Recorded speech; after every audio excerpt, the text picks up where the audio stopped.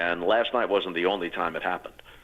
Yeah, last night it was just so egregious because it just went out. And look, the judge won. Okay, every once in a while something like that will happen. Volpe, it shouldn't happen. It does, but give Kike Hernandez credit for busting his ass getting to third base and forcing that throw. And then you got a guy that doesn't play third base up until this year. The Cole one's the one that really just kind of irritated me because it's like all you had to do is keep running and you're out of the inning, and he didn't. And I just that was I just wanted to see Game 6. I wanted to see more baseball. I wanted to see see how the Dodgers would handle a little bit of pressure, because in baseball when you're down 3-0, you don't come back and even force Game 5s and Game 6s. So I would have loved to have seen how the Dodgers handled that. Their pitching would have been, more bullpen. It would have been fun drama, and well, it wasn't. So anyway, what are you going to do? It would have been better for baseball overall. It doesn't matter so much what the outcome was, but it obviously would have been better for baseball overall if it got to a 6th and maybe even a 7th game. If with these two teams, if they got into a 7th game, it would have been easily the highest rated 7th game since the 7th game in 2016, when the storyline kind of fascinated the entire country, the storyline of the Cubs breaking that 108-year curse. And even if it ended in 6, it would have been better from the standpoint of theater to have it happen in front of the Dodgers' home crowd. But you can't always get whatever you wish for. Yeah. Hey, before I let you go, real quick, Buster Posey taking over for the Giants. I know Zach Manassian just hired as GM, but what do you expect? Because this team, as far as spending power, they should be right up there with all these teams. They shouldn't be taking a backseat to anybody. I mean, whether they can sign guys or not, who knows whether they want to be here. But I mean, when Buster Posey says these are the Giants, we should be in the mix with these other teams. What are your expectations of where the Giants will be in the next couple of years with kind of Buster Posey taking over? Well, I don't know how Buster will fare. We always think that a beloved, smart, Hall of Fame level player who played his entire career with just the one team will be great as an executive. I hope so. Yeah. But you don't know for sure. Sure. Didn't work out so great for Derek Jeter in Miami, although there were extenuating circumstances there. So I don't know what to predict except to wish him well. And the Giants can't be faulted for not trying. They came up short. They went after Judge. They went after Correa. They went after a whole bunch of guys and were in the mix but came up short each time. So there's a willingness to spend on the part of the organization. And then the last time I spoke to you was toward the beginning of this baseball season. And remember, they had made moves to shore up center field, to shore up the left side of the infield, and Chapman was fine, but the shortstop got hurt. A lot of what they planned just didn't pan out. Soler didn't pan out, for example. But those seemed like reasonably good moves. And just because you roll the dice and it doesn't work out one time, that doesn't mean you won't pick up the dice again. I don't see them waving the white flag. Let me throw in as many metaphors here as I possibly can. But I don't see them bailing on it. I think their intention has always been, considering their fan support, the ballpark, the history of the franchise, their intention is to contend. Keep rolling the bones, baby. That's what I say. Keep rolling the bones. Even when they come up snake eyes. Exactly. Even when the ATM won't till it says no, you keep going. Keep saying, look, I'm good. Hey, Bob. And remember, it takes a real winner to be a good loser. Let's just keep on going. Throw out as many cliches as you possibly can. The sun's going to come up tomorrow, Tom. Don't worry about it. Okay, very good. We'll end on that last one. Hey, thank you so much for the time. We appreciate it. Hopefully get a chance to do it again soon. Happy Halloween. Bob. See you, Tom. See you, Carrie. Bye. Thank you, Bob. We jammed about 10 cliches right in there.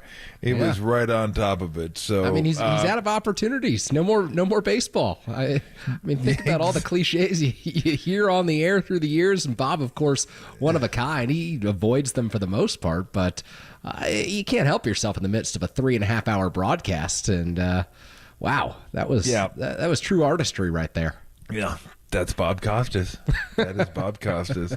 I love having him on when we talk about kind of wide-ranging baseball topics, because he has such a breadth of knowledge, and it just he can go from the 50s to the 70s to, I mean, now he's just fun to talk to when it comes to I mean, sports, but baseball in general. So he won't be calling games, but he'll be still doing stuff as You're doing stuff, or role. broadcaster emeritus, you know. Broadcaster emeritus. That's not a bad That's what title. I want to be. I want to be KNBR emeritus. That's what I want to be one of these days. Which basically good gig means if you can get it. Yeah, I just want to get paid for hanging out in Vegas and calling occasionally and saying what's up. So yeah, well, I wouldn't shock me one day if they allowed you to I do need that. my rolling the bones money. Exactly. I like the ATM won't let you go back. Still showing that determination. Hey, Once a competitor, me. always a competitor. I'm not ashamed to admit. When I was younger, I'd be waiting by the ATM at 11:58.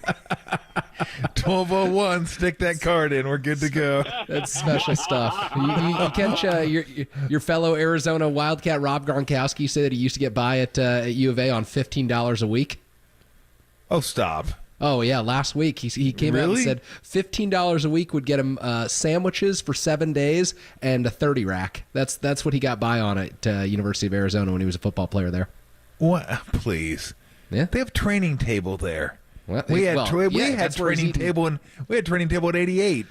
Yeah, he's that's where he ate. Okay. Yeah, exactly. Okay. These nuts! I thought he was saying that's all he ate was a sandwich, like a sandwich and I don't know, what would that be, about 4 beers a day? They got 30 of them. Let's see. So, yeah. I mean, you didn't need much as a player because you got training table, and they gave you what was called at the time the all aboard card, and it was a card they would put money into each month, and in the quad they had a market area, like a marketplace, like a Mexican restaurant, Asian restaurant, like a little market where you can go get some stuff, bring it back to the apartment if you lived in an apartment or dorm rooms, and then you just use the all aboard card. So yeah, I mean, Animals.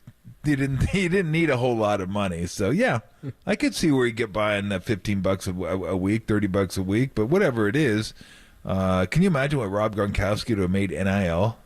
Back in the day, yeah. I mean, that's a conversation for another day. My goodness, in terms of estimating more than that. bees nuts. Yeah, no doubt about it. Chris Mullin going to join us at 4:30. So we have a long list of distinguished guests on the other side. Some more Dubs talk. We'll continue our Warriors conversation. Appreciate Bob Costas stopping by as he retires from play-by-play.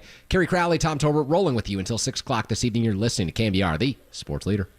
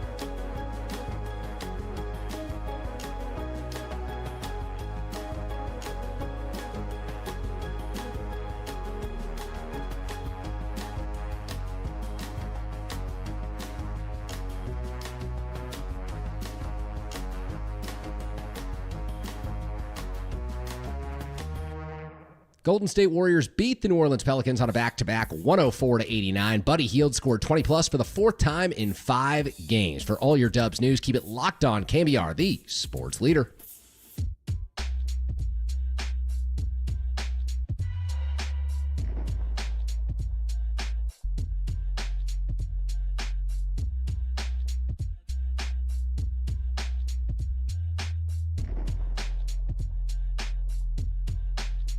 All right, we've got our good friend Steve Moskowitz on the line. Steve, tell us about accounting.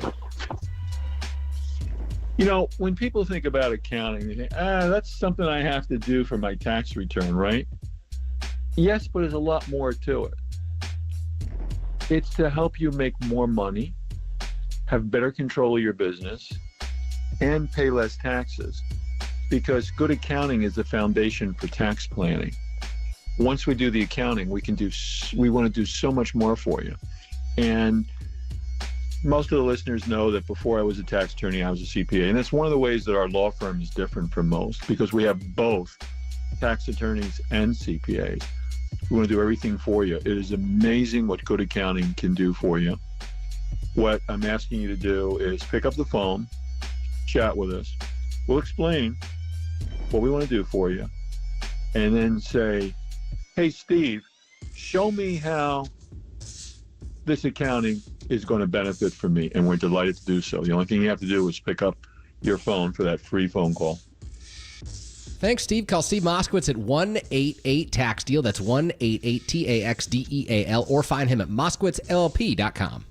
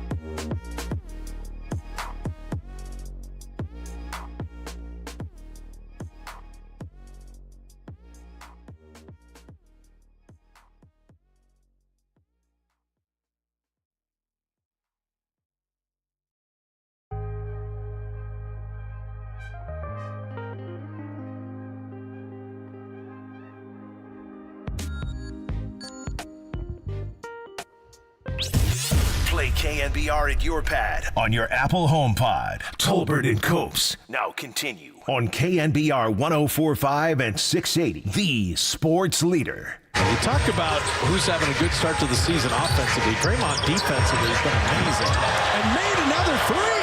They're making Zion work defensively now. Draymond, the first Warrior in double figures with 11. Draymond's guarding him well. Zion Williamson's 2 of 13.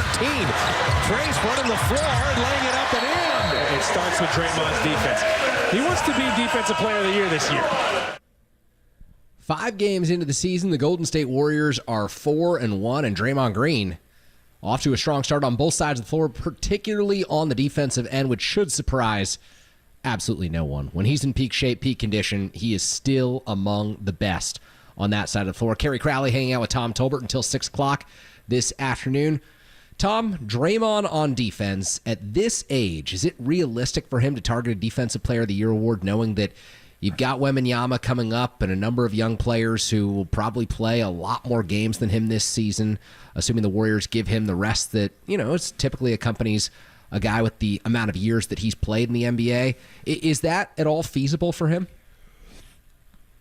I don't know if it's feasible, but I don't think it's out of the realm of possibility. Yeah. I don't. If the Warriors play well this year and they're a top 10 defense, which Steve thinks they can be, Draymond will be the driving force. And he already has the reputation. He's already won one. And he's going to go into the Hall of Fame in part because of his defense, maybe in large part because of his defense. So, yeah, I don't see why that's out of the question. He's not going to be the favorite. I mean, there's Gobert, there's Wembanyama, I mean, maybe even Holmgren. There are going to be other guys out there that are going to be favored over him, but he has the pedigree. And we saw last night when he's locked in defensively, man, it's tough. Now, granted, it was a little bit of him and a little bit of Williamson just being off. Like, he missed 2 point-blank layups that Draymond had nothing to do with, that he just missed them. They just rolled around and popped out. It was just one of those nights. And he had shots that he easily could have made, but he just came up short last night for whatever reason. The night before, he torched him. He was killing him. It was killing everybody the night before. They couldn't stop him. That's basketball for you. And you go the next night, and all of a sudden things that were going your way aren't going your way anymore. But as far as him targeting it, I don't see why it wouldn't. I mean, that's a great goal to have. It's better than saying, I want to lead the league in scoring. It's like, oh, great, we're never going to get the ball now. It's going to be jacking up shots all over the place. But when they were saying, I want to lead the league in rebounding, great. You want to lead the league in assists, fantastic. Awesome. You want to lead the league, you want to be Defensive Player of the Year, all defense, even better. I want to lead the league in scoring. Oh, boy, we're going to be in trouble this year. This isn't going to be, unless it's a team thing. Nelly told us that before the season one time. He said he wanted to lead the league in scoring, and everybody's like, yo, yeah, here we go. It's going to be a fun year. We don't care about defense too much. We're going to try to lead the league in scoring. Every game, 140, 138. Let's go. That was the Warriors' way, man. Just go ahead and outscore everybody. That's what we tried to do. But as a player, that's music to your ears hearing that. It's like sweet. But as a teammate, not so much. Not so much when scoring becomes an individual thing. There's a lot of team things. Defense is one of them. So yeah, I think it's a great goal to have. And I don't think it's like, oh, come on, you're not going to win that. No, he won't be odds wise. The odds won't be as good as they were, let's say 5, 6, 7 years ago. But he'll be up there somewhere. Like he'll still be there. Like the people respect him that much as a defender. Yeah, absolutely. And I don't think that's going to change. He'll still get recognition when he's playing well on the defensive end of the floor. It goes back to a point that you just brought up, that Steve thinks the Warriors can be a top 10 team on the defensive side of the floor. What have you seen through 5 games? Who are the new contributors that you think can help them get there? And who are the guys, maybe Pajemski, Trace Jackson Davis, have they taken a step forward defensively through the early sample size of this season to make you say, okay, that's not that far-fetched for this team to be top 6, top 8 on defense? Yeah, what I think they're doing is controlling the ball handler better than they were last year. Last year they had just a heck of a time keeping the ball in front of them. They just couldn't do it. They got the defense broken down all the time. And when the defense gets broken down, everyone has to help. So either you collapse the defense or somebody rotates, and then when you're in rotation, then if the other team knows what the hell they're doing offensively, it's just pass, pass, pass until you get to the open guy, and then you're just constantly trying to play catch-up. It's rotate to that guy, then rotate to that guy, then rotate to that guy, and if you don't do it perfectly, someone's going to be open for a wide-open 3. But they haven't gotten broken down as much. So if you don't get broken down, that means you're not going to be in rotation. Like rotation is there if you get beat or it's a game plan. Like back in the day, if you want to double someone's big guy, double their big guy, double, go to the paint, and then out to the other side. Like you'll be the last guy to go out to the other side. But everyone had a pretty much set rotation on how they were going to do it. But it's so different nowadays because everyone shoots threes. You can't just automatically come off the double team and rotate underneath the basket, because what you were doing was, okay, if we double, they're going to try to cut to the bucket. Well, if you double and you come off the double and you go to the front of the bucket, you're going to be waiting for someone who is cutting to the bucket. And then if no one cut, then you could go out the weak side and go to a shooter. But you didn't have to fire out there. You didn't have to be there now because three-pointers weren't a huge part of the game. Now three-pointers are a massive part of the game. So it's not like you can just go into the bucket and have time to get back out because everyone's shooting threes. Yeah. So it's more difficult. Not only do you got to rotate properly, you got to locate who the shooter is. Like, I don't want to rotate to the corner guy if the wing guy is a better shooter. Like, even though the corner is an easier shot, and vice versa, if the better shooter's in the corner, I definitely don't want to rotate to the wing. Even though the wing guy might have the ball, I might fake at him and go to the corner just because I don't want to go to you. I'm not going to leave this guy. You know, it'd be like Wiggins and then Steph Curry. It's like, well, I'm going to let Wiggins shoot because it's a longer shot, tougher shot, and he's a better shooter in the corner. So I'm going to just go to him and let you shoot. Like, but you got to pick that up in real time. It's like you're trying, because ideally, perfect rotation is, you know, top wing corner. But I might skip the wing and go to the corner depending on how good the shooter is. But I got to pick that out when I'm running too. It's like, okay, Wiggins, okay, Steph, okay, I'm going to the corner. You got to pay attention to that type of stuff. So I think though their defense is going to be better all along the perimeter. Yeah, because now Buddy Hield's not a great defender, and Steph, he can shoot. That dude can shoot. You put him and Steph on the court at the same time, and they get going, you're going to have troubles as a defense. You want to talk about trying to rotate and locate. I mean, those guys are going to be moving and all over the place. But Jamski can defend. Wiggins can get after you and defend. Melton can defend. Moody's not terrible. Moody can defend a little bit. J.K. should be able to defend better than he does. Sometimes he gets a little too like aggressive and like up in guys and like kind of get a little too frenetic. It's like if he just like kind of like Wiggins, just get down, get low, stay in front of him, and get physical, he's long enough. Like, he's going to cause problems for the offensive player just by his length. And Draymond can still guard on the perimeter when he needs to. So they have more than enough to be able to everyone gets broken down at some point in a game. Like, but it was constant last year, man. It was like over and over and over, and paint touches were just like skyrocketing throughout the course of the game because of their getting broken down, and that led to wide open threes, and that killed them, absolutely killed them. So they should be better in transition. They weren't great in transition last year either, so they're going to have to be. They're going to have to be, like, if they want to compete this year, they'll have to be top 10 defense. They're not going to be top 5, but just be 8, 9, 10. But in the past few years, it seems like they've been 15, 20, 13, you know, just kind of not nearly good enough. People always forget in 2015 when they won the first one, they were number 1 in offense, number 1 in defense. Like, they were a tremendous. It's a good formula. Yeah, it's a real good formula to be number 1 in both efficiencies. But when they were good, they were always top 5 defense. Like, they were a dominant defensive team. You just didn't think of it because it's like, well, they have Steph, they have Clay, then they had KD. It's like, well, they're just an incredible offensive team. Yeah, but they're also an incredible defensive team. So I think Steve wants to get back to that formula of being a really good defensive team. They're not going to be that, but they can be a hell of a lot better than they have been. Absolutely. Speaking of the Warriors, we're going to continue talking Dubs with Chris Mullin. He's stopping by on the other side. Tolbert and Copes, Crowley in for Copes here on KNBR 104.5, 680, the sports leader.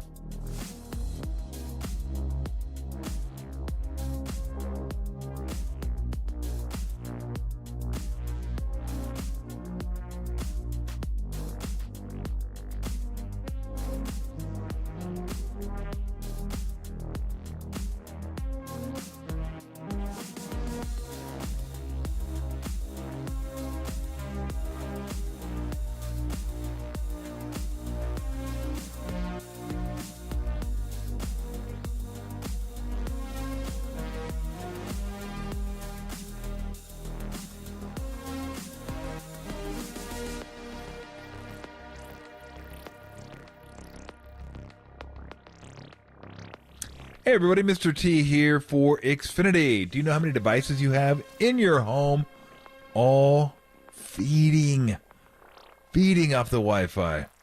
I don't know. I don't know how many you have. I probably got 15 to 20. You probably have something similar. You may have more, you may have less, but everybody wants the same thing. They want everyone to be happy. That's what it comes down to. Just happiness. What does happiness include nowadays? A strong Wi-Fi connection. Yes, it's true. Strong Wi-Fi connection, reliability, everyone's happy, and you don't got to hear it. You don't got to hear the gamer complaining because the screen's freezing, or the streamer, or the person that's working that could very well be you. Maybe someone's going to school, but everyone does deserve the same Wi-Fi. It shouldn't be different on different devices, tablets, phones, TVs. It shouldn't be different in different rooms. It shouldn't be different on different floors. It should all be the same for everyone. One good thing, Xfinity's engineered their gateways to handle hundreds of connected devices. Hundreds. So whatever you have, not to worry. They can handle it. Now through December 31st, get Xfinity Gig for $25 a month for 12 months with Peacock Premium, a $7.99 a month value included at no extra cost when you add unlimited mobile, or lock in your internet price for 2 years for just $5 more a month with a 1-year contract. Early termination fees apply. Make sure your Wi-Fi can handle everything you throw at it. And then some. Call, click, or visit today. Xfinity. Bring on the good stuff. Restrictions apply. Requires paperless billing and auto pay with stored bank account. Taxes, fees extra. Gig Wi-Fi requires Xfinity Gateway. Xfinity Mobile requires Xfinity Internet. After promo, internet rates apply. Currently $96 a month. Actual speeds do vary. You love sports, you love high def. You love blazing fast, reliable Wi-Fi that everyone in the entire family gets, even guests. You will love Xfinity.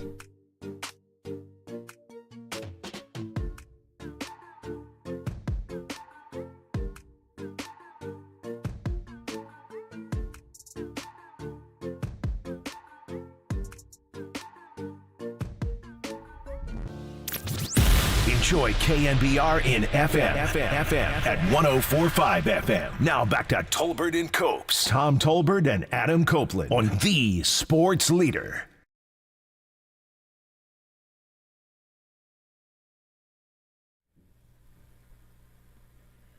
Always fun to talk to our next guest. He is a former teammate of mine. You now see him on NBC Sports Bay Area. And, oh, by the way, he's a Hall of Famer. And if you go to Chase, you may see his number up there. Chris Mullin. Mullin, what's going on?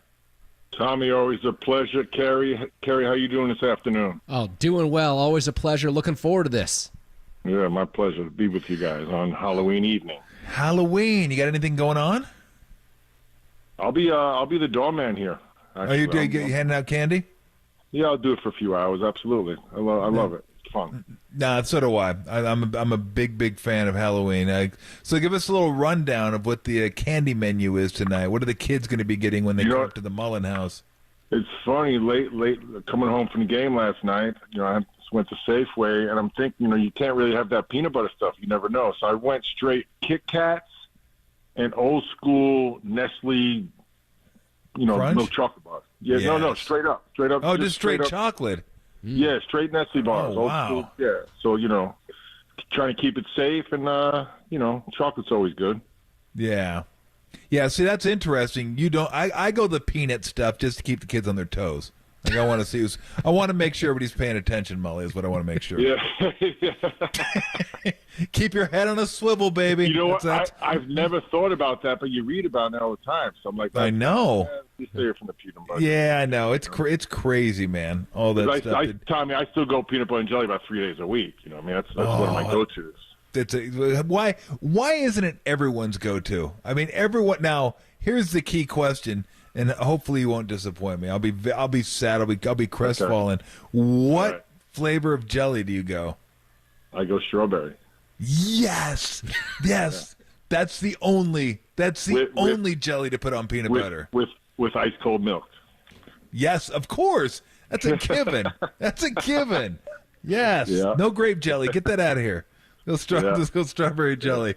So give us your thoughts. I know it's early in the season, and it's been kind of like it's hard to get a read on who these guys are yet because they've been injured. The people they're playing have been injured. So it's really kind of hard to get a gauge on what this means for the future. But they're 4-1 in good shape. But what do you make of the depth that kind of came into play last night?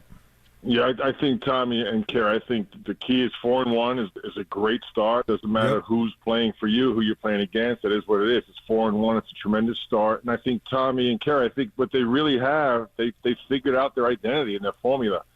You know, Steve Kerr has different iterations every year, you know, with the core, of course, usually coming back, minus Clay this year, and little tweaks here and there. But they're playing small almost exclusively now, Tommy. And you know, when you play small, you did it for a major part of your career.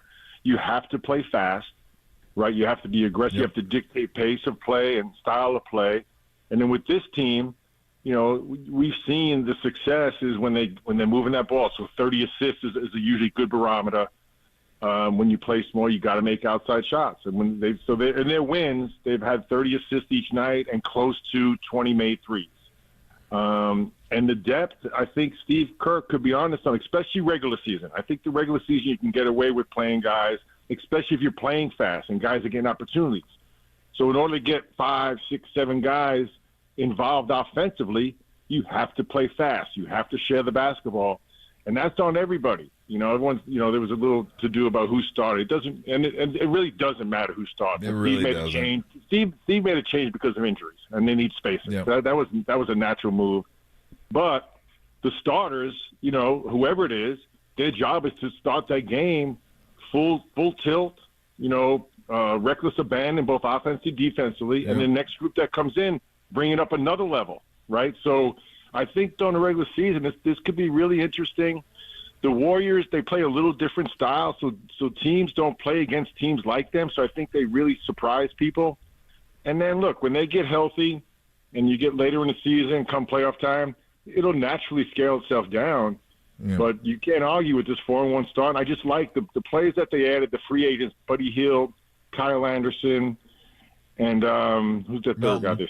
And Melton. They all fit. They're all veteran players. They look like they're very comfortable in this system. And then the core guys look really good. I think Draymond, you know, look, the last 2 nights against Zion, individual defense off the charts. But I like his mindset. He just seems like he's physically really fit. I feel like mentally he's taken on some accountability for last year, and I think he's made some adjustments. He seems like he's really in a good place right now. Yeah, no, I would agree with you. So Kerry asked me this, and I'm curious if you think differently than I do, because Kerry asked me, because I think Kuminga would like to play 3 and not 4, and Kerry asked me about that, and he said, what's the difference? And I go, hell if I know. I don't know what the difference between 3 and 4 is anymore. Like, there used to be a difference back when we played. Today, it's like all the same to me. Is there a difference in your mind in 3 or 4, or why would Kuminga want to play 3, not 4? Because I said just go play and play well. Well, it's a good question, Kerry. And look, this league now, everyone wants to play small, 4 out, 1 in, or a lot of nights it's 5 out. Mm-hmm. So with that, and then we have this term positionless, right? So until someone's not playing, then they say, what's your position? So I think what this Warrior team has done over the years under Steve, play to your strengths, stay away from your weaknesses. So if they announce you as a small forward, you're not going to change your game. Yeah, exactly. Jonathan Kuminga, much like Andrew Wiggins, their biggest impact on this team is first and foremost running the floor, both offense and defense. Mm-hmm. So getting defensive rebounds and playing individual defense. Now, when you play fast, everyone's going to get a chance to score. And that may vary night to night. But if you do the fundamental things that you're best at, like Buddy Hield. You know, I listened to Trace Jackson Davis post-game, one of the games we had, and he said, yeah, Buddy Hield's great. We just tell him to run and shoot. Okay, great. So that's basically what he does best. Mm-hmm. But now all of a sudden you see Buddy Hield, he had 6 assists one night. He had a few nice steals in Utah.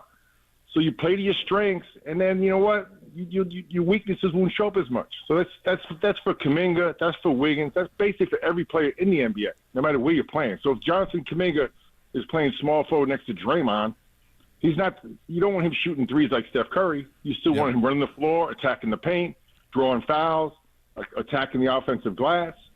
So I think it's pretty clear what each player needs to do to be successful. Jonathan, I think a lot of times he gets misread. I really do. And I think sometimes it's really out of line. I listened to his comments. I thought they were articulate. They were professional. They were mature. And more importantly, he went out and played 2 great games. So, Tommy, you know how it is. Even with New Orleans, Ingram's on his last year of his deal. That's going to be a topic of discussion whether they like it or not. Jonathan didn't sign an extension. That's going to be a topic because other teams are going to put it out there. Yep. So that's not on him. That's just a byproduct of the way, the things turned out with him. So I've known that kid for a long time. He's a great kid. I think he's shown real progress on the court, and I think he's shown a lot of maturity and professional off the court. So I would say back off him, let him, whether he's starting or who cares. Steve's playing 13 guys. By the first quarter, you can't even tell who started. Steve's got 13 guys in the game already. So I don't think it's a topic of discussion. No, I agree. Kerry, I used to tell when I was playing 5 for the Warriors, I'd play 5. Like I felt like my whole demeanor changed when I played 5. I used to tell Mully, look, I know it's Ewing, but give me the damn ball in the post, okay? I'm taking him. I'm the center on this surprise. team. You guys shots. are running the boot for me. Let's go. Give me the rock. Hell no, I didn't do that. And David Robinson and Elijah Wan. Oh yeah. I used to say, give me the damn rock. Yeah. Let me show these guys. Ewing, Olajuwon, showing some post moves. Oh my goodness! Talking to Chris Mullin, the Hall of Famer, nice enough to join us, talking a little hoops. So let's look at. Oh, we may have lost Tom for just a moment here, Chris. So let me ask you real quick. A few moments ago, you were talking about Buddy Hield, and I think that what you've seen offensively from Hield so far has been really encouraging. One of the things that fascinates me about the NBA is sometimes a veteran player just needs to find the right system to flourish and play the best basketball of his career. What could it be with Golden State, with Steve Kerr, for Buddy Hield that unlocks a new level for him? Yeah, Kerr, I think first and foremost, letting him do what he does best. And I just mentioned sprinting the floor and shooting open threes. And he's been doing that. And then, you talk about fit, that's offensive style and coaching and all those things, but also the players around him. This Warriors team, they've made a lot of changes. And to me, the biggest change has been their depth, their athleticism on the wings. So last year, so many times when they had some tough nights, we talked about blow-bys on defense, which really creates havoc because once you can't control the ball, now you're chasing that ball, you're running at shooters, and you're giving up layups and threes. So they're doing a much better job containing the basketball one-on-one. And in turn, they're in a much better position for defense. So that one thing has really made a huge difference in the start to this season. So Buddy Hield, offensively, this is a perfect system for him. And he's got better defenders around him. So, again, he can focus on whatever he needs to do on his individual matchup, whether it be don't give up middle, if he's a three-point shooter, take that away. If he's not, you can lay off him. And I think that the team is much better situated right now to support guys' strengths and weaknesses. How are you looking at the West overall right now? I think it's changed, Tommy. Coming in, everyone thought, I think OKC's a constant. Minnesota's made some changes. I think they're going to be good, but they've got to adapt to that trade they made. I think Phoenix will be really good, adding the point guard, Jones. I think that was a huge factor for them, and then Monty Morris as well. So situating KD and Booker. So I think Phoenix is for real. Dallas? Denver's still – Dallas is up there. I love Dallas too. So I think those 4, I would say, are kind of locked in to a degree. Now, Denver's right there, but they've got some figuring out to do with their bench and trying to get those younger players contributing more. And then I think it's everyone else. You look, everyone in California, all the California teams think they're a playoff team, right? Memphis is trying to reestablish themselves. So the West is deep. And but I probably put OKC at the top because of what they did last year, and they've made some really good additions with the veterans, with Hartenstein and Caruso. Adding to that great group. So it's going to be a dogfight, and, looks like it's going to take probably, 48 again, something like that. I think the Warriors won 48 last year. They were a playing team, right? Yep. Mm-hmm. Yeah. So it's loaded for sure. But I wouldn't say, that dominant team. But I'd say there's definitely 12 legitimate teams fighting for 10 spots. I'm just curious, since there was an Olympics this year and the USA took home the gold. You won 2 gold medals. I'm wondering, what was the experience of those 2, and how different were they? The one where you were, I don't know if you were at St. John's, or you probably were still at St. John's. Yep. And then in the NBA with the Dream Team, what were the different experiences of those 2? Yeah, just 2 totally different experiences, Tommy. And Kerry. So 84, I had just finished my junior year in college. That was a traditional tryout. They invited 72 players to Indiana University. Bobby Knight was the coach. And we did an old school tryout. It was like a 2.5-month tryout. They would cut it down from 72 to 40, from 40 to 20, 20 to 16, and then to 12. So 3 times a day practice with Bobby Knight. And we were together, I think, from April to August. So that was like way different. That alone right there was way different. That team was loaded. Historically speaking now, the last amateur U.S. Olympic team to win gold medal. So that was Michael Jordan, Patrick Ewing, Vern Fleming, Wayman Tisdale, Sam Perkins, Steve Alford. It was a great team. If you look at that, it was a really, really good team. Was Leon Wood on that team? Leon Wood was on there, yes, absolutely. Yep. Yeah, it was a really, really good team. Yep. So that was a fun experience, and it was in L.A., which was great. 92, obviously, the first time NBA players were eligible, and that was they selected that team, so no tryout, obviously, and I was lucky enough to get to name to that team, and then I think that one's kind of self-explanatory.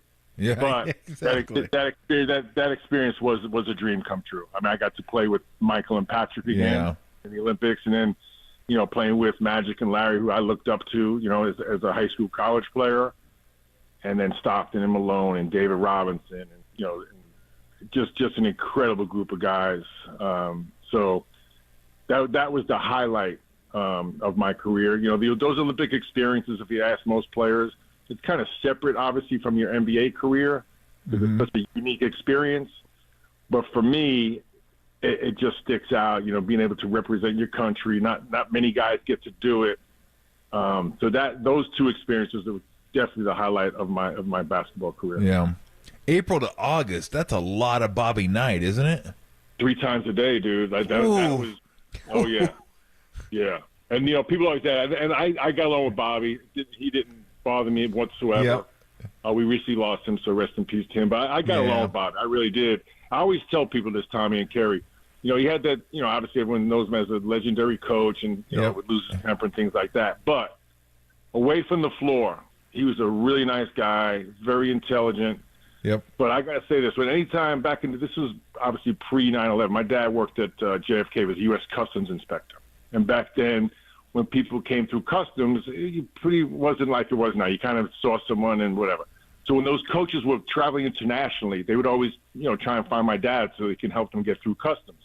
Bobby Knight always, even if he was flying commercial, would make a point to go, just to go say hi to my dad. So I always had a special it was Coach Knight was separate from Bob Knight to me. We see players like Draymond, right? He's a totally different person on the floor than he's off the floor. And we know a lot of people like that, Tommy. And I would say that about Bobby Knight as well. Yeah, no doubt. Well, if Draymond wasn't, he'd probably be in jail at some point if he was the same player he was on the court.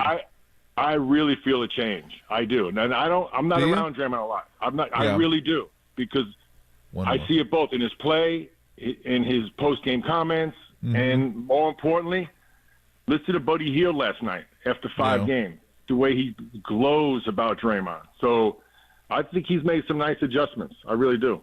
Well, I hope so, because the more he's on the court, the better they are. There's no doubt about that. No doubt about that. I'm curious for you, because I wanted to ask you this kind of maybe an analogy with Steph Curry. Like, you're a Hall of Fame player. He's going to be a Hall of Fame player. Great shooter. And I'm just wondering, how did you know things were like you were over the hill and kind of coming down playing the back nine, like you weren't the player that you couldn't do the things that you used to be able to do and those type of things, because Steph still can do a lot of those things, and I still think he's probably got a couple good years like left in him. At some point, age gets everybody, and I'm wondering what were the telltale signs, like what are things maybe you started to notice or maybe other people started to notice in you? Yeah, that's a good question. And first of all, Steph is still playing at MVP level. Yeah. And I think I agree with that. He's got several years at that level. So that's a great thing. We get to watch Steph for many more years to come. And Steph is kind of in his own category. I put Steph, this generation playing Steph, LeBron, and KD. Yeah. Because those guys are kind of rewriting the book on what it is to play after 35. So a lot of things we haven't seen this level of play from these guys. But, Tom, it's small things, I think, and separation on shots, the separation you get, which could be maybe losing a little quickness, but also as these players come in, we talk about these young players. If they're not fundamentally sound, one thing they are athletically gifted. And every year they become even more athletically gifted, it seems like, between the length and the quickness and the ground they can cover. So as you get older and you're playing against younger guys, it just gets tougher, Yeah. But again, I think those top-level guys that I mentioned, KD, LeBron, and Ismore, and Steph, they just have certain things about them that they can make adjustments where you don't really – it's very subtle changes. But I think – not only the player himself knows it, but a lot of times we function, especially from the middle to end of our careers, in denial. That's the one thing we're going to fight against. Even if we kind of feel it, we're going to do everything we can to not accept that. But I do think, the Warriors understand that it's important to put the right players around. When you cut off there, we told Kerry, having the right players around the Buddy Hield. Why is he on 5 teams? Well, he's got a better offensive system here. And I was telling Kerry, I think one of the big changes, Tommy, and this team just, in this 5-game sample size, 4-on-1, is containing the basketball one-on-one. They're not getting blown by, which in turn, they're not giving up layups and then open threes. Their defensive rebounding better. That one simple change has really gotten them to a point where they can play more organized basketball and establish their style of play, as opposed to chasing the other teams, they got the draw and kick going, then you're jumping at 3-point shooters, and now they got you all over the place. I think just contain the basketball, that alone has really helped this team defensively. No doubt about it. Before I let you go, are you a scary movie fan? No, like if I'm sitting down, I'm not seeking them out. You know what I mean? Okay. But I'm not against them. I don't sit down and look for Friday the 13th. Okay. Have fun. So you won't try to find a scary movie tonight since it's Halloween. No. I'll watch a bad NBA game. That'll be like scary. a bad NBA game. Some team that can't shoot threes hoist up 45 threes. How about that? That's what they do. That's what they do. Maybe I'll come over there. We could watch old Andrew Dice Clay videos like we used to do for old time's sake. Hey, Tommy, he's back. He's back slowing down a little bit. Are you kidding I heard me? Yes. He's back and better than ever. Wow, how about that? Who would have thought Dice Clay back in business? Yeah. Oh, man. Well, happy Halloween. Tell Liz and everybody that we said hi. And it's always fun having you on, Mullin, and hopefully get a chance to talk to you at some other point during the season, man. Thanks, Tommy and Kerry. Have a good night. Talk to you guys soon. Thanks, Mull. Thank you. Appreciate it, man. Mully's the best. I used to go over his house. He was like 3 doors down from me. I'd just go over there, hang out. We'd watch him and Kuma, his big ass Akita. We'd all sit over there and watch Andrew Dice Clay videos. We did watch the same one over and over and over again. Heck of a life in the NBA. Yep, those were the days, baby. Those were the days. I love the fact that you both eat PB&J the same way and about as frequently as possible. So I love it. That's a really and nice touch. Again, I was really hoping he wasn't going to crush my spirit and say, no, I go grape jelly. No, strawberry jelly is the only jelly to use when it comes to PB&J. And much like me, got to have milk with it. If I don't have milk, I don't even want a PB&J. It's just like the experience isn't the same, and I don't know exactly what it is. There are certain items I need milk with. I need milk. I won't have raw dog a brownie. I need milk with a brownie. It's like cereal. I need it with a brownie. I need it with chocolate chip cookies. I need it with a peanut butter and jelly sandwich. It's just no milk. If I make a peanut butter and jelly sandwich and I look in the fridge and the milk's gone, I'll put it in saran wrap and just throw it right back in the fridge until I go get milk. I will not eat it without milk. That's a lovely thought. On that note, on the other side, peanut butter and jelly sandwiches, how do you eat them? You're listening to KNBR 104.5 680, the sports leader.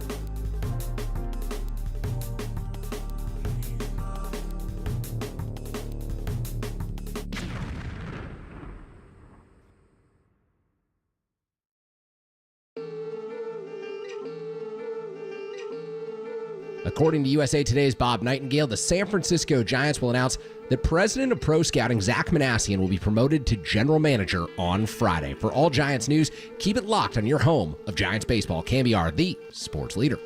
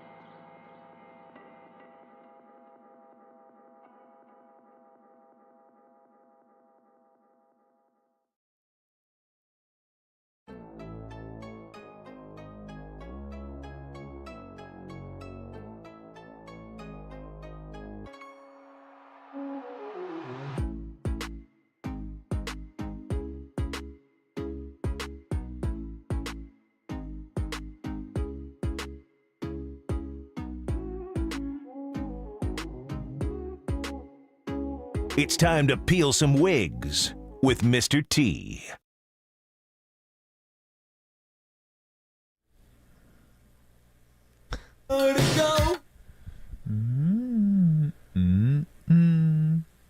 I don't know the origin of that one. Maybe I do want to know. Maybe I don't. Kerry Crowley in for Adam Copeland today alongside Tom Tolbert. The Appreciate origin Chris of what Mullin. one? Time to peel some wigs. Oh yeah, I don't know how we came up with those. I really don't. We're just doing dumb stuff like dumb rejoinders. Open wide. That one too. Hey, punk ass. You best be ready, because Mr. T is going to you up.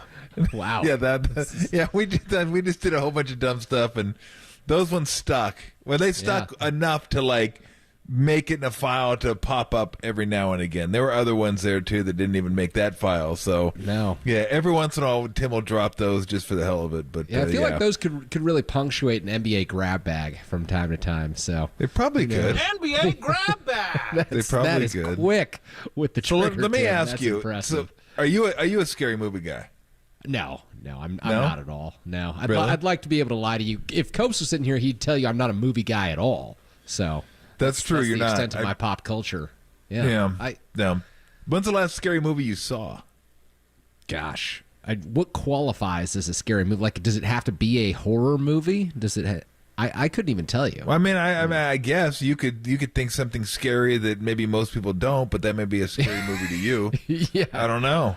I don't know. I mean, I probably high school, but I couldn't remember specifically what movie it was. So no, I really I watch about 5 movies a year, with you, Tom. Kerry. Yeah, Well done. exactly. There's I could tell you the 53rd player on the 49ers depth chart, but I can't tell you. That does me no good here. Yeah, exactly. Yeah. That's There's actually limits what to there's a to me, reason I'm a that's more fill-in, scary. Tom. There's a reason I'm a fill-in. So Thank you.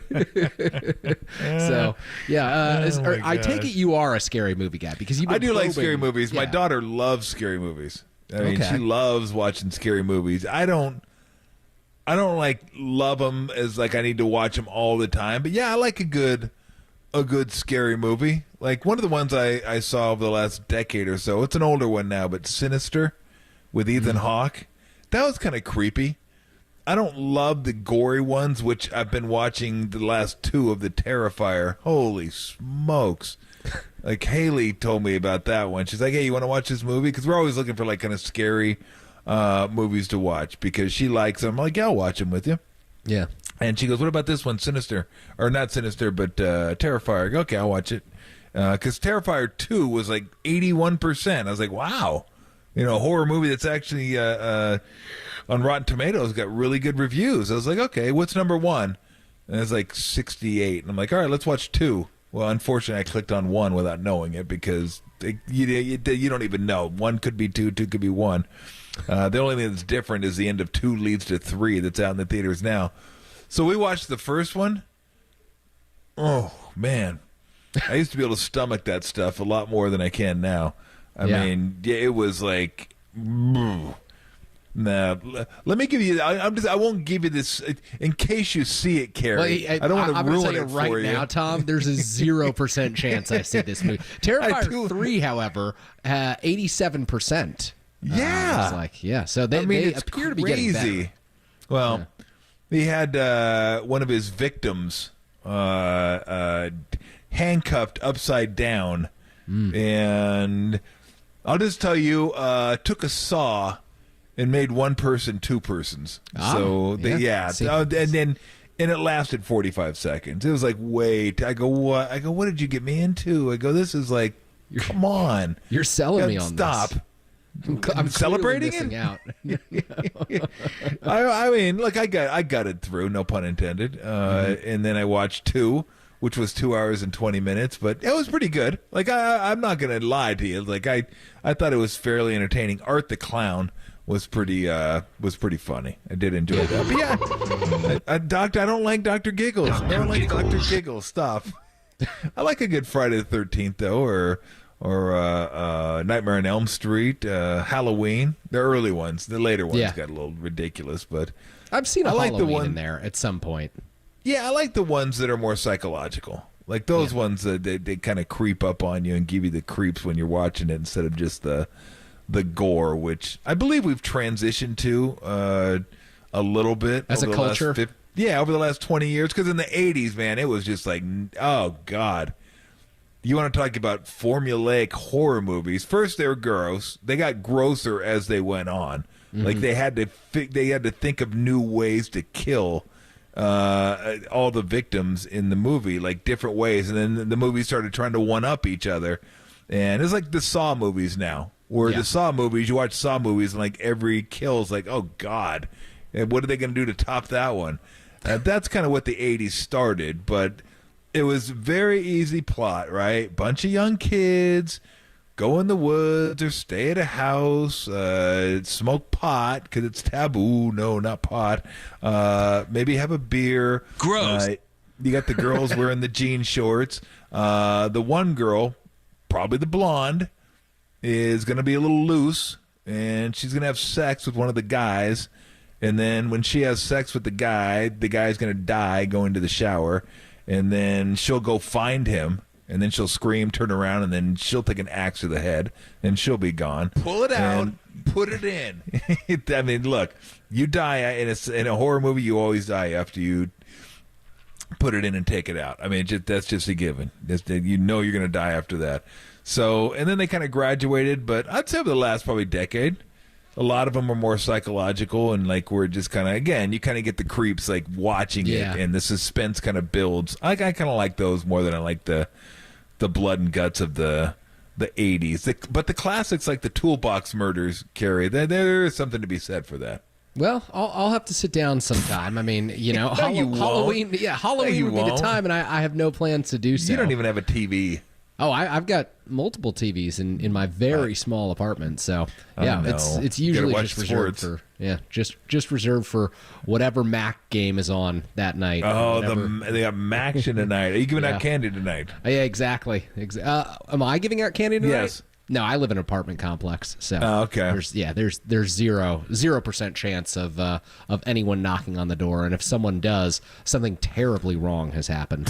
So, now, if you didn't, are you like in the Halloween spirit? If you lived on a neighborhood, would you be the guy that gave away, or would you just leave the bowl outside? I yearn for the day when I'll be able to give out candy, Tom. Okay. The community spirit, the neighborliness that comes with that, it's part of the United States that I miss, living in an apartment complex where people don't look up in the elevator, no one knows their neighbor. I'd prefer to go back to the good old days where everyone was giving out candy and you could stop at every house on the street.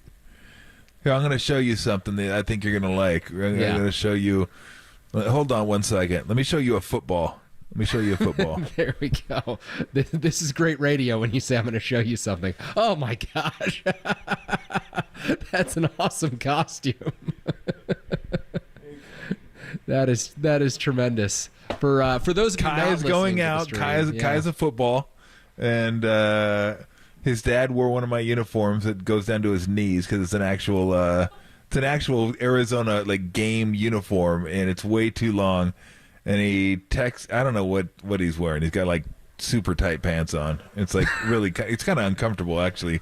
And his lovely wife Elise is a referee, and so they're the sports family. But yeah, Kai's dressed as a football, so I thought that would be fairly entertaining. That's appropriate. I like that. Good Halloween costume. Those are hard to come by, but I feel like Kai nailed it this year. Kai absolutely nailed it. I miss the days of dressing up, going out, and doing that kind of stuff. Like when you're in your young, early 20s, late teens, you go to the parties and stuff like that.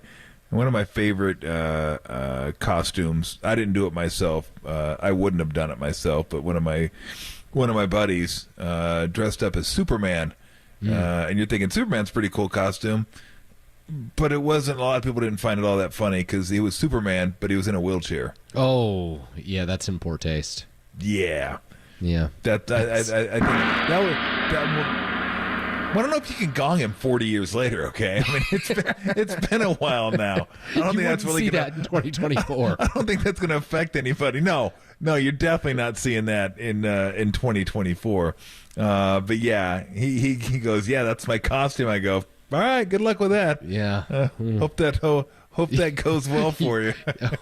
Hope you accomplish what you're hoping to accomplish tonight. Oh, brother. Yeah, that was something. But yeah, that was them. They always had to do like the whatever was like the last 6 months. It had to be topical. It had to be a topical thing, and it had to be of poor taste. Yeah. And that was their costume. Whatever it was. And I was just like, all right, you guys, that's what you're going with? That's what you're going with.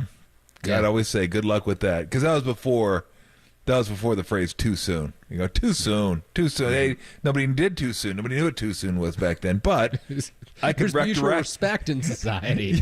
I could retroactively say too soon. You ever have a Halloween? It might still be too soon. You ever have a Halloween in the NBA where you guys had a game night and you show up in a costume? Because players do that nowadays. No, we didn't. Steph and Clay have had some legendary Halloween costumes through the years. Well, they go all out. Yeah. Right? I mean, who was it that was dressed as a Terminator this week? It was football player. Myles Garrett. Myles Garrett, yeah. And it looked like he spent like $5,000 on a makeup artist because that was like pro stuff right there. Like he looked great. It was incredible. I was like, oh, damn. I'd want to have that all day and just wear it to the, like, let me wear it so I can get on camera. And then I got to take it off. I go, you know what? I go, screw it. You should have just played in it. I go, that'd have been incredible. They'd have showed you inside the helmet. You would have had the Terminator on. That'd have been awesome. But yeah, we didn't have. Yeah, we didn't have those kind of. In fact, I don't even know if we did when I was with the Warriors. Because the first year I wasn't there because I got cut, and then I came back in November, so I wasn't even there for Halloween. But I was there for the next 3 Halloweens. But I don't really remember. I don't remember having anything. I know I missed the party. I don't know if it was a Halloween party, but I missed the party at Manute's house where Manute. I wish I would have been there for this so I could say I was there and experienced this, but I did not get to. I did not get to experience it. Where Manute put a whole pig in his fireplace and cooked it. I was like, I go, what? Like, what did he do? I go, oh God, how did I miss that? I go, why couldn't that be on the team when that happened? Like, I wanted to be here to see a whole pig in the fireplace. Like, it's just a fire pit, but it's not. It's a fireplace. It's inside. And I was like, man, in Africa, they're probably like, oh, damn, you get to cook it in a fireplace? In America, we're like, what the hell did you use the fireplace for, pig? Well, I never even thought about that. That's pretty amazing. So there you go. That's pretty legendary stuff. But secondhand sourcing there. I know. Tom Tolbert, so I trust them all, but it doesn't hit the same. It doesn't hit the same as if I were there to see the pig and then taste the pig when it got yanked out of the fireplace. But pretty good stuff. Yeah. On the other side, we'll continue our Halloween discussion at some point this hour, but got a few more items of business with the Golden State Warriors as they wrapped up back-to-back wins over the New Orleans Pelicans. Kerry Crowley hanging out in place for Adam Copeland this afternoon alongside Tom Tolbert, rolling with you up until Niners Nightly at 6 o'clock here on KNBR, the sports leader.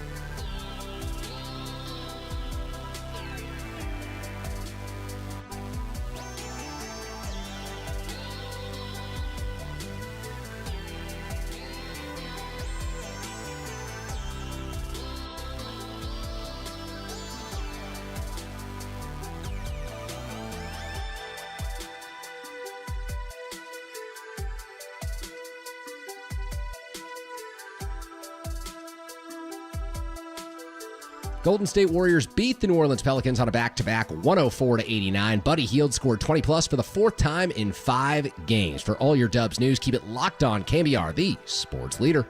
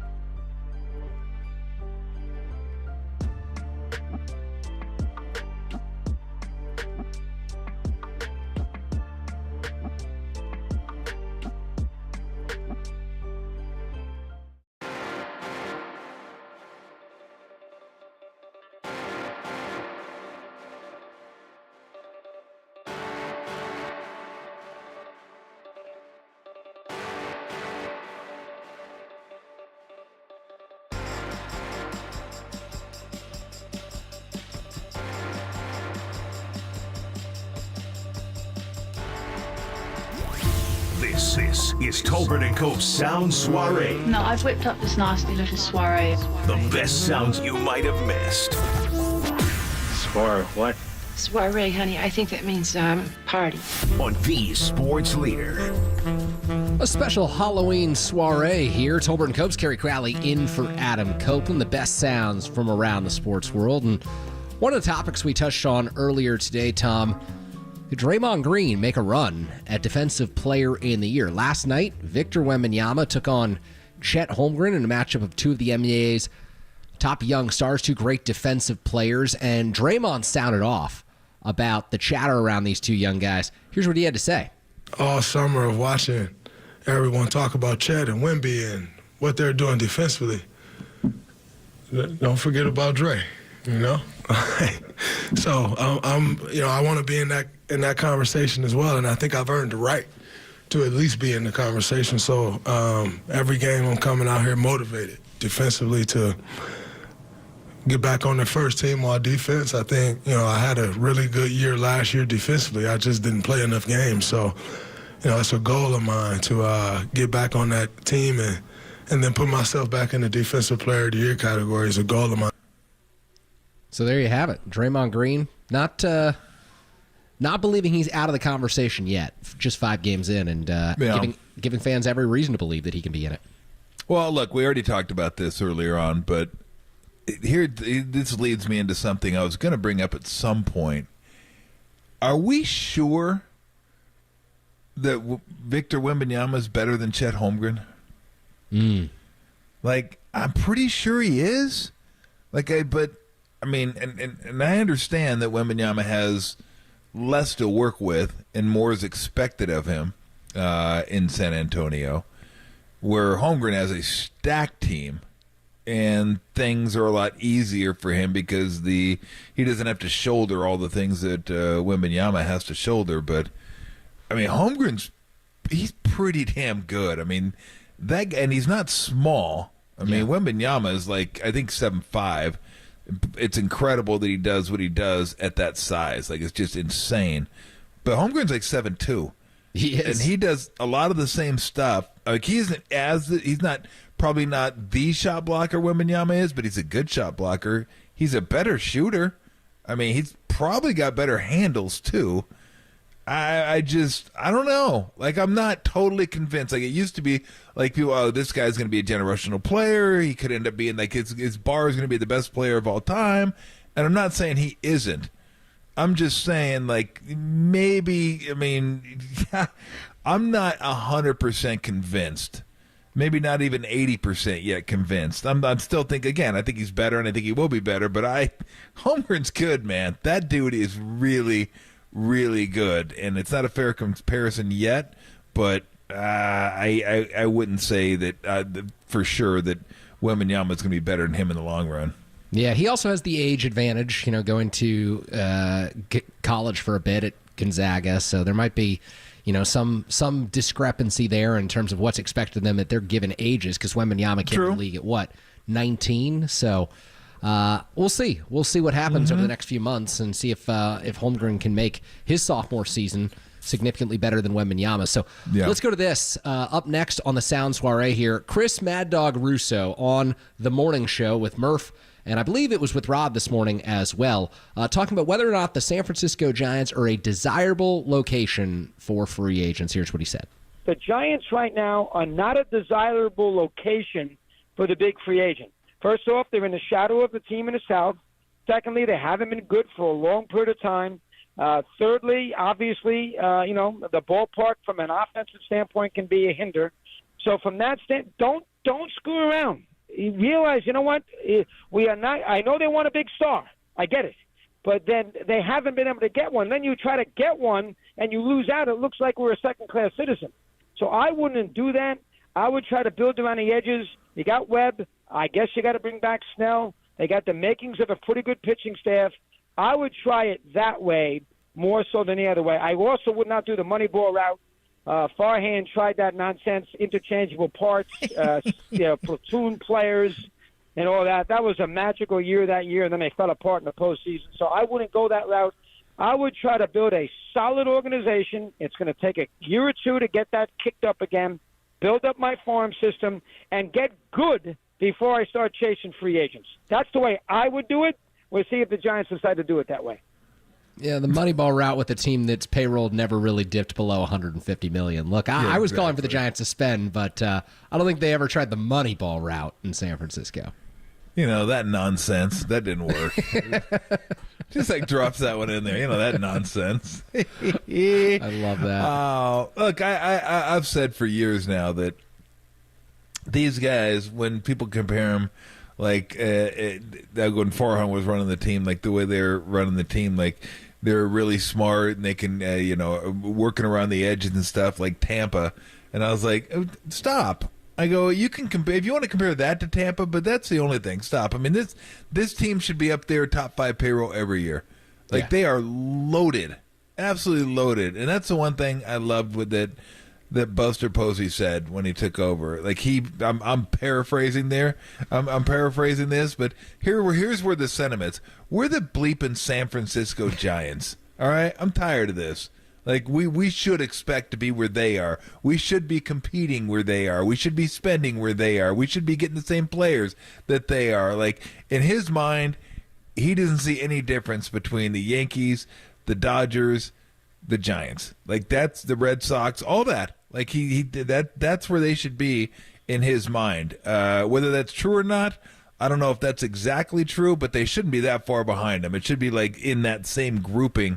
And I'm I'm intrigued by what they're going to do during the offseason, how they're going to go about it. And I don't know, when people say, well, don't waste your time with the big free agents, you go and get the other ones first. The problem is the other ones always wait for the big ones to sign so they can get slotted in and kind of know where you're at. And by the way, you can't do two things at once. It's not like everything has to be put on hold to work on one guy. I mean, you owe it to yourself to at least dip your toe in the Soto pool or the Burns pool or whoever it is, the big guy. You got to check in and see, take their temperature, see where they're at. But yes, they need to upgrade. The starting 9 needs to upgrade this year, and that's where the focus should be. And the starting rotation, it'd be nice. I'd like one, absolutely like one more, because I'm not sure about Harrison and Birdsong quite yet. And Ray, who knows? We think he could get back. He could. But there were times last year he looked like the Cy Young Ray, and there were times last year it looked like he hadn't pitched in over a year. So we'll see which way they go, but it'll be fun because it's definitely going to be good. But I did not want to hear, and I hope that's not the case. It's going to take another year or two to reset. It's what?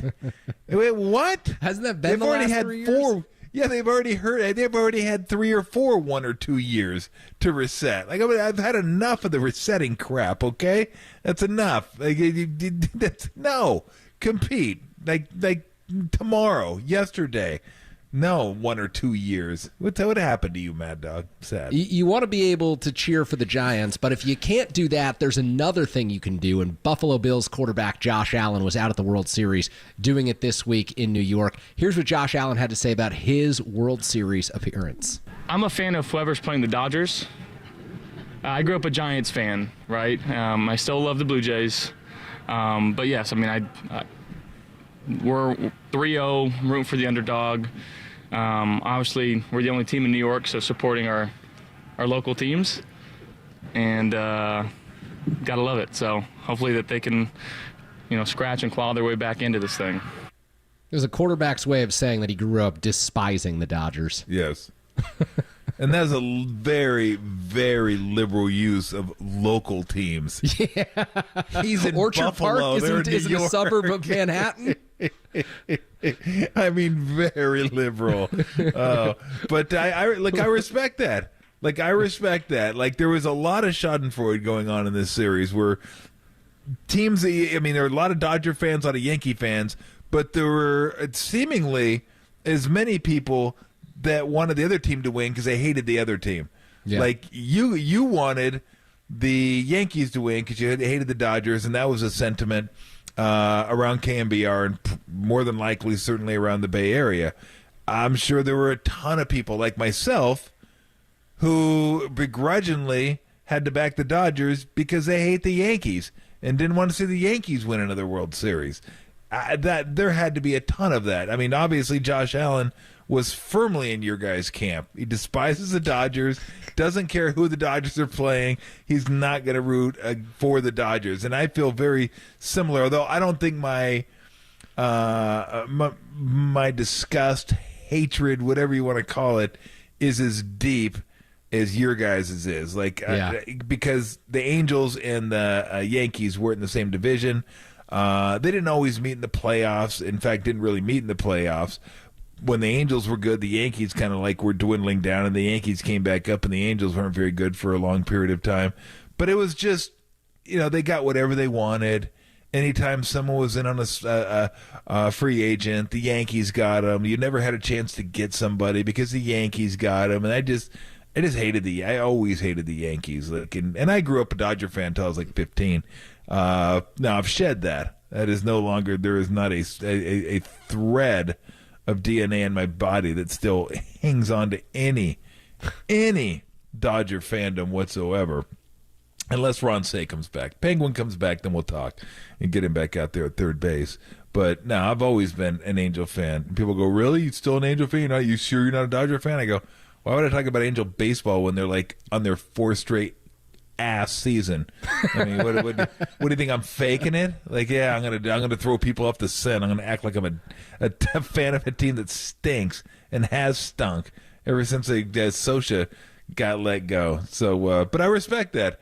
I do respect the Schadenfreude, getting joy out of other people's misery. I mean, that's one of my favorites. I respect rooting for the local teams. It'd be like a 49ers player going to the NBA Finals and saying, got to root for the Los Angeles Clippers here, taking on the Orlando Magic. Got to root for the Clips, the local team. They were local teams, baby.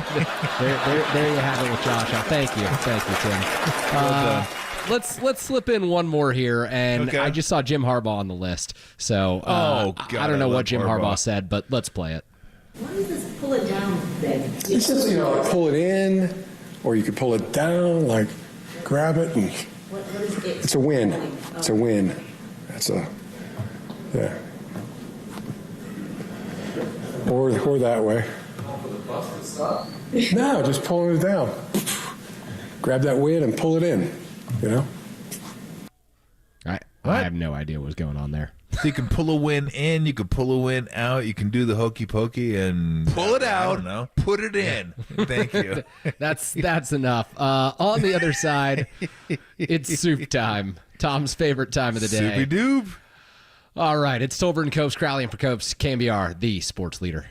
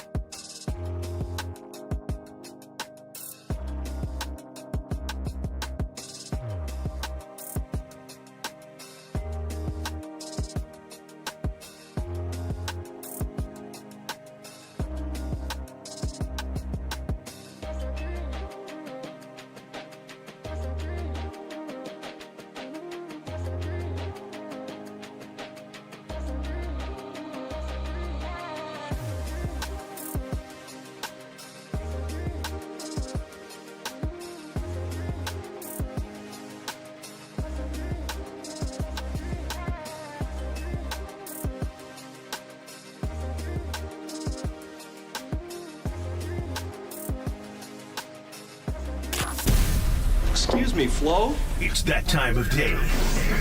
What is the soup du jour? It's the soup of the day. Tolbert and Cope's Soup du Jour. That sounds good. I'll have that.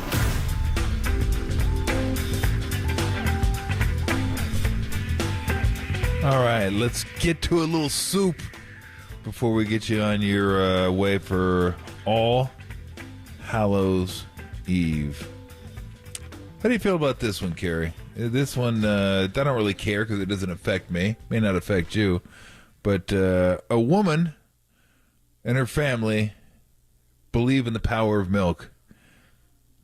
Not any milk. Her breast milk. Of course. Yes. There was only one way that this was going, Tom. Yep. The family of 5 has shared her breast milk. Her husband's a boxer. Baby loves milk. Stop it with that crap. He says he enjoys the milk. It helps him get through the training. My question is, how do you produce breast milk when you're not breastfeeding? Just a stream of milk. Is this a question that we really need to we seek do. an answer to? I kind of feel like this is just an invitation to move 5 on. years from now? What if somebody asks you this 5 years from now and somebody says, hey, do you know can you produce breast milk without, and they'll go, well, yeah, we were talking about it on the show one day, and I found out that you can, or you can't, whatever the answer may be, and you'll know it, and then you'll move on. You won't have to stammer around like some fool, like not knowing something that you should know. Have you ever actually tried breast milk, John? Oh, my God. The fact that soundbite exists. Have you ever actually tried breast milk, John? Oh God! Why? Out of all the people that are here, why am I not surprised it's him? Why? Wow! I'm not surprised at all. Have you ever actually tried breast milk, John? Oh God! I mean, I'm sure he probably has. Oh man, he might even go like a little cinnamon toast crunch with breast milk. Put it on there, thicken it up a little bit. I've never wanted to lose my lunch more on this. She makes this butter too with her breast milk. How about that? You know, there's got to be an end to this. There is. Okay. This is the first one. Usually, progressively, they get worse. Nah, so, this one they don't get worse. I didn't even think that one. I didn't even think that one that bad. So who knows? Well, are you into showers? I like to shower. Yeah, sure. I can also sense where this is going, though. So I feel like this they say is another daily invitation. showers are purely performative. And Really? have no real health benefit. So you know how I told you about my apartment complex earlier as we were discussing Halloween? Yep. And said that if someone came to my door, that it would signify that there was an issue. So there's obviously no trick-or-treaters. No one's been to my door in the 2 years that I've lived here. I almost put up a sign today in the elevator of the apartment complex, 5-story building, that said, like, showers should be mandatory for the building residents, because the elevator has gotten to the point where it's clearly abused by people who do not shower. It is simply disgusting. Gross. So it's not performative. I am ready to dispute this data. Yeah, look, me too. I'm not saying you have to shower every day. I like to shower every day, and I go for walks, 4 or 5 miles, and I'm all sweaty when I come home. And I'm not going to go into work. I'm not going to roll around the house, sweat sticking to my body, stinky ass taint. Like, I'm not doing that to people that are in the room with me. I'm just not going to do it. So I'm going to, I don't got to shower everything. I don't got to scrub my calves every single time I go in there to take a shower. Or I don't got to make sure I get every inch of my back. But, there's like 4 or 5 areas you better get to. You not only do you owe it to yourself, you owe it to the people you're going to be around for the rest of the day. So I'm with you. You guys mind if I shower in that leaky urinal again? Not performative. You should do it for the betterment of society. It's imperative. And the sign might realistically go up in the next 48 hours if conditions don't improve in my building. Last year I had to put up a sign after there was like 7 consecutive days of people spilling food in the elevator. So what? I put up a sign that said it was like the number 1, and it said days without someone spilling in this elevator, and then I put a big X through it. in red marker because I just wanted to drive home the point that people were abusing the hygiene of the elevator. Gross. Yeah. Sounds like a fun place. Yeah. Oh my goodness. Love living here. Yeah. Basically a pseudo HOA captain over here. Who is this guy? Oh man, I've never heard of this before. JetBlue passenger sues. Well, of course, JetBlue. They were served a food item. They were served an ice cream sandwich. That's cool. Wonder if it was a Klondike bar. Klondike bar, I love it. Or it's it. It's a San Francisco treat right there. It's it. So I don't know which one it was though, but I do know she sued because they served her a ice cream sandwich. As quote, dangerously cold. I believe that. It was too cold for her. They said it was frozen solid. Like, well, then don't eat it. Yeah.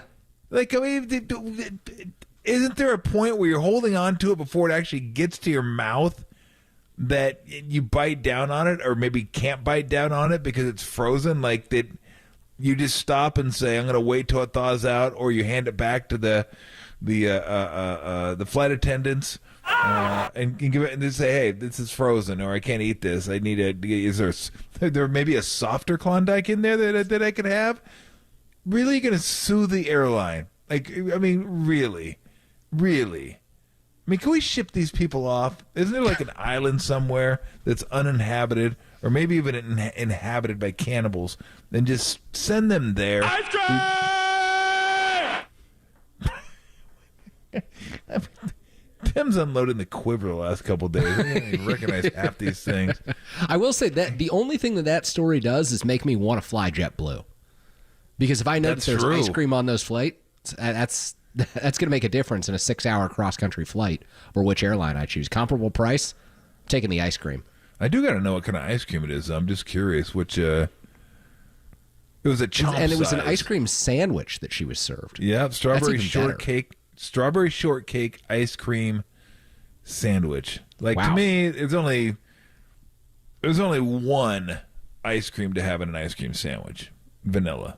That is it. My mom used to get the Neapolitan. Didn't like it. There's just too much going on there. If you're going to give me the chocolate, just give me the chocolate and the vanilla. Like, there are certain times I want all the bells and whistles on there, but when it's like that kind of stuff, it's a it. Like, just give me the it's a it. I love it. The graham cracker, all that, the chocolate and vanilla. I don't want chocolate. It messes things up. I don't want like a coffee liqueur ice cream stuck in there. Like, get that crap out of here.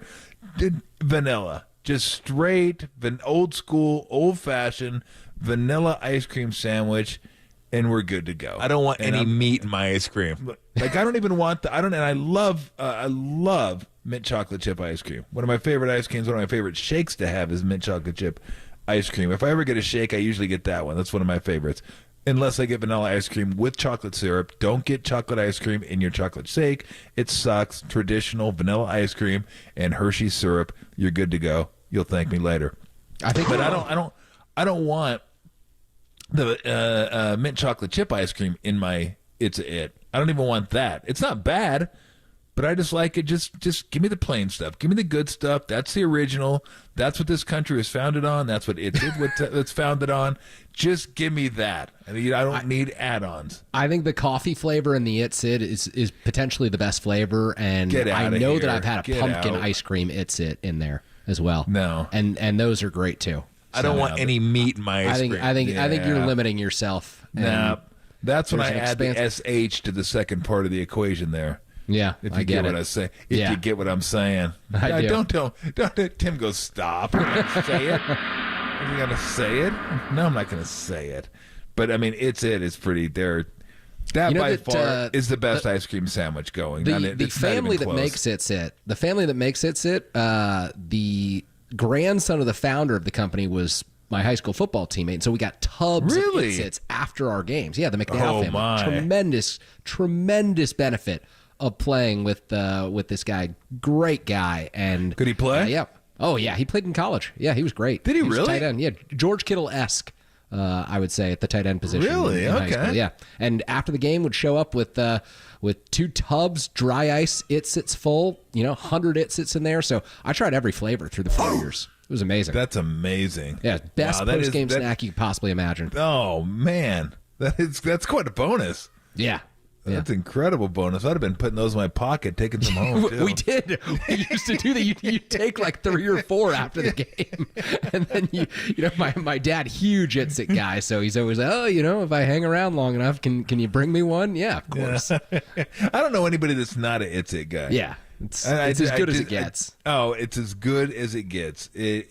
I mean, like I think a couple things when I think of like Bay Area cuisine. It's it and Anchor Steam. Like those have been here forever, and they're fantastic, and they've been the same, and I don't want them to change.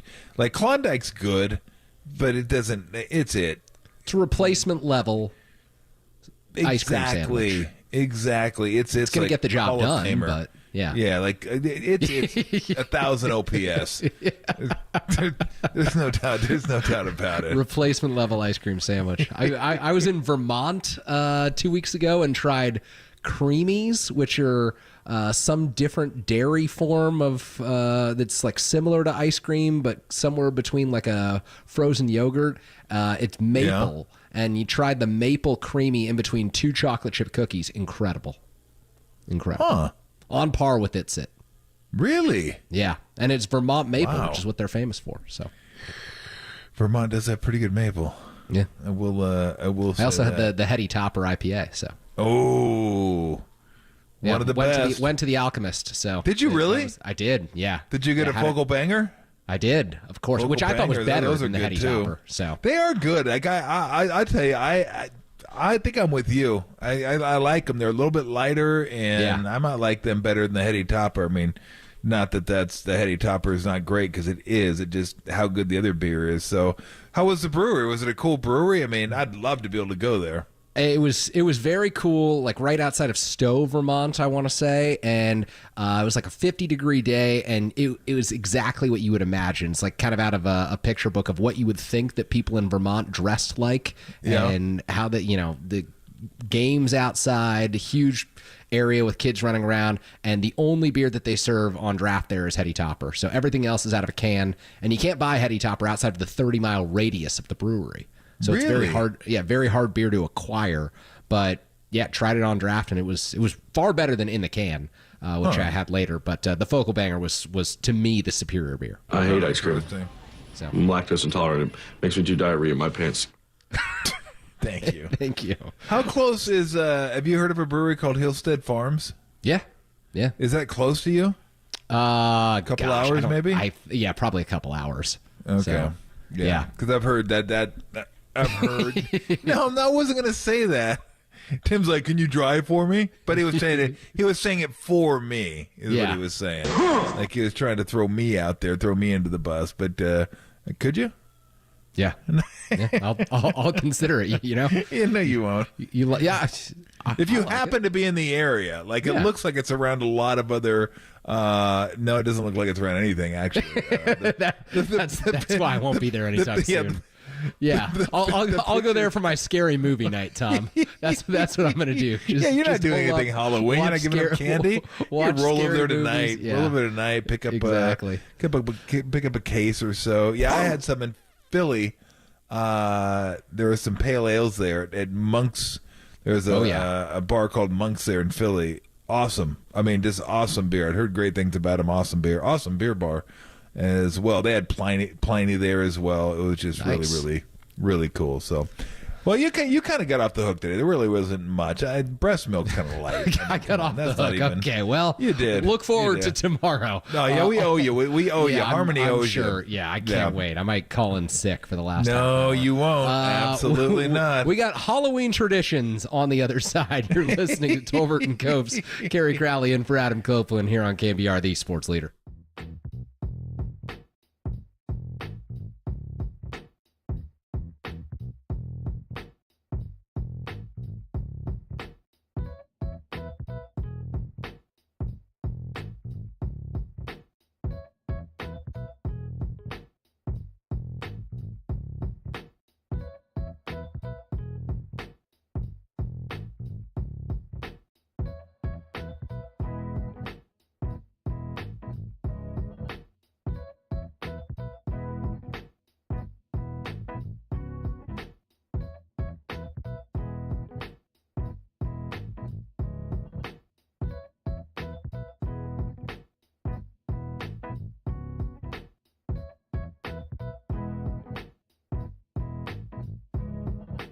According to USA Today's Bob Nightingale, the San Francisco Giants will announce that president of pro scouting Zach Manassian will be promoted to general manager on Friday. For all Giants news, keep it locked on your home of Giants baseball. KNBR, the sports leader.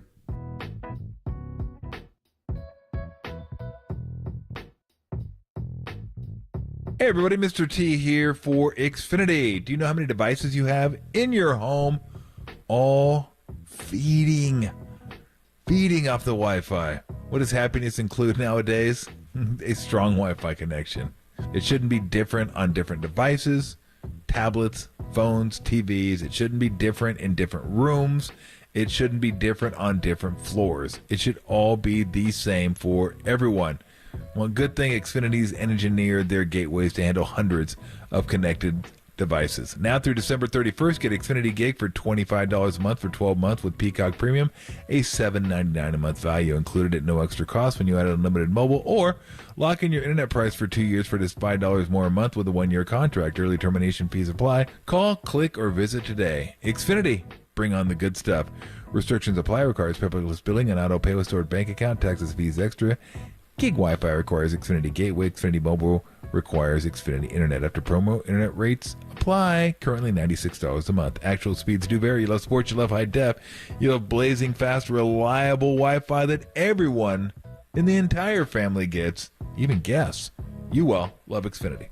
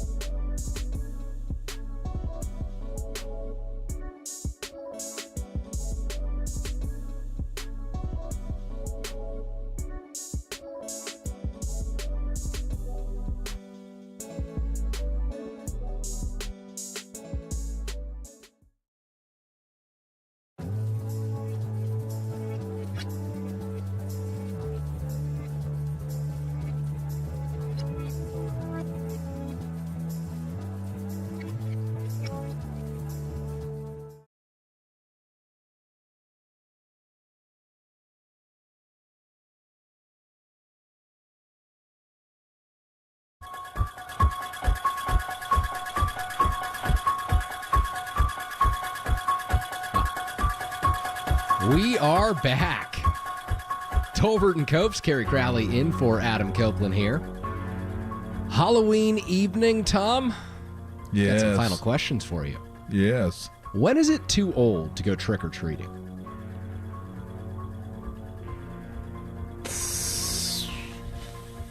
13. Okay. 13's the cutoff date. Yeah, I thought I was going to be extremely far off on this because it's been 20 years since I trick-or-treated and I don't have kids, so I don't know. But my guess was going to be 12, but you're probably right on 13. Yeah, 13. but man, it sounds right, and just make sure you dress up. Yeah. I hate when kids don't dress up. Like, my wife Less still candy? gives candy to people that don't dress up, and I don't. I'll give them, like, one piece or go, hey, get a costume. Oh, yeah. Beat you it. get She's the like, oh, they almond might joy. come back and throw eggs at our house or throw this or throw that at their house. I'm like, suck it. I don't want to. I'm not going to give these kids candy. I got a cap on. Who are you, a baseball player? Get your ass out of here, kid. I mean, if you're any Go older than back. 13, you're staying out late. So what is the final cutoff time for giving out candy? At what point do the Tolberts retreat? In our neighborhood's usually 8, but I'll give candy. I mean, we'll turn the lights out probably at 9. But if you got to come up and I got candy left, and you come up at 8:30, yeah, I'll give you candy. I'm not humbug. I'm like, hey, get it. It's Doorbell like rings at 9:15.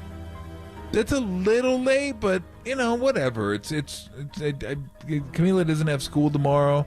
It's one night a year. Yeah. It's not like they're coming every single Friday or every single Thursday or every 31st of every month that has a 31st. Like, no. It's one day. They want to go have fun and they want to trick or treat. Maybe they didn't get to come to our neighborhood early. I'll go. I mean, if it starts getting like closer to like after 9:30, that's when I'll say, now you're messing with fire here. I mean, and now come on. Now you're getting, but 9:15, I'm okay. It's late, but it's okay. It's not bad. Final one for you. Yep. Let's say a house isn't giving out candy, and they give out something pretty bad. What is bad enough that you as a kid would want to egg the house? Batteries. If they're giving out batteries. Yeah, giving out batteries. I mean, well, that's the one thing you don't give out batteries anyway, because you give out batteries, somebody just turn around and throw it through your window. I don't know that I ever had somebody give out something that was awful. Like awful candy, but not like an awful, like, trying to think, like a penny or not a nickel. Not in my day. They wouldn't give out nickels. That'd be too much because there were tons of kids who used to go trick or treating back in the day. Yeah, I don't really remember somebody that gave me a gift that was memorable enough that I just thought, wow, that was really, really, that was awful. Yeah, that was awful. I always see the dentists portrayed in TV shows and movies as giving out toothbrushes or floss, but I don't think that I've ever come across that. So, I never have. Yeah, that to me would be offensive. So yeah, well, you get the the people that are healthy and they want to give away the sugar-free candy and stuff. It's like, why? Don't do that to me. Okay, it's one night a year. I'm going to eat candy. Okay, just give me some good candy. Yeah. Give me some. You don't got. It doesn't got to be expensive, but at least make it candy. Yeah. I don't want sugar-free candy, sugar-free gum, or sugar-free. Like, you kidding me? Well, come on. Tom Tolbert, you were off the Halloween hot seat. That's it for me. Thank you. Did you know what Halloween? I don't know if you knew this, but Halloween is the number one. Most people think of Christmas and Thanksgiving. Those are like the number one holidays. But for this, Halloween, do you know what Halloween is number one in all holidays in this category? You have any guesses before we candy bid consumption? each other a fond adieu for until tomorrow? Most weight put on, candy consumption. No, because you got Thanksgiving and Christmas also put on a lot of weight. Yeah, I'm stumped. No, not candy. Inserting stuff up your ass. Number one holiday for that. Okay. What an awesome way to end this show. I know stuff up the ass as well as anybody. Wow. Ass water. You could have given me about 400,000 guesses, Tom, and I don't think I would have stumbled across that one. Tom, Yeah, well, no pun intended. I thought that was right up your alley. Yeah. I thought of that just makes me want to blow my lunch. Thank you. Thank you. Let's go. There you go, Tim. Let's go enjoy. You can go enjoy your Mac. I can go take my football out and see what kind of candy we can get into in the neighborhood. And let's thank our guests today. Hell, I don't even know who our guests for today. It was Chris Mullin, Bob Costas, and Kevin Franzen. Boom, got them all. Thank you very much to Derek. Thank you very much to Tim. Great job today. Good sound today, especially like the Beetlejuice sound under the Dodger highlight. That made it palatable somewhat. Kerry, had a lot of fun doing it. Can't wait to do it tomorrow. Have a good night, my friend. All right. Thank you, Tom. Thank you, Kerry. Stay tuned. Up next, hear ye, hear ye. Why am I talking like this? I have no idea, to be honest with you. Kind of started down that road and just kind of kept going. Tim, have a nice vacation day tomorrow. Copes is off today. Tim will be off tomorrow, and they deserve it since they've been working about 900 days in a row. So they can go enjoy and have some beers and enjoy whatever the hell they're going to enjoy. Maybe they'll stick stuff up their ass, too. I have no idea. I thought of that just makes me want to blow my lunch. Yeah, we'll be back tomorrow. Kerry and I, all the goodies once again, and Harmony. Might have something in store for one Kerry Crowley. All right, take it away, Dirk. Oh, my God. Oh! Shut it down. Let's go home. It's time to bring the 49ers to the forefront. It's go time. This is the best team that they can put on the field this year. Welcome to Niners Nightly. You guys are going to hear it. The latest from the locker room, the latest from the podium, the latest scuttle from the players. On your proud home of 49ers football. Touchdown! KNBR, the sports leader. Your faithful fix with your host, Larry Krueger, begins. We'll take phone calls. We'll talk Niners for a full hour. Fired up. Really excited. Now. And welcome to Niners Nightly. Larry Krueger with you on this Halloween night, October the 31st, 2024. For the next hour, we've got you on Niners Nightly. And we open up the phone lines at 808-KNBR right now. We can take some of your calls. First of all, Tom had the great Ghostbusters shirt on today, which was always a good go. It's always, and we can bust out the old school Ghostbusters shirt. That's always a good thing. We've already had a couple trick-or-treaters tonight. I do want to make this, public service announcement. I no longer have trick-or-treaters, right? I don't. I got a 23-year-old. I got a 22. I got an 18-year-old. I got a 15-year-old. Nobody's trick-or-treating in our house anymore. But I do remember those nights. And maybe my favorite Halloween night was the Madison Bumgarner against the Rangers start. I think Giants fans remember that one well, where we went trick-or-treating, with the kids. And then we kind of checked in on the game. How's the game going? What's the score? Everybody opened the gear. Everybody opened the door with their giant gear and their Madison Bumgarner jerseys, and that was a memorable Halloween.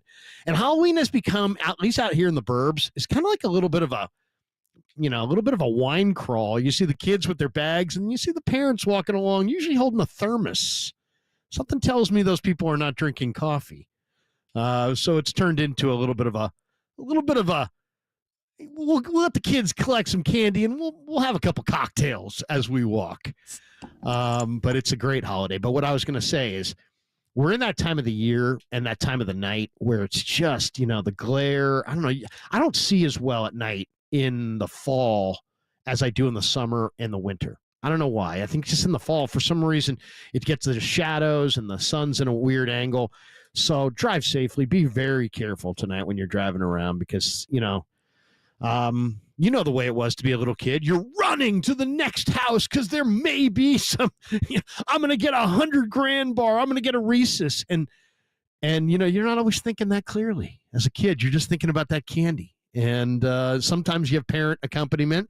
Sometimes the kids are just out there with a brother or a sister, older brother, older sibling kind of walking them around. They're not watching the little ones that tight. So just be very careful. Very, very careful tonight. More so than almost every other night of the year. When you're driving around your neighborhood, you're pulling into your driveway, you're backing out of your driveway. Just be careful. Be careful. be careful. We don't want to run over any of those goblins, any of those little goblins running around, and we don't want to ruin Halloween and people's lives for that matter. So just drive safely. Drive safely. That's my one message. I'm not going to lecture anybody.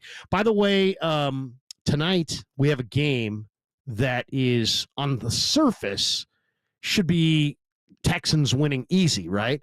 It's Texans Thursday Night Football on Prime at MetLife against the 2-6 Jets. The Texans are 6-2. The Jets are favored in this game. And I looked this up today, courtesy of, I think, the Action Network. This is, okay, so in a team's 9th game or later, this is just the 7th time since 1990. It's a long time. We're talking big amount of time, 35 years almost, that a team with a win percentage 50-plus points lower than their opponent is listed as the favorite. The interesting thing is the previous 6 teams listed as the favorite in that spot went 6-0 straight up. So there is no score, Texans, Jets, which already kind of makes you go, that's kind of interesting. And it's already second quarter. But the Jets are 6-2. The Jets are 2-6, and the Texans are 6-2, and the Jets are favored at home. And I'm not really sure why, because the Jets look awful. But as I just stated to you, it hasn't happened that often that these teams would be where the worst team would be favored, and the worst team has won all 6 times straight up, and they're 4-0-2 against the number.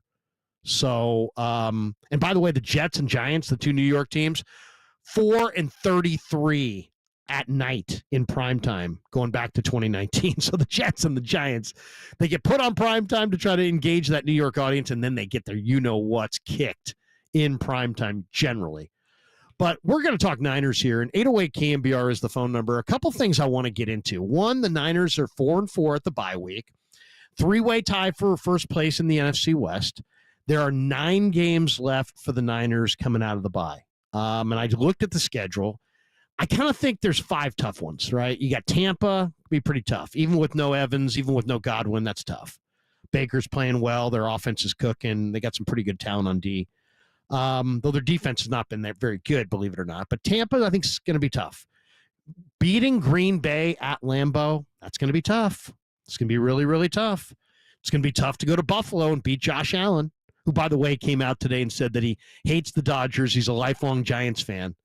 And the Giants, by the way, hired a new GM today. I saw that. But Buffalo and Josh Allen in Buffalo, it's going to be a tough game. Bears, the way the Bears defense is cooking right now, that's going to be a tough game. And I don't care what week it is. Anytime you're going to play this Lions team, that's a tough game. The Lions have officially replaced the Niners as the most physical team. That stat that used to be true of the Niners the last couple of years where, man, if you play the Niners this week, go against that team next week because they're going to be so beaten up. The Lions are now that team. I think every team that they've played this year, the next week has lost. So they're a physical football team. So that's 9 games left, 5 pretty tough games for the Niners. I would say you got to bank on winning 9. Now, you might be able to get into the playoffs out of the NFC West with 8. But I think it's probably going to take 9 and 8. I don't think 8 and 9 is necessarily going to get you there. It could, but I would say if you're the 49ers, what's the goal in the second half of the year? You got 9 games left. You figure you got to win at least 5 of them. And so that means what's really important, the rematch with the Rams, the rematch with the Cardinals, the rematch with the Seahawks.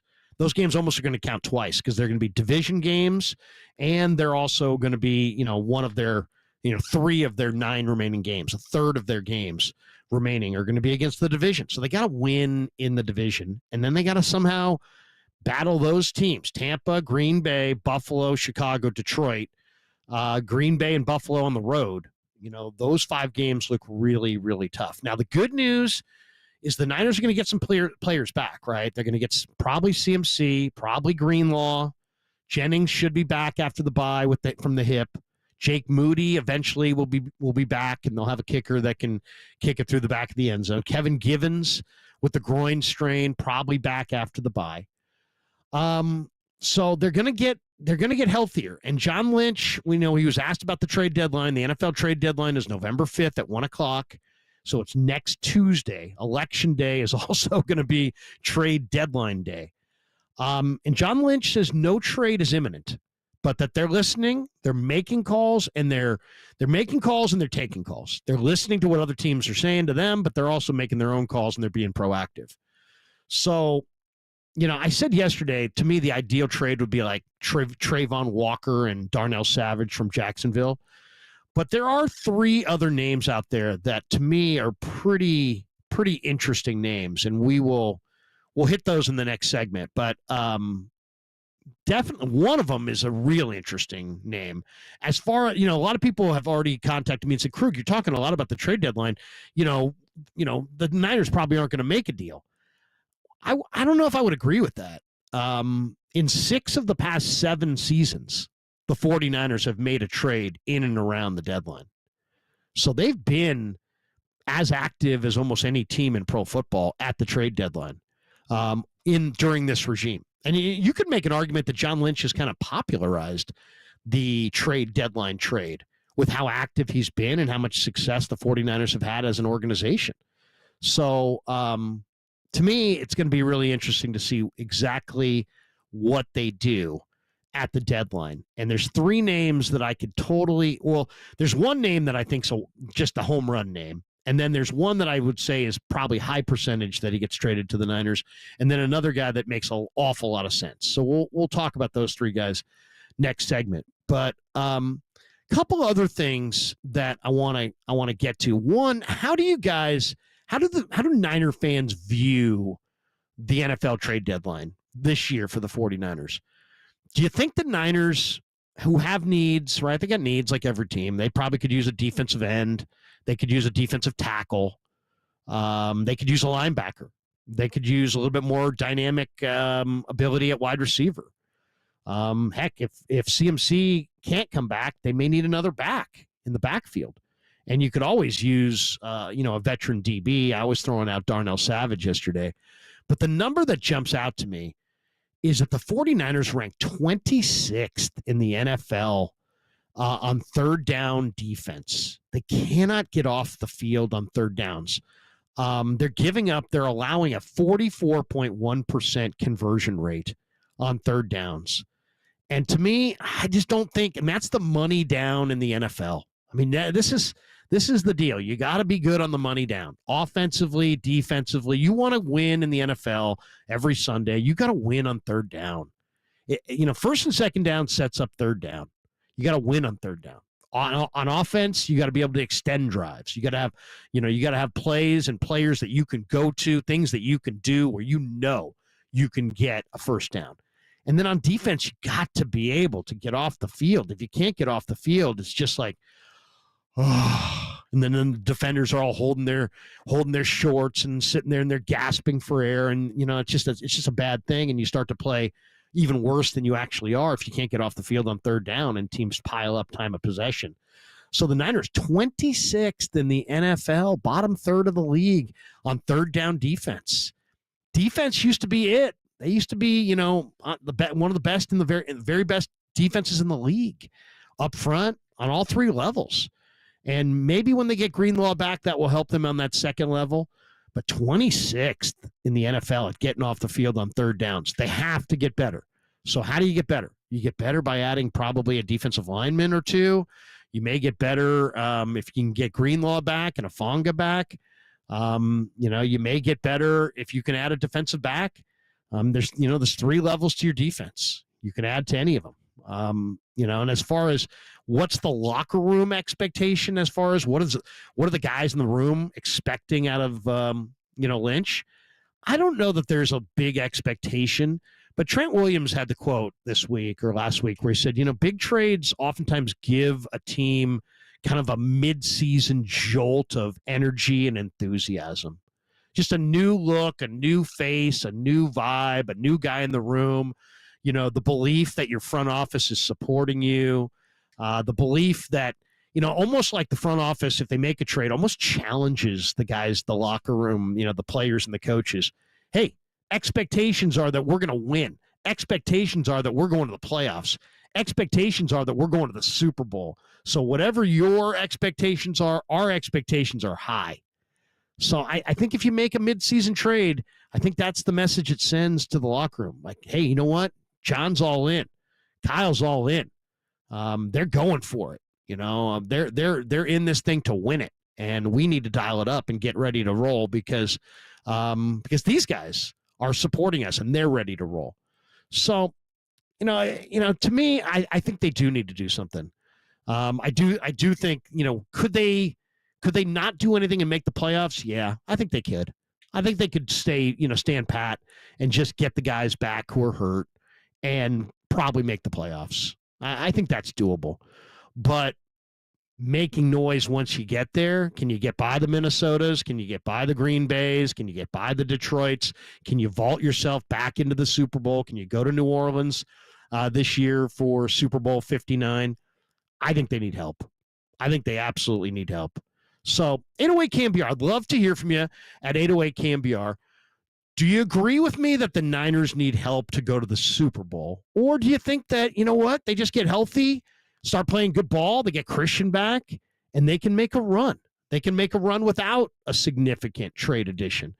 808 KNBR is the number. Also, what is your key to success in the second half of this season?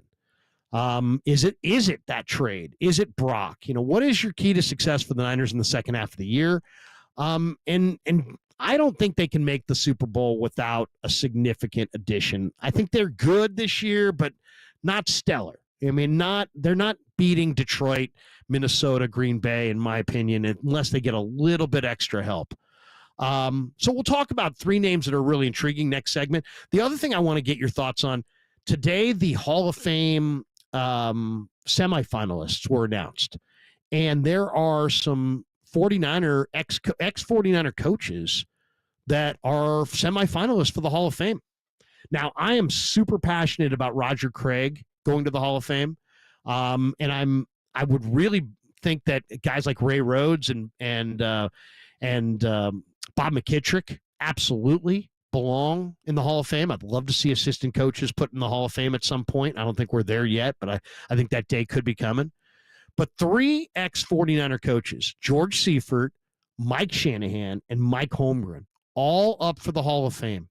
If I told you at 808 KNBR, you could only vote for one of these three guys, Seifert, older Shanahan, and Holmgren, who's getting your vote? The other semifinalists today on the coaching side, Bill Arnsparger, great defensive coach, Tom Coughlin, Chuck Knox, Dan Reeves, Marty Schottenheimer, and Clark Shaughnessy. Clark Shaughnessy a little bit before my time.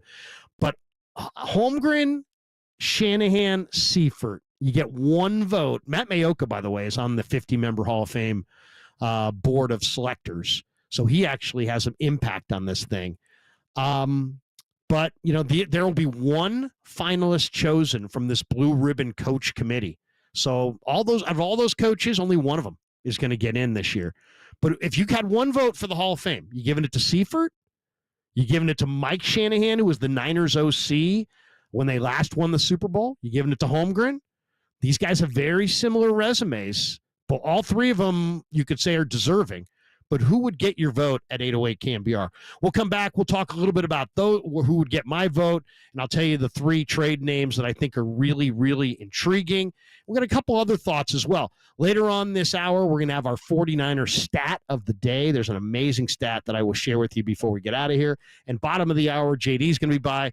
But the great John Dickinson will talk Niners with us in about 10 minutes or so. But let's take a time out right here. We'll come back. 808 KNBR, the phone number. It's Niners Nightly on a Thursday on the Sports Leader.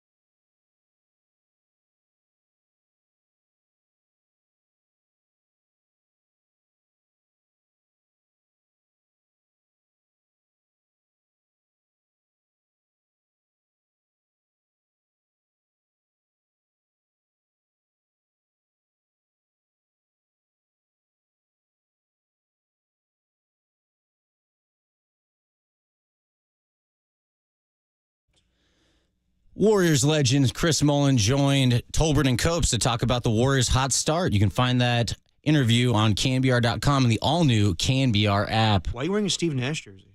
Two-time MVP, Steve Nash in the house, everybody.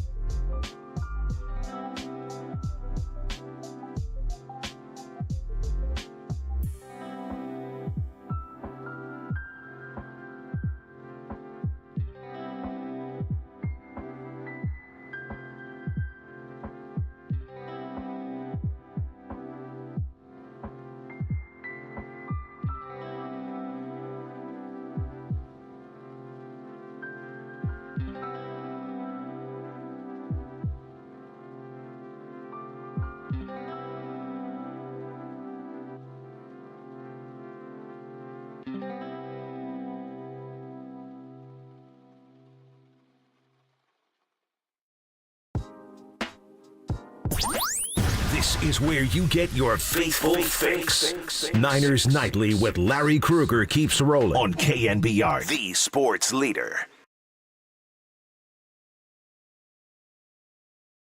KNBR, the number. Do the Niners need to make a deal to go to the bowl? Or are they fine? They got 7 guys coming back. CMC, Greenlaw, Moody, Jennings, Hufanga, and Gross Matos. Is that 5? Or is that 6? Is that 7? Let's see. 1, 2, 3, 4, 5. I guess 6. I said 7. They got 6 guys coming back. O-line's got to protect better. Kittle's got to be a big part of their offense in the second half. D-line's got to go after the quarterback. But let's go to the phone lines right here. Do the Niners need to make a deal? Nick the Cop is in the city. What's up, Nick? Hi, Larry. How you doing? How are you? Doing great, man. Hey, listen, first, I'm doing good, thank you. I haven't been on in a while, but I used to go on Murphy Mac in the morning. Anyway, I would vote for Holmgren first off because I like the work he did with Joe Montana, and plus he's a Super Bowl winner with the Packers, and he did work with Brett Favre, so I'd take Holmgren. San Francisco State also, I think, maybe. San Francisco State, or did he go to, he might have gone to Poly High School and then SF State, something like that? Played at Poly. He played at Poly, but he coached at SF State, I think, for Vic Rowan. Okay. What a name. But back to who you think he's, I don't know if you mentioned it, but I think they need an offensive lineman, trade for an offensive lineman. One guy they haven't talked about coming back from injury is Feliciano. I think it'd be great maybe to take Brendel's place at center, because sometimes Brendel, he can run block, but he sometimes can't pass block, to tell you the truth.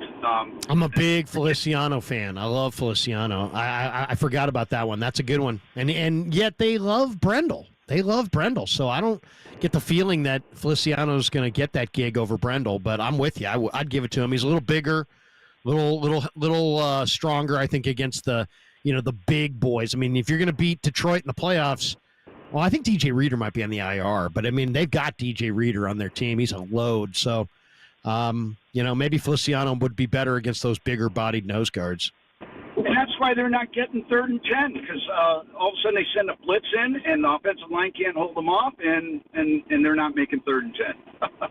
Anyway, but I enjoy listening to your show, and thanks for taking my call. Appreciate you. Have a great day. Or great night, I should say. I'm going to give my vote for Seifert. Okay, so Shanahan won a Super Bowl as the OC with the Niners. Then he won 2 in Denver, and he went 178 and 144 in 20 seasons as an NFL head coach. Damn good.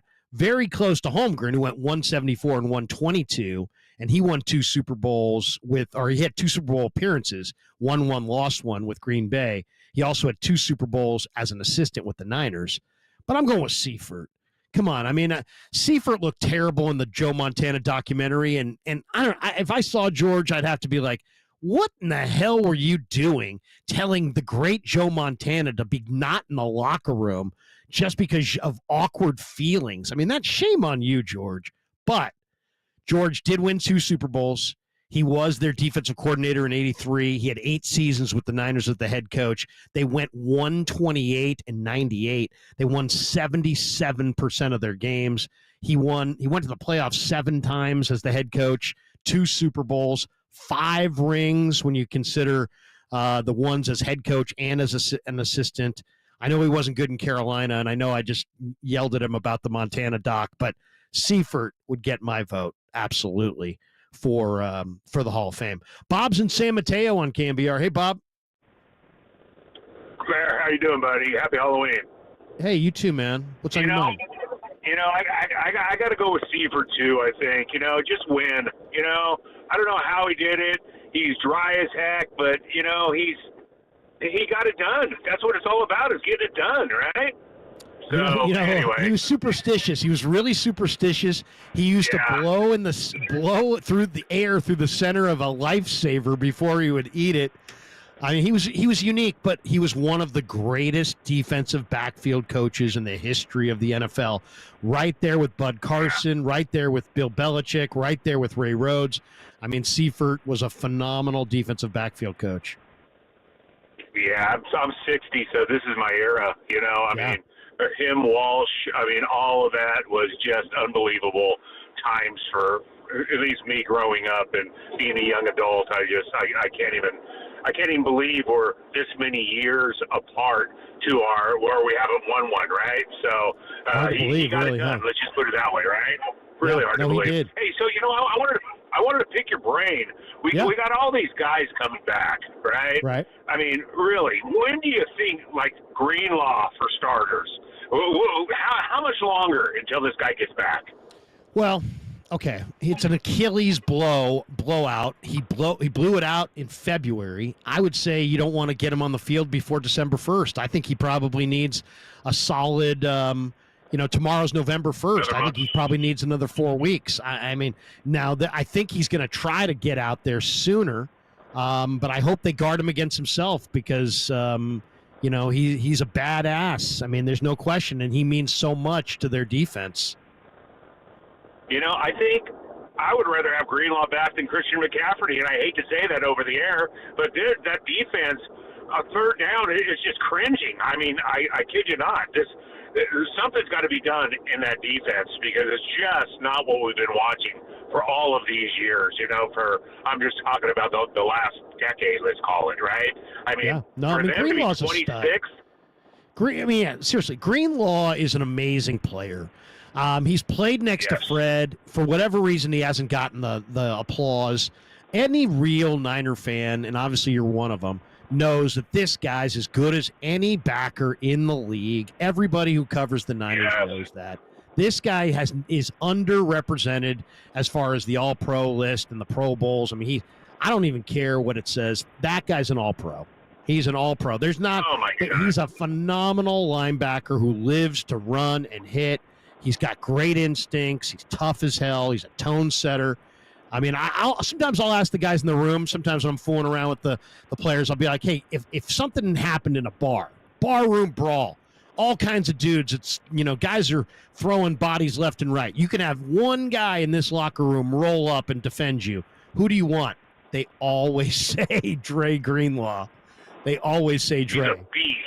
Yeah, he's just. Yeah, I mean, what do you think he would have done to Mahomes when he was running down the sideline and did the old fake here, fake there? He would have put that guy in the water cooler so quick. I would have loved to see that. You know that? Seriously, he'd be paying a fine this week for that hit. That's all I know. Hey, Bob, let me jump. I appreciate you. Yeah, no problem. I want to squeeze one more in before we break, so let me run, Bob. I appreciate you jumping in. Chris is hanging in Lodi on KNBR before we get to JD. Chris, you're on KNBR. What's going on, Larry? Hey, man, having a great night. Happy holiday to you. What's on your mind? What are we talking about? Oh, I'm piggybacking on that too. I was going to say we don't need any trades. We need, if Christian McCaffrey comes back, but just like the last caller said, I think even more so Greenlaw and Hufana. I think those two guys, you got Hufana in the back pointing people in directions that they need to go and calling things out that he sees, and you just can't. That's not something you can replace with bringing someone in fresh, no matter how good they are. I mean, I think those two defensive guys are the most important thing that they need back. I think you make a really good point from the standpoint of the guys that you add who know your system immediately come in and can contribute. Guys from the outside, it's more difficult at certain positions. You never know. You never know. I mean, the Niners thought they were getting over the top with Chase Young last year. He came in, he Cadillac'd it, and they didn't win the Super Bowl. So you just don't. Sometimes you don't know if they're going to know your scheme, if they're going to excel in your scheme, and you don't know how hard they play. You don't know what their ethic is as a player. Anyway, hey, we appreciate the phone call. Have a great night. Opens up a line at 808 KNBR. The three free agents I was going to say take a look at that I could see with the Niners, or three trade candidates, I should say.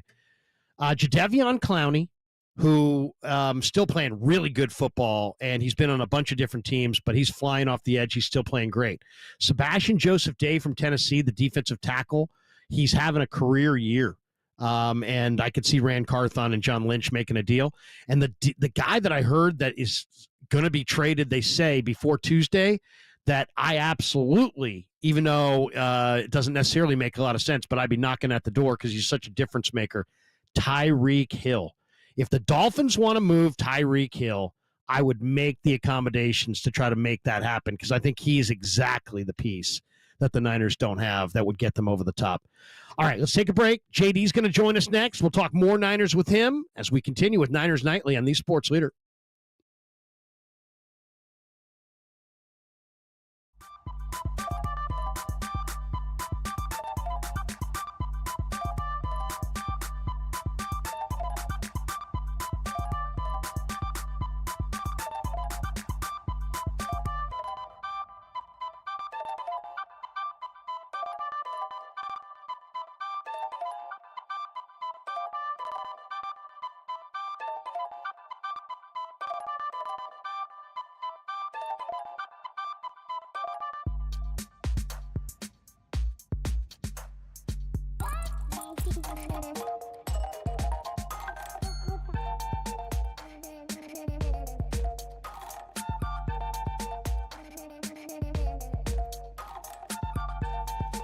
The Giants hired a GM. Zach Manazian is the new head of the Giants personnel department.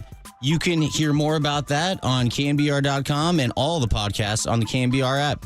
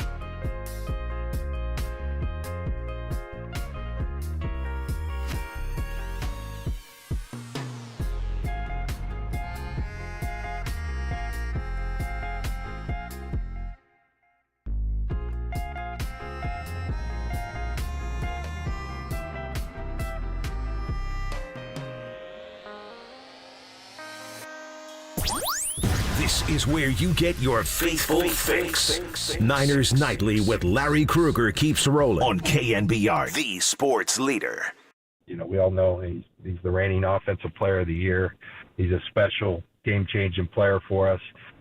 Now, just opening his window doesn't mean he has to play. You have 3 weeks then in which he can activate him. So, we'll play this by ear. We'll listen to Christian. We'll listen to the experts, and hopefully, very soon he's back playing with us on the field. And then we got to be judicious about how much we use him. And that's a hard thing to do because he's so darn good. We got a little Tone Loc. I mean, you don't get a lot of Tone Loc in 2024. That was John Lynch there earlier on KNBR talking about Christian McCaffrey. Man, when the Niners made the trade for McCaffrey, you know what happened after that point? They went 10-1. 10-1. Absolutely amazing. So can John Lynch do it again and maybe make a significant addition before the Tuesday NFL trade deadline? Doesn't sound like they're going to make a big move, but I do kind of feel like they will make a move or two on the margins to get themselves a little bit better. With us on the UMA guest line, a man who's already appeared today for multiple hours on the Sports Leader, the great John Dickinson. JD, how are you? I'm doing well, Larry. Good to be with you, as always. And, it's still kind of well-planned in terms of the schedule maker as far as the trade deadline coming during this week where the 49ers have their bye. So basically, instead of looking forward to a game on Sunday, you just spend the week looking forward to the trade deadline on Tuesday, and then it's ready for the next week and the game at Tampa Bay. You know, I'm looking at you. First of all, I moved to the side so we could share the screen. So we're both wearing black shirts. You have a black hat on though, and there's no. Is that an umpire's hat? There's no logo. No, there's no logo on it. It's a melon. It's actually a melon hat. The brand, the Melon brand. It's a blue hat. It's a blue shirt. Also. Oh, okay. Yeah, I thought it was black. It's a dark. Well, now that you turn hat. sideways, I can see it. Does look a little navy, huh? I do have a black version of this hat. Just kind of goes with everything, Just kind of there you go. Throw a different color T-shirt on, whatever. Throw some jeans on. Just kind of goes with everything. It's a sharp look. All right, what do you think? I mean, JD. I mean, it's the Niners make deals. Lynch makes deals. He picked up CMC, he picked up Charles Omenihu, Jimmy Garoppolo, Jordan Willis, Emmanuel Sanders. Last year alone, Chase Young, and then the Niners went 7-2 and went to the Super Bowl. Randy Gregory before Chase Young. They've even made a good deal when they sold. They traded Quan Alexander one year for a 5th-round draft choice in the following draft, and they got Demo Lenore with that pick. So Lynch has definitely made some good moves. Do you think he's going to make another one before Tuesday? I do. I think the Niners do need to make a smaller move, and I think they need to do it on the defensive side. I heard some of the names you were talking about before I came on in the last segment. I would hone in on, if I'm the 49ers, defensive tackle or edge rusher. I think those are the two things. I know I've said it. We've talked about the fact that I'm of the belief that if you can get an edge rusher, it's probably the simplest one-stop shop as far as making your team better overall, right? You get another edge, you bookend that player with Nick Bosa, and all of a sudden you can get away with Fred Warner being your only quality linebacker, and you can get away with maybe the secondary not being quite as dominant, or the interior of the defensive line maybe not being quite as dominant. It just gives you a little more margin for error. That being said, I do think the greatest area of need, and I'm not going to be breaking any news to you because we've talked about it a lot for the last month, really longer than that, is interior defensive line. I think they need a run-plugging defensive tackle, somebody that can just clog some space and allow teams to not be so comfortable in believing, even a team like the Cowboys early in the game. Now, the Niners closed it up and made the Cowboys one-dimensional, and they grabbed the lead, and they ended up nearly blowing it late. But for the good chunk of that game in the second half, the 49ers had the Cowboys unable to run the ball after they had some success early. But to me, even the Cowboys were comfortable coming into that game with a game plan of, we're going to try to run the ball, and we think, even though we are among the league worst in running the ball, that we can do it on the Niners. And I think that mentality needs to be quashed. And the easy way to do it is to get yourself a defensive tackle that can help slow it down on the inside. I could see that. And the guy that I could see them getting is Sebastian Joseph Day, just because he's in Tennessee. He's having a pretty good year. He was here last year. I don't think it would cost very much. Maybe move around, maybe a pick swap, late day 3 pick swap. Rand Carthon is buddies with Lynch. Sebastian Joseph Day's a free agent at the end of the year. So I think his name. So he's still relative. I thought he was a little older than that, but yeah, only 29. So I think he's still got, something in the tank. He could make sense. He could make sense for them. I will say, I do agree with you. I think it's on the defensive side where I'd want to make additions. Unless McCaffrey was out for the year, then I might look for another running back. I think I would probably want to try to see if I could get it done with Pearsall and Cowing as opposed to looking for a receiver. But the defense I want to kind of hammer down on, because the Niners against Dallas, JD, only missed 4 tackles. I thought Campbell easily played the best game I've seen that he's played since he's been a Niner. But if you go back to weeks 4, 5, and 6, the 49ers averaged 14 missed tackles per game in that 3-game stretch. And they missed 17 tackles against the Patriots in week 4. They've had 5 games this year where they've missed 9 tackles or more. But I guess, if Campbell can improve, if Winters can be healthy, if Greenlaw can work his way back sooner rather than later, maybe they can get away without an additional linebacker. What do you think? Yeah, it does seem like there is some light at the end of the tunnel with Greenlaw. Here we are, and I agree with you. I still think it's about a month away. I think we're looking at more like December 1st or even maybe December 8th against the Bears, where he could have the potential to try and come back.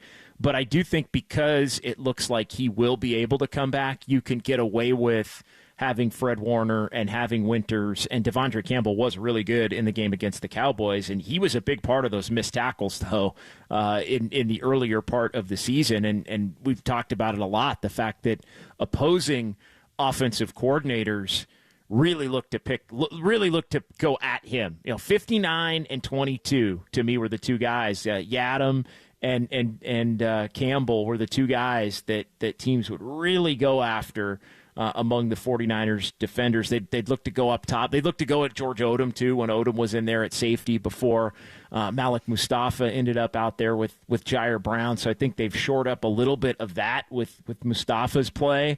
But I'm with you. I would have said early in the year, if the outlook wasn't great for Dre Greenlaw's ability to return, that you probably have to go get a linebacker, because I don't think you have consistent NFL standard other than Fred Warner, who's obviously a future Hall of Famer. And so I think you'd have to look to go add there. I think with Renardo Green's ability to perform in the secondary, Mustafa's ability to step in and quell some of the early season issues, I would not be looking to move Charvarius Ward. Obviously, the tragic news with Charvarius Ward and his just daughter, terrible. and just absolutely tragic. Yeah. I wouldn't be looking to move Ward. Maybe he ends up elsewhere. Obviously, in the offseason, Lenore's been terrific. Renardo Green has had an added role. So I think they've got enough in the secondary to where I wouldn't look to think that you need to go add somebody in terms of a corner or a safety. But I do think on the interior of the defensive line, that's where you got to go. What about my other two names that I threw out? Jadeveon Clowney. Clowney's been everywhere, but he's having another good year. He's a beast. He can rush off the edge. You can move him around. He's with Carolina. They're going nowhere. I think you could probably get him for a song, and he's playing well. And then the other name I threw out was Tyreek Hill. Now, I know that he's got a high price tag, and Lynch is like, hey, it's got to make sense financially. But, the 49ers next year may not have Debo or Ayuk, and that they may really need a dynamic wide receiver. I don't think they could afford Tyreek, but my sources in Miami, and I've had a couple people who cover that team who said, you think the Niners would have any interest, because I think the Dolphins are going to move Tyreek before Tuesday. And I'm like, really? They're going to move Tyreek Hill before Tuesday? And the people that I've talked to in Miami say that absolutely is going to happen, which makes me go, wow, there are very few guys, JD, that I would kind of blow up my whole structure for, but he might be on that list. I mean, he's that good, and I kind of feel like he might be at this point the kind of piece that might get the Niners over the top. I mean, what do you think of Tyreek? Are you a Hill fan? Yeah, I like him. I think the price is probably going to be too steep for the 49ers. Yeah. And I think that would just be an absolute stunner if the Dolphins look to move off of him, and he really could be the kind of player that puts somebody over the top, especially if it's a team that already maybe has aspirations of winning it, getting to a Super Bowl or making a deep playoff run. I just don't know how it would look. I mean, if you're the Niners, I mean, are you giving up a first-round pick, multiple first-round picks or a first and a second to get Tyreek Hill? Like, I don't think you're getting Tyreek Hill cheap, and Probably you got to not. take on the contract in addition to all of that. And so I don't know. I don't feel like that's necessarily the fit, but it is interesting when you look at the fact that Debo probably won't be around and Ayuk is probably going to be down for a good chunk of next season, given the timeline and the significance of the injury that he had. As far as your other name, I do like Jadeveon Clowney. I mean, he hasn't done a whole lot in just kind of looking at his game log for this year. 1 sack. I'm looking at he's got just a handful of tackles. I think on the season. I think he's got 9 tackles on the season in 6 games. But no, he's somebody that I think if you could get him for nothing, he could factor in there. The other name I like again on the interior, and it's not to me, it's DJ Jones. I think DJ Jones is a system fit. He's a big run plugger. He can cave in the interior of an offensive line and get to the quarterback some. He knows they're the 49ers system. That's the only thing is they're 5-3. I don't know if they're gonna. I think Denver may not sell. They might not. No, they might not. But I think we have seen the 49ers and the Broncos able to make deals in the past. Yeah. I know it's a different regime there in Denver now, but I don't know. I think that could be the kind of guy that would be a fit. I don't think DeForest Buckner. I mean, I know they're 4-4 in Indy. I don't think DeForest Buckner's somebody that the Colts would look to trade. But I don't know. He's I think too good. DJ Jones is the kind of guy that I think could be had, even with a team that fancies themselves in it. And I really think he would be the perfect fit. He is the perfect fit in terms of player you wouldn't necessarily have to give up a ton for, that would be productive. And then you figure it out in the offseason how to improve moving forward at that spot. I'm a big DJ Jones guy when he was me too, man. with the 49ers. Love He DJ. just made plays. Just made plays and was steady. And just to me, they need a 300-plus pound guy, just active in the middle, wreaking havoc and plugging up the run. I love the rookie Evan Anderson, but yeah, if you could get DJ, I mean, go do it. Plus, he makes his own barbecue sauce, and he sometimes keeps some of it in his locker. And you might be able to do an interview and get a bottle of barbecue sauce. I mean, that's love that. That's the twofer. The twofer. I call that the twofer. One last one before we let you go. Seifert, Shanahan, Holmgren, all Hall of Fame semifinalists as part of this new Blue Ribbon Coach Committee. There's going to be one finalist between those 3, plus Bill Arnsparger, Tom Coughlin, Chuck Knox, Dan Reeves, Marty Schottenheimer, Clark Shaughnessy. I'm giving my vote to Seifert. 5 rings. He's one of the great special teams coaches, or great defensive backfield coaches of all time. I know people mark him down because he didn't win in Carolina, but 5 rings, 5. The guy's he was a tremendous defensive coach. I'd give him the slight edge over Shanahan and Holmgren. Holmgren and Shanahan both have 2 Super Bowl rings as head coaches. He only has 1 as a head coach, but he's got 5 overall. All right, I guess he's got 2. Seifert's got 2. Yeah, that's right. He's got 89 and 94. So they all 3 have 2. That's right. But I'm giving my vote to Seifert. Yeah, I think that is a really, really, really close race. If I had to give it to one, off the Isn't top, I think the case against Seifert, the case for Seifert, is the fact that he was an elite defensive coordinator on championship teams before he became the head coach when Bill Walsh retired. and then won 2 more Super Bowls. But I think the way he gets cast is that, he took it over and, hey, don't screw it up. Whereas Holmgren and Shanahan built, things. Shanahan built the Denver squad, with Elway and Terrell Davis and some of the receivers that they had. Obviously, Elway was already there, but he got Elway over the hump when Elway hadn't been able to get over the hump because they got Terrell Davis and the defense was quality, and there was more balance, right? It wasn't just all Elway in the shotgun, trying to throw his way to Super Bowls as it had been pre-Shanahan. But I think Holmgren, you can make the case. And Holmgren only ended up with the 1 Super Bowl win, right? He had the 1 win with Green Bay, and then he got 2 as an assistant, 1 as a head coach, yeah. And then he got beat by Shanahan in the first one that Shanahan won with the Broncos, so they went head-to-head there. I think the case for Holmgren is the fact that he won, although didn't win a Super Bowl, but he turned the entire Seattle program around in the early to mid 2000s and got them to a Super Bowl. So he won with Favre and turned that, he really turned 2 programs around with some longevity, whereas Shanahan basically only had the Broncos run, but he won the two Super Bowls.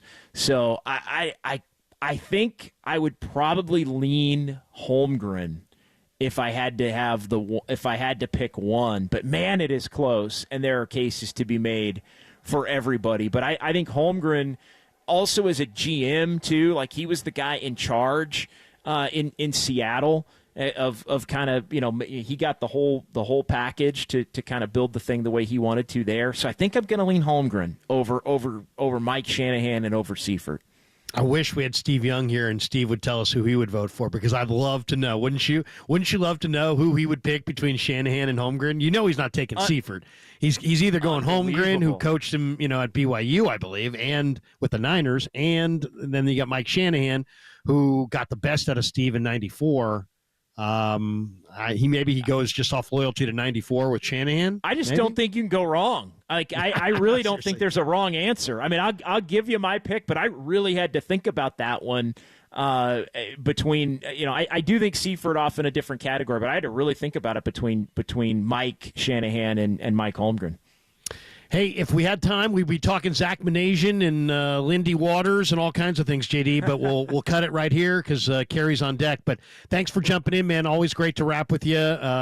Probably the easiest guy to talk to there is, so thanks again. Oh, appreciate it, Larry. Thanks, man. The great John Dickinson stopping by on Niners Nightly. All right, we'll come back with our 49ers stat of the day, and then we'll hand the reins to Kerry Crowley and KNBR, or Sports Phone KNBR. He'll have you for the next couple hours on the Sports Leader.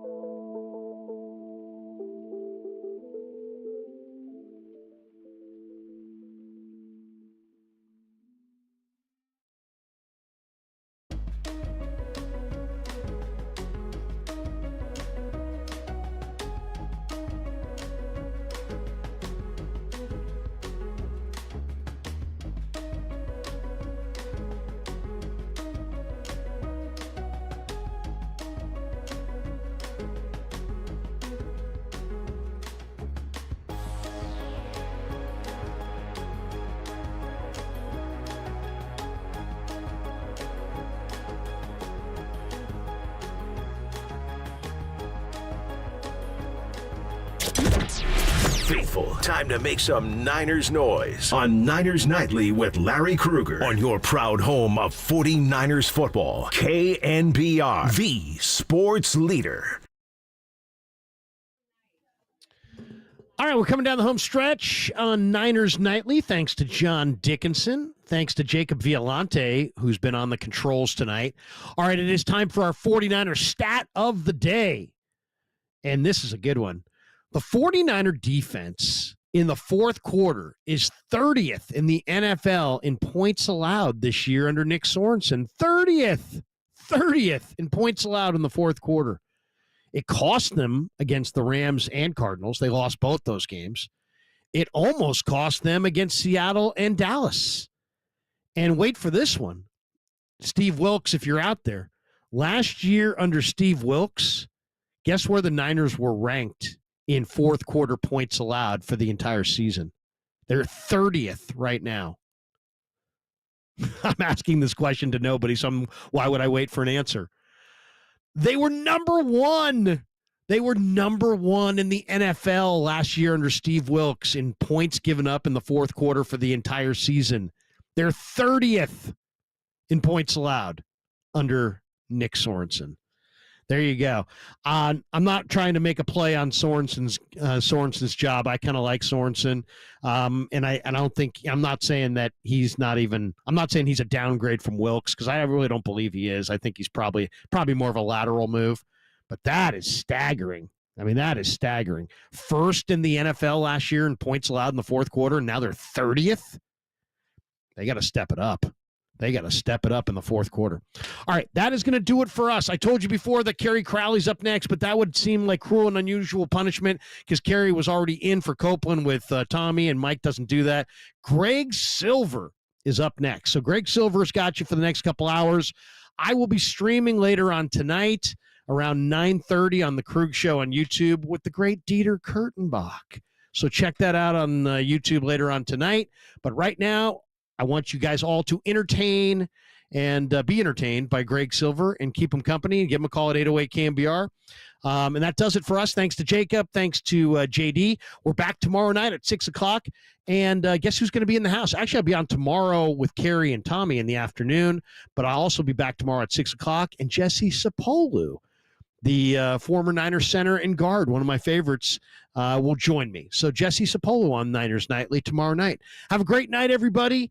Enjoy Greg Silver, who's next on the Sports Leader. It's time for you to sound off, for you to speak your mind. This show is for the faithful. Touchdown! Dub Nation. Bang! Steph Curry again! And the seam heads that bleed orange and black. Good man! This is Sports Phone KNBR. Sponsored by Industrial Metal Supply on the Sports Leader. Check the live stream on YouTube at KNBR 1045.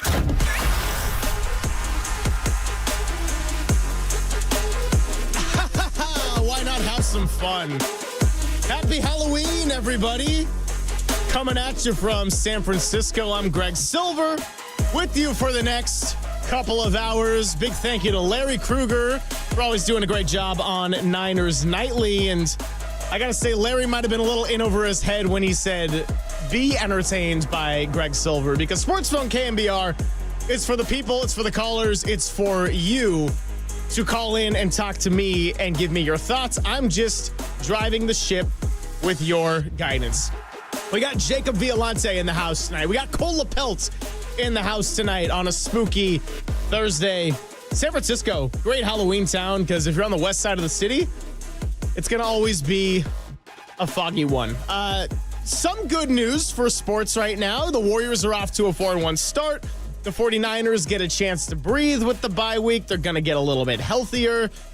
The Giants just named their new general manager, Zach Managian. We had JD and John Lund break that down a little bit earlier. Tom Tolbert and Kerry Crowley got into that some. So, you can catch us all around. But before I break into any of it, let's just tell you that Sports Phone KNBR is presented by Industrial Metal Supply, online at industrialmetalsupply.com. Metal made easy. If you would like to call in and talk about any of it. The number is 415-808-KNBR. That's 415-808-5627. You can catch us on the Golden State Lumber and Building Materials text line. You can catch us on KNBR.com, the KNBR app, Twitch, and YouTube.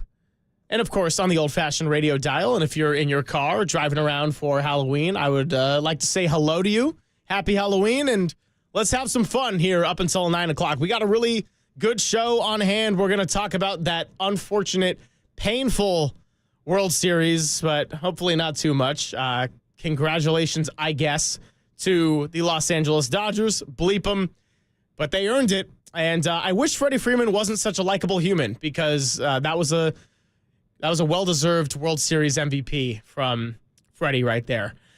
Sam Gordon of the San Francisco Chronicle will be stopping by a little bit later in the show, talking some Warriors basketball and how they've gotten off to a surprising 4-1 start, winning back-to-back games at Chase Center without Steph Curry, without Andrew Wiggins, without DeAnthony Melton.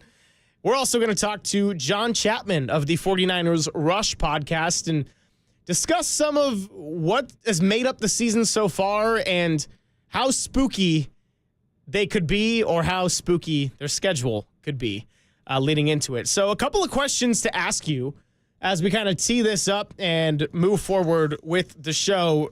On the side of baseball, if you were Garrett Cole, would you have run to first? I'm kidding. That's not the question. Do you trust Buster Posey with his hire of Zach Managian? And on the football side of it, what's about to get spookier? The 49ers for their opponents, or the upcoming schedule for the 49ers? They got a big rest disadvantage. They've got some tough road games. Not a lot of gimmies. No more facing the New England Patriots. Every division game has caused you some kind of heartbreak, or at the very least, a little stress. But they seem to have a knack for figuring things out after the bye. And maybe this could be another year where they try to shake off the Super Bowl hangover. I'm Greg Silver. The show is Sports Phone KNBR. The phone lines are open. The text line is open. The chat is always open and active. And on the other side, we're going to get into the World Series, Zach Managian, the San Francisco Giants, and just how in the world this franchise can get back to a competitive nature within their division and the National League. The show is Sports Phone KNBR. I'm Greg Silver, here with you till 9 o'clock, and you're listening to KNBR 104.5 and 680, the sports leader.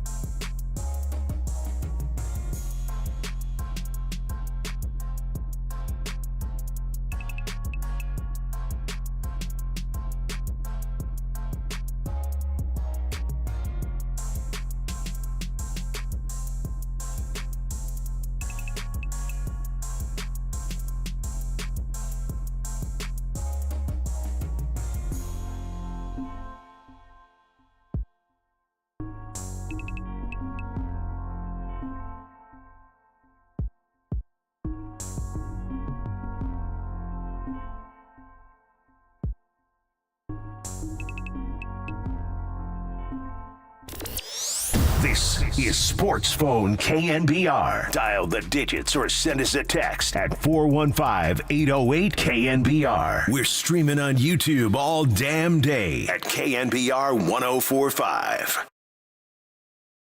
The 1-0. Swing and a little roller to first. Rizzo is there. He goes to underhand, but nobody covers, and everybody's safe. Cole was walking off the field because he thought Rizzo was going to take it himself, and instead it'll go as an infield single. The run scores, and it's 5-1. Brutal. Oh, you got to be kidding me. 5 runs. 5th inning. What are we doing? I'm not like, you know what's so bad about this here in the Bay Area? Most of us don't care for the Yankees. But for 1 week, we had to, by contractual obligation, to be all in on the Yanks, and they have a Giants inning? We already watched 162 games of this year. What are you doing? Here's the here's what I think about the Yankees. Garrett Cole, all things considered, actually probably was the best Yankee the entire series. I'm going to go like Garrett Cole, maybe Volpe second, and Capobianco third, because at least, someone had to play with fire. The fan, the guy that almost pulled Mookie Betts' arm. I'm not saying no, Jacob, I don't endorse it.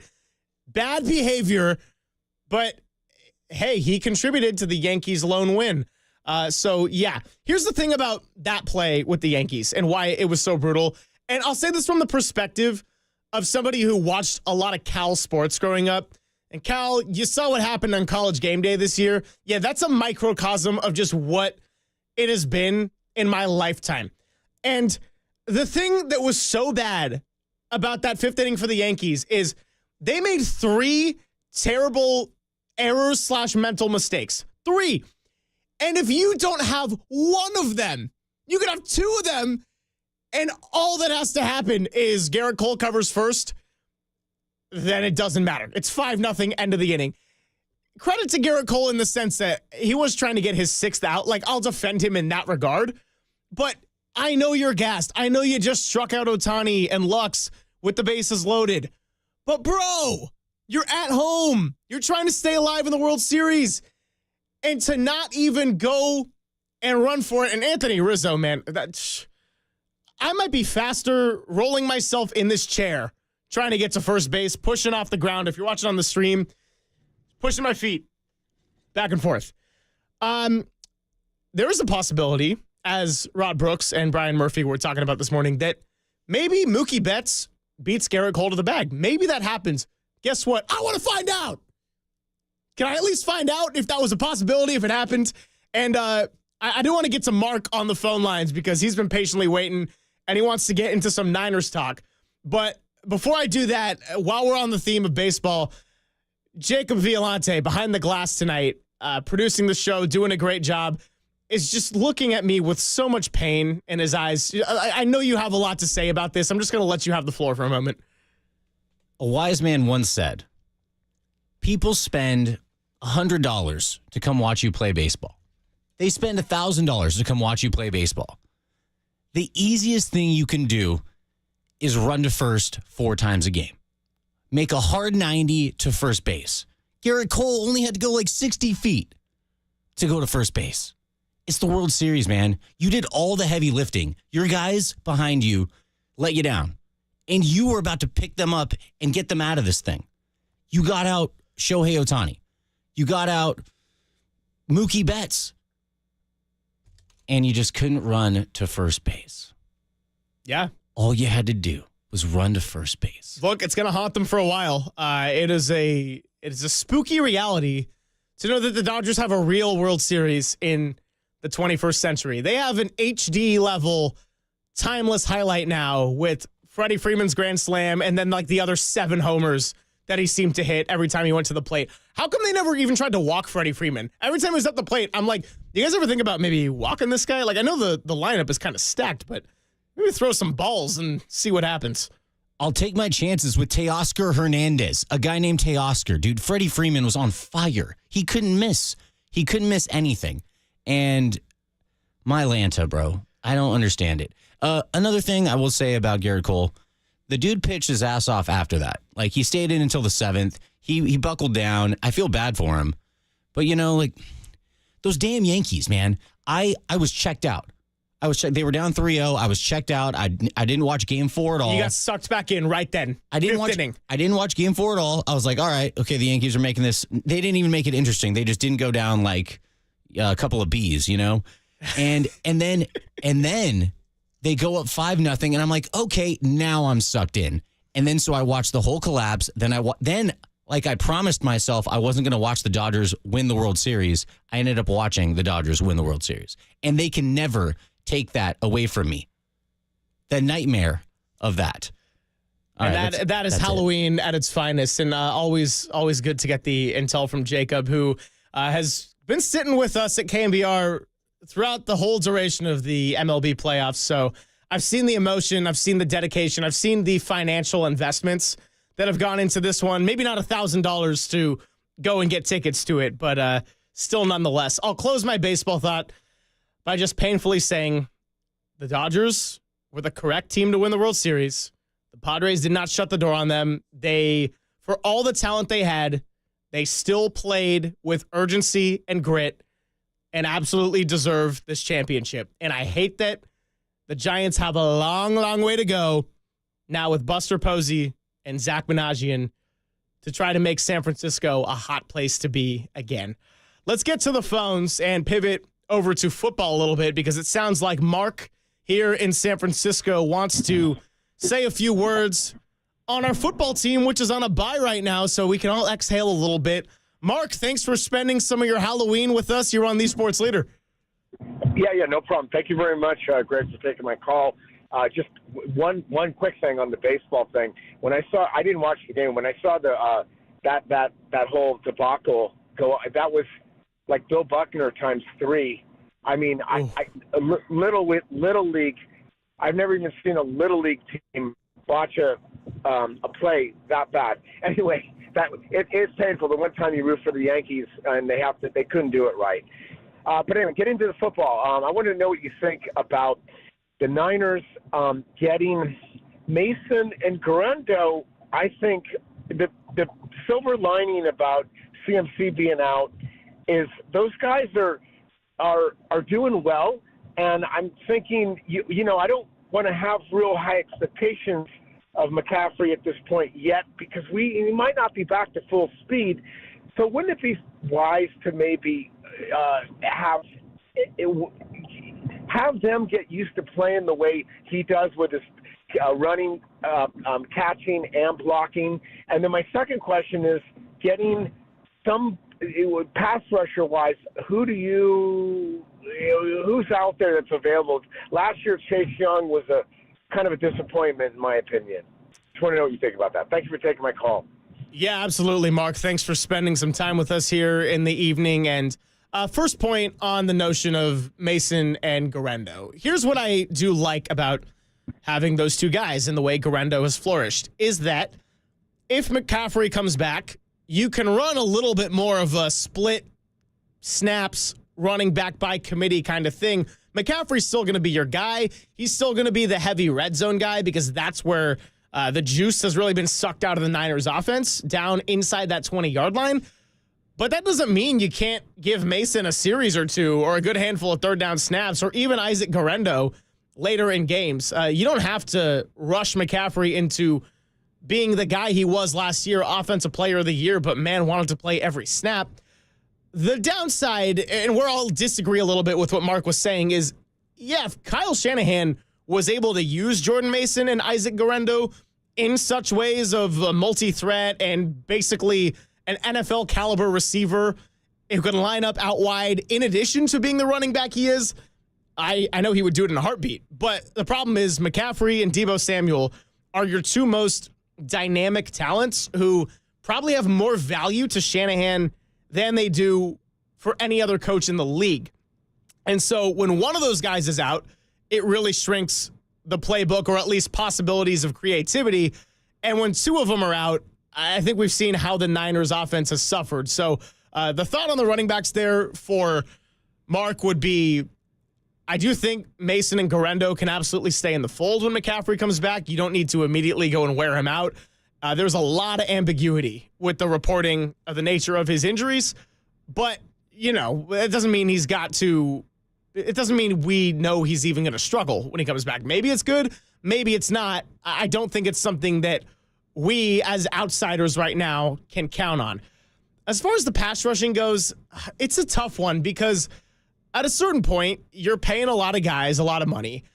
I'm trying to think of who would be out there that could serve as a good rental if they took that route. But, Brock Purdy is going to get paid a lot of money in this offseason unless he suffers some crazy injury that could impact him going forward. But say what you want about the turnovers or not playing as well or generating as many wins. Brock Purdy is damn good.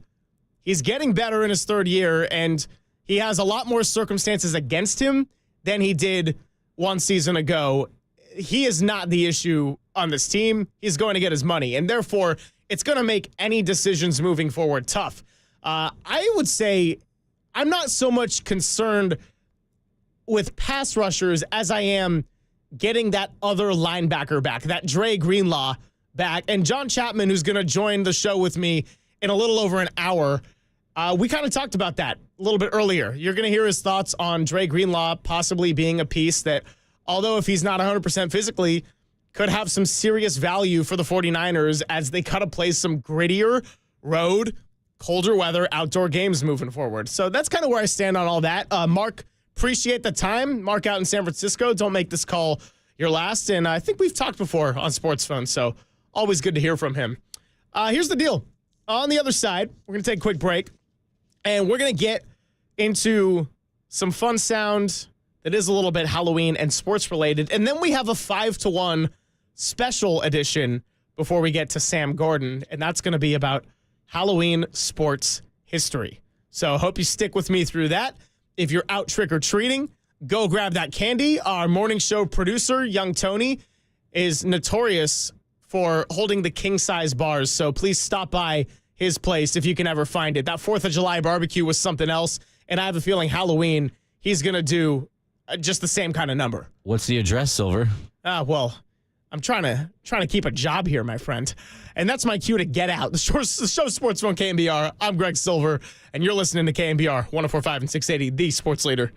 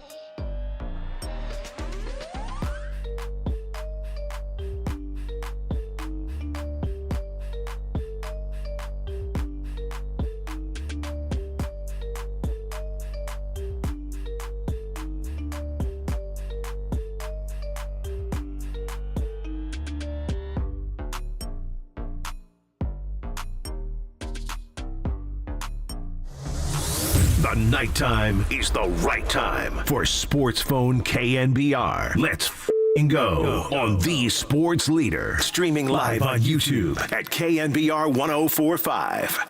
But when you trick or treat in Des Moines, Iowa, you have to tell a joke to earn your candy. And I guess no other place really does that in the country. I know my mom's a stickler about it. Like, if you don't tell a joke, like, you're not getting any candy. Those poor kids, they know better. So you better have a good joke at Halloween time. And, like, whenever I tell people that, like, even when I was in Iowa City at the University of Iowa, like, they're like, what? That's so weird. But to me, like, that's very normal. I think it's weird you just knock on somebody's door in general and ask them for candy. Like, that's a little strange, but you got to earn it somehow. So I don't know. Like, that was always fun part of Halloween for myself, is like you and your friends come up with a list of funny jokes.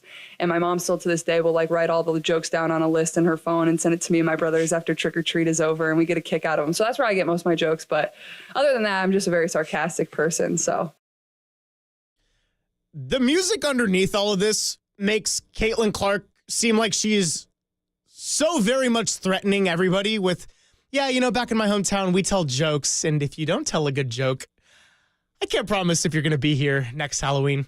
Caitlin Clark of the Indiana Fever taught me something new yesterday.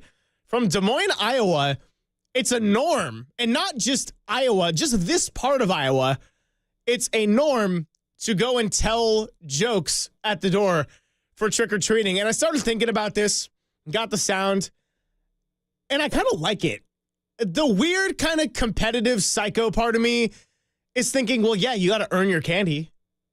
You don't just get to, throw on a sheet, as JD was saying earlier, throw on a sheet, cut out some eyes, and be like, I'm a ghost. No, Jacob, come on.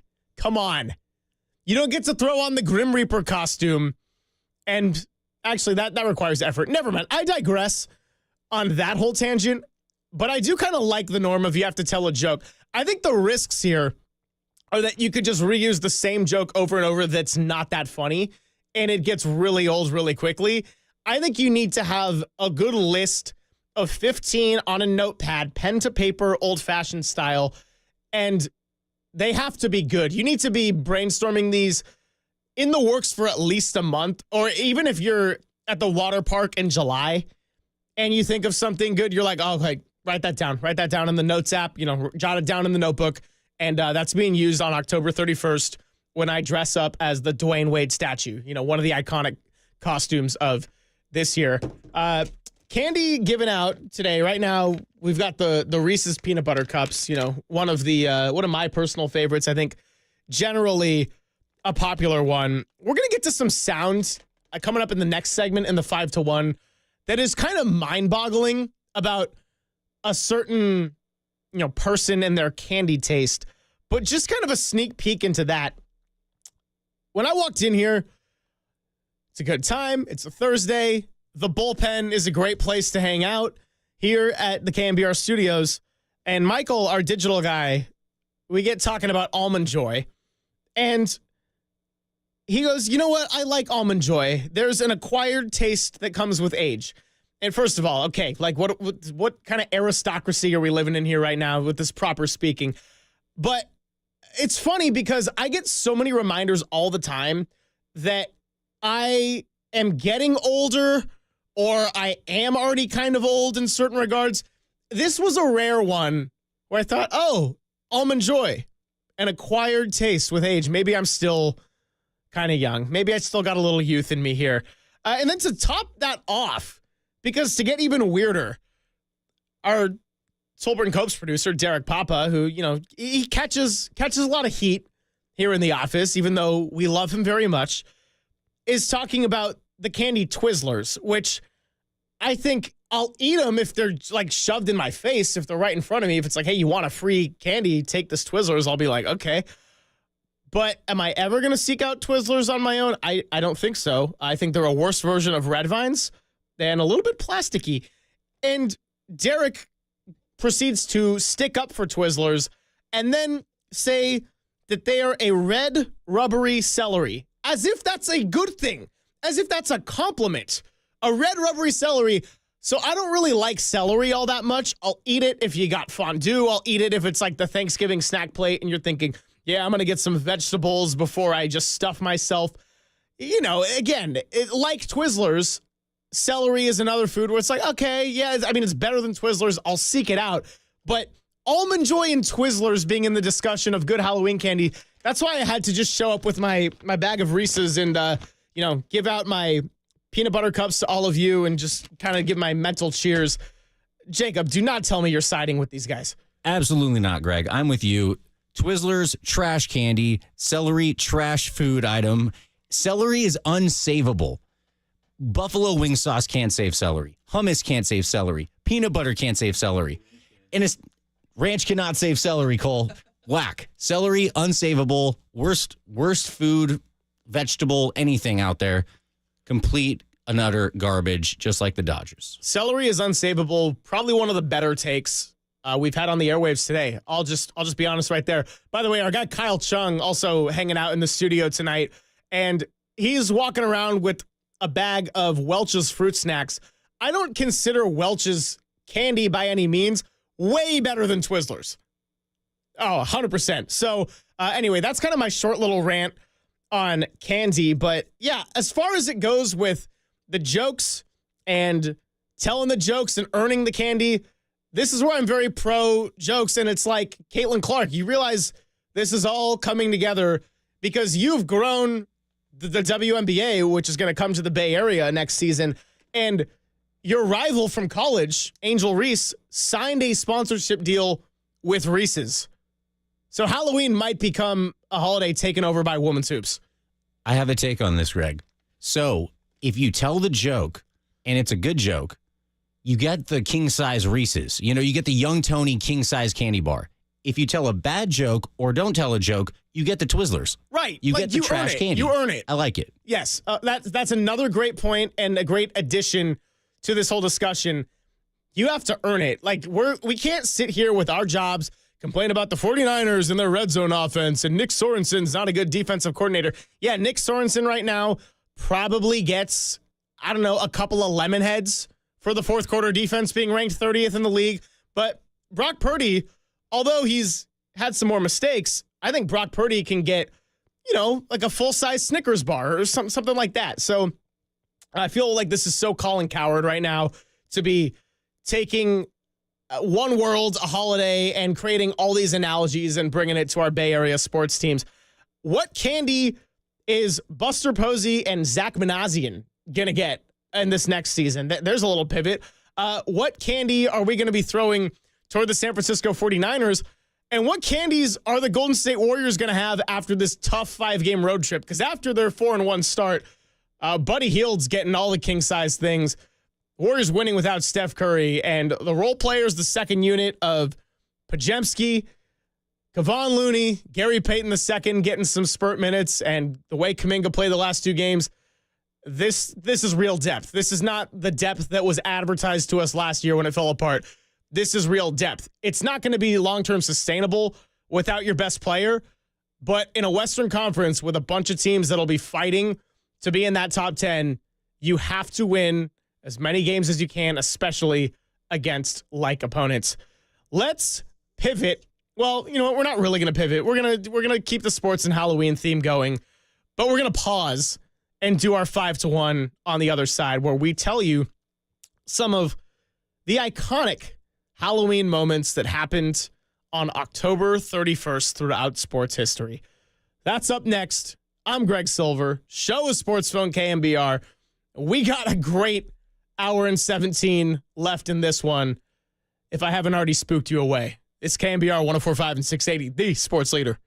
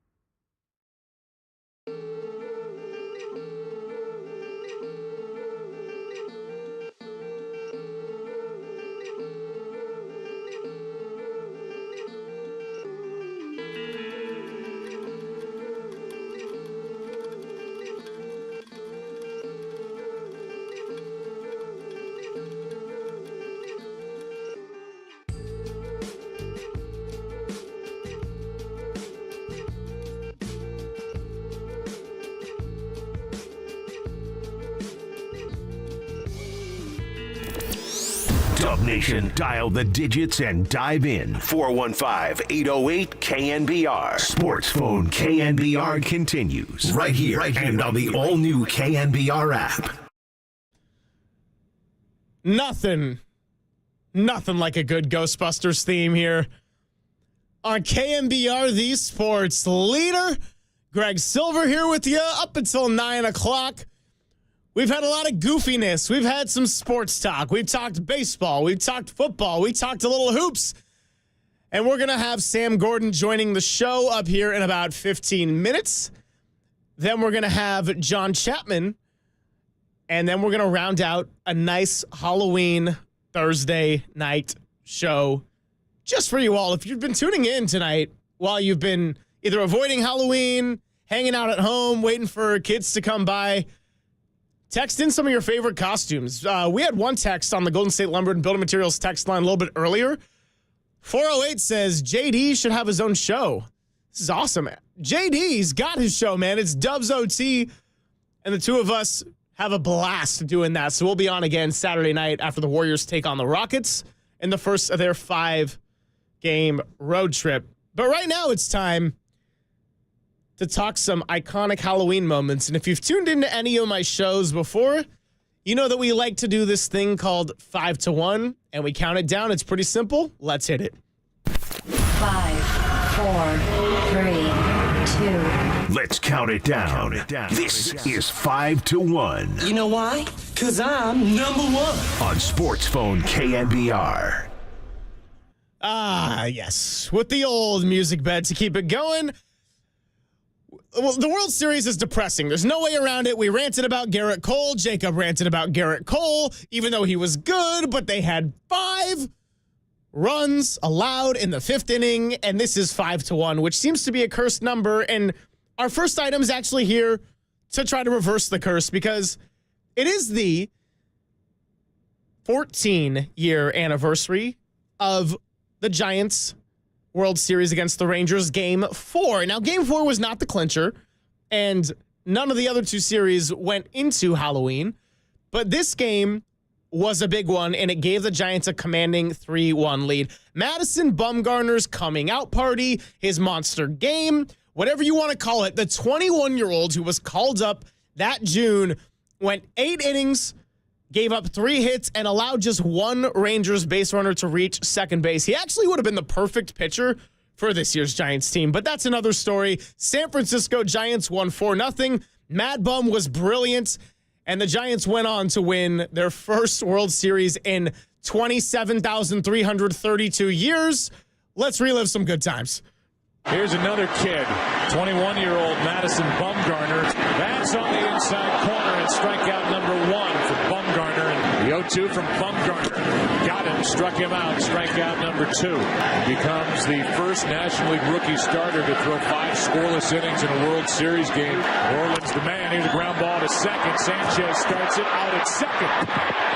Out at first, 4-6-3. Another nicely turned double play by San Francisco. Top of this Texas lineup will bat again. Good breaking ball, struck him out looking. 6 strikeouts, and he had Mullin frozen. Night is over. He goes 8. No runs, 3 hits. You saw the hug from Buster Posey just as we went to break. He struck out 6, walked 2, and now he hands the baseball, in essence, over after a 106-pitch night. And he's got it. Wilson with a strikeout of Hamilton, 4-0 San Francisco, and they're up 3-1 in this 2010 World Series. Oh, man, what an absolute baller. Joe Buck on the call for national television, and yeah, that took it from 1954 when the Giants won the World Series back to 2010, and on that night, on that Halloween, they got one step closer to history. Tomorrow will be the official anniversary of when torture never felt so good. Let's keep it in the Bay Area for item number 2, because do you know who has the highest scoring game on Halloween? It's a guy who is near and dear to our hearts here. It's Steph Curry. And this was at the beginning of the 73-9 season, the record-setting season when Steph Curry was unanimous MVP. Well, how did he get unanimous MVP? Well, I got about 73 reasons for that one.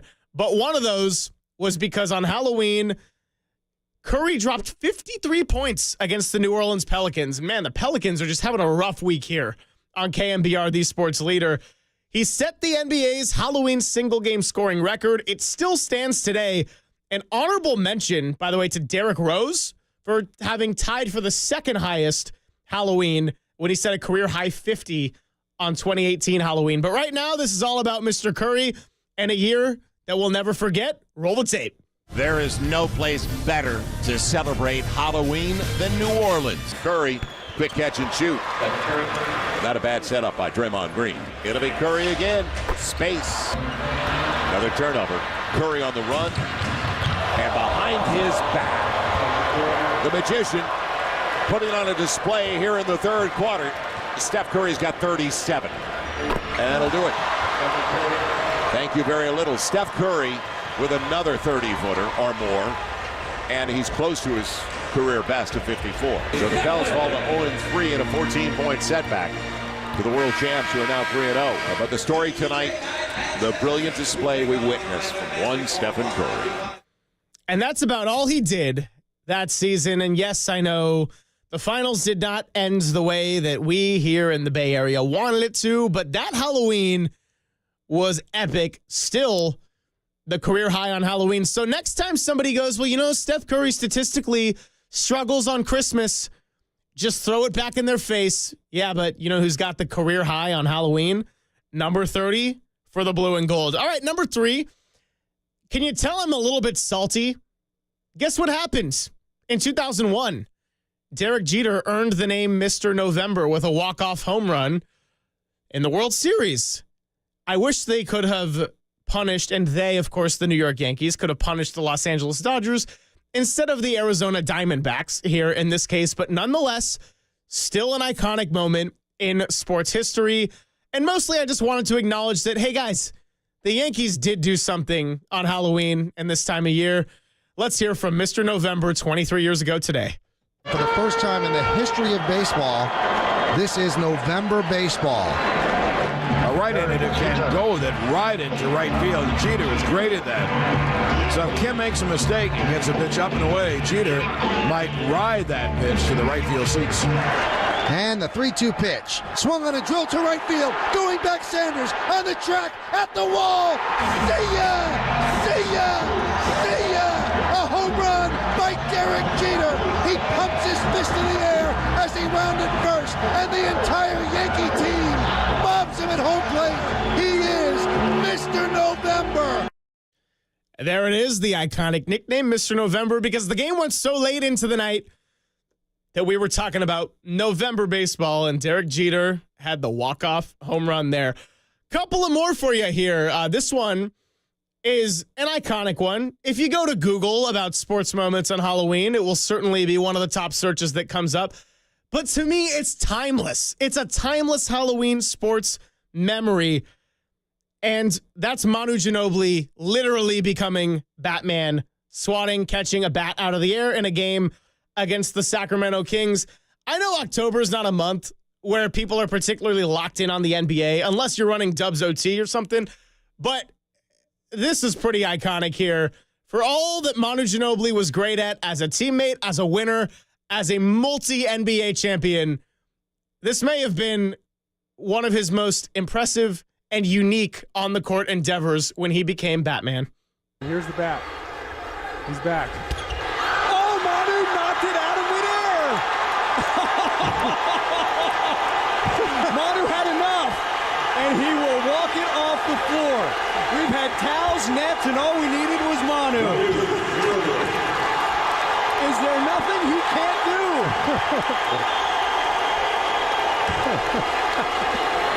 Look at that hand-eye coordination. Are you kidding me? 15 years ago today, but like I said, to me, it's a timeless one. Batman, Manu Ginobili. Last one, I was looking around different moments. There were some honorable mention candidates. There were some good 49er games in recent history. We had the Steelers ending the Patriots' 21-game win streak. We had Derrick Rose, which I mentioned a little bit earlier. I'm going to go with something from today because I teased it last segment. Shams Charania, the new ESPN NBA insider, replacing Adrian Wojnarowski. He was on the Kay Adams show today. There's been rumors about if they were secretly dating, if they had a nice little chemistry when they were together on camera. And this clip that we're about to play begs the question, does this guy just grind all the time and work that he just doesn't ever eat candy? Because he just went to Google, and the first few candies that came up, it was like, all right, I'll go with these. He was on the Kay Adams show today, and this is what he had to say about his favorite candies on Halloween. I need your top 3 Halloween candies, and you're going to get judged so hard about this. Top 3 Halloween candy. I'm going to go Almond Joy. Oh, my God. I'm going to go Stop, Twix. just stop. You started with almond. Were you joking? Are you joking? Are you trying to go viral? Is that like a Almond Joy, No way. Twix, and then the third one, it gets tricky. I love Twizzlers. You can never go wrong. You know the almond Snickers, not the actual Snickers, the almond Snickers. Yeah, this is almonds. next level. Next level. It's like a beige wrapper. I'm just putting you on. I'm just telling you. We That's the never wave. would have worked out. Almond Joy. We never would have worked out. And Almond Joy is the wave. Never would have worked. Okay, Kay Adams, a little harsh, but yeah. So you went 1 for 3, Shams. And here's the thing: batting .333 might work if you're Aaron Judge, because that would have been a big step up from what he did. But when we're naming good Halloween candies and you got 3, bro, yeah, congrats. Twix are good. You got Snickers, you got Milky Way, you got Reese's. You can even go with more traditional, just like Skittles, M&Ms, Junior Mints. You could have said Raisinets before you went to the Twizzlers to me. Like that's how turned off I am from the rubbery red celery that, Derek Papa might like. But here in the studio tonight, we're all kind of aligned, not being a fan. Butterfinger, another underrated one. Dots was always a fun random Halloween one that I would never eat otherwise. Malt balls, Whopper. Yeah. I don't know about that, but I had to just commemorate 2024 Halloween by talking about one of the most prominent figures in sports with his Shams bombs and the presence he has on social media reporting for the NBA. I don't get that one. That's all I'm going to say about that. Jacob, you got any final thoughts on the Shams bomb? He's not my Woj. And sometimes less is more, because I think you have it right there. But anyway, that is your 5-1. We have Madison Bumgarner, Game 4 of the 2010 World Series. Steph Curry setting the Halloween scoring record of 53 points that still stands today. Derek Jeter earning the name Mr. November. Manu Ginobili turning into Batman. And Shams Charania's questionable candy taste. Reminder that Sports Phone KNBR is presented by Industrial Metal Supply. Online at industrialmetalsupply.com. Metal made easy. And you're listening to KNBR AM and KNBR FM San Francisco, the sports leader, a Cumulus media station. I was about to break, but I'm being told that we have a caller in right now. And so the call line says Derek. I'm just going to let him pot up and have at it. Yeah, you're not going to break right now, Greg. What's with the hate on the Twizzlers? Look, you heard Jacob's take. Celery might be unsavable. Nah, screw Jacob. He always hates celery. Celery's great. You put it on peanut butter or hummus, it's fantastic. But that's not the point. Why do people hate on Twizzlers? It's good. It's tasty. 808 KNBR, you've got an hour to text in for Twizzlers, yes or no. Are they better than Red Vines, which I think is the first baseline, and I still say no. Derek, let me do the Shams with you. I'll be Kay Adams, you be Shams, because we're also not dating. What are your 3 Halloween candies? Ooh, I would go with Twix, a little bit of Crunch. Okay. And I would go with, you know what? Just to piss everybody off, I'm going with Twizzlers. How you like that? I like it a lot because it's good radio, and Derek Papa, as one of the best producers in the game, knows good radio. Derek, have a good night, and let's argue this over some beers tomorrow. All right, sounds good, Greg. Have a good show, man. Derek Papa, a KNBR head, and beautiful surprise here on this Halloween. That was your 5-1. Really make it 6-1 to get the bonus item of Derek, who went 2 for 3 on his candy. Crunch Bar didn't come to mind, but it's kind of fun. Nothing against Crunch. I'm going to stop myself because we got real awesome radio on the other side. Sam Gordon of the San Francisco Chronicle joins me to talk Warriors basketball and their 4-1 start. And then John Chapman will be coming on after that. Thank you so much for your time and enjoy the interviews. I'm Greg Silver, show is Sports Phone KNBR. You're listening to KNBR 104.5 and 680, the sports leader. We never I'm just telling you, that's the way. would have worked out. Almond Joy. We never.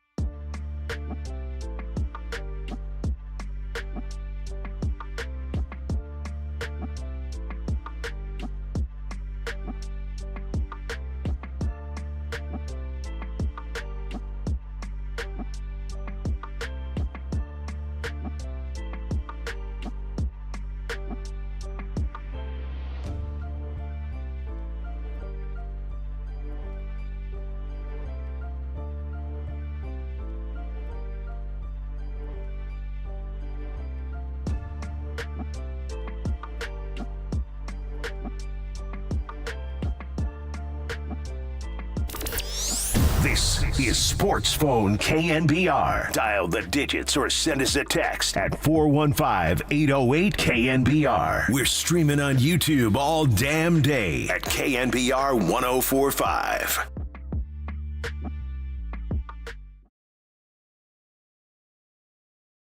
Welcome back to Sports Phone KNBR. If you haven't been paying much attention to what's going on at Chase Center and beyond in the NBA season that is still very brand new, the Golden State Warriors are off to a 4-1 start. Dubs OT is back on the air with John Dickinson after every postgame. It's been great to be a part of that, but also good to talk to all the great media members out there in the San Francisco area. And one guy in particular who I'm very excited to bring in right now is the beat writer for the San Francisco Chronicle. It's Sam Gordon. He is on it. He is ready to go. He is always great energy, and he joins us live courtesy of the UMA guest line. Sam, what's happening, my man? Greg, it's a pleasure. How you doing?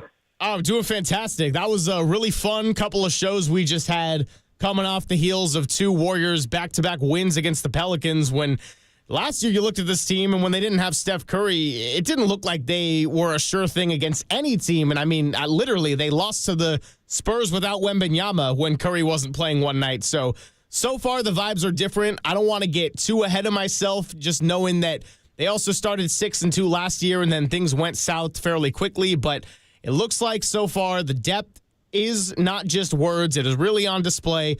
It's been good to watch, and they are off to a 4-1 start when they haven't had their best player for two of those games. So I guess the first question I want to ask you before we just get into all of it is, there are a good handful of positives for the team so far, but what is the biggest plus here after the first 5 games for you when you look at this team and the expectations?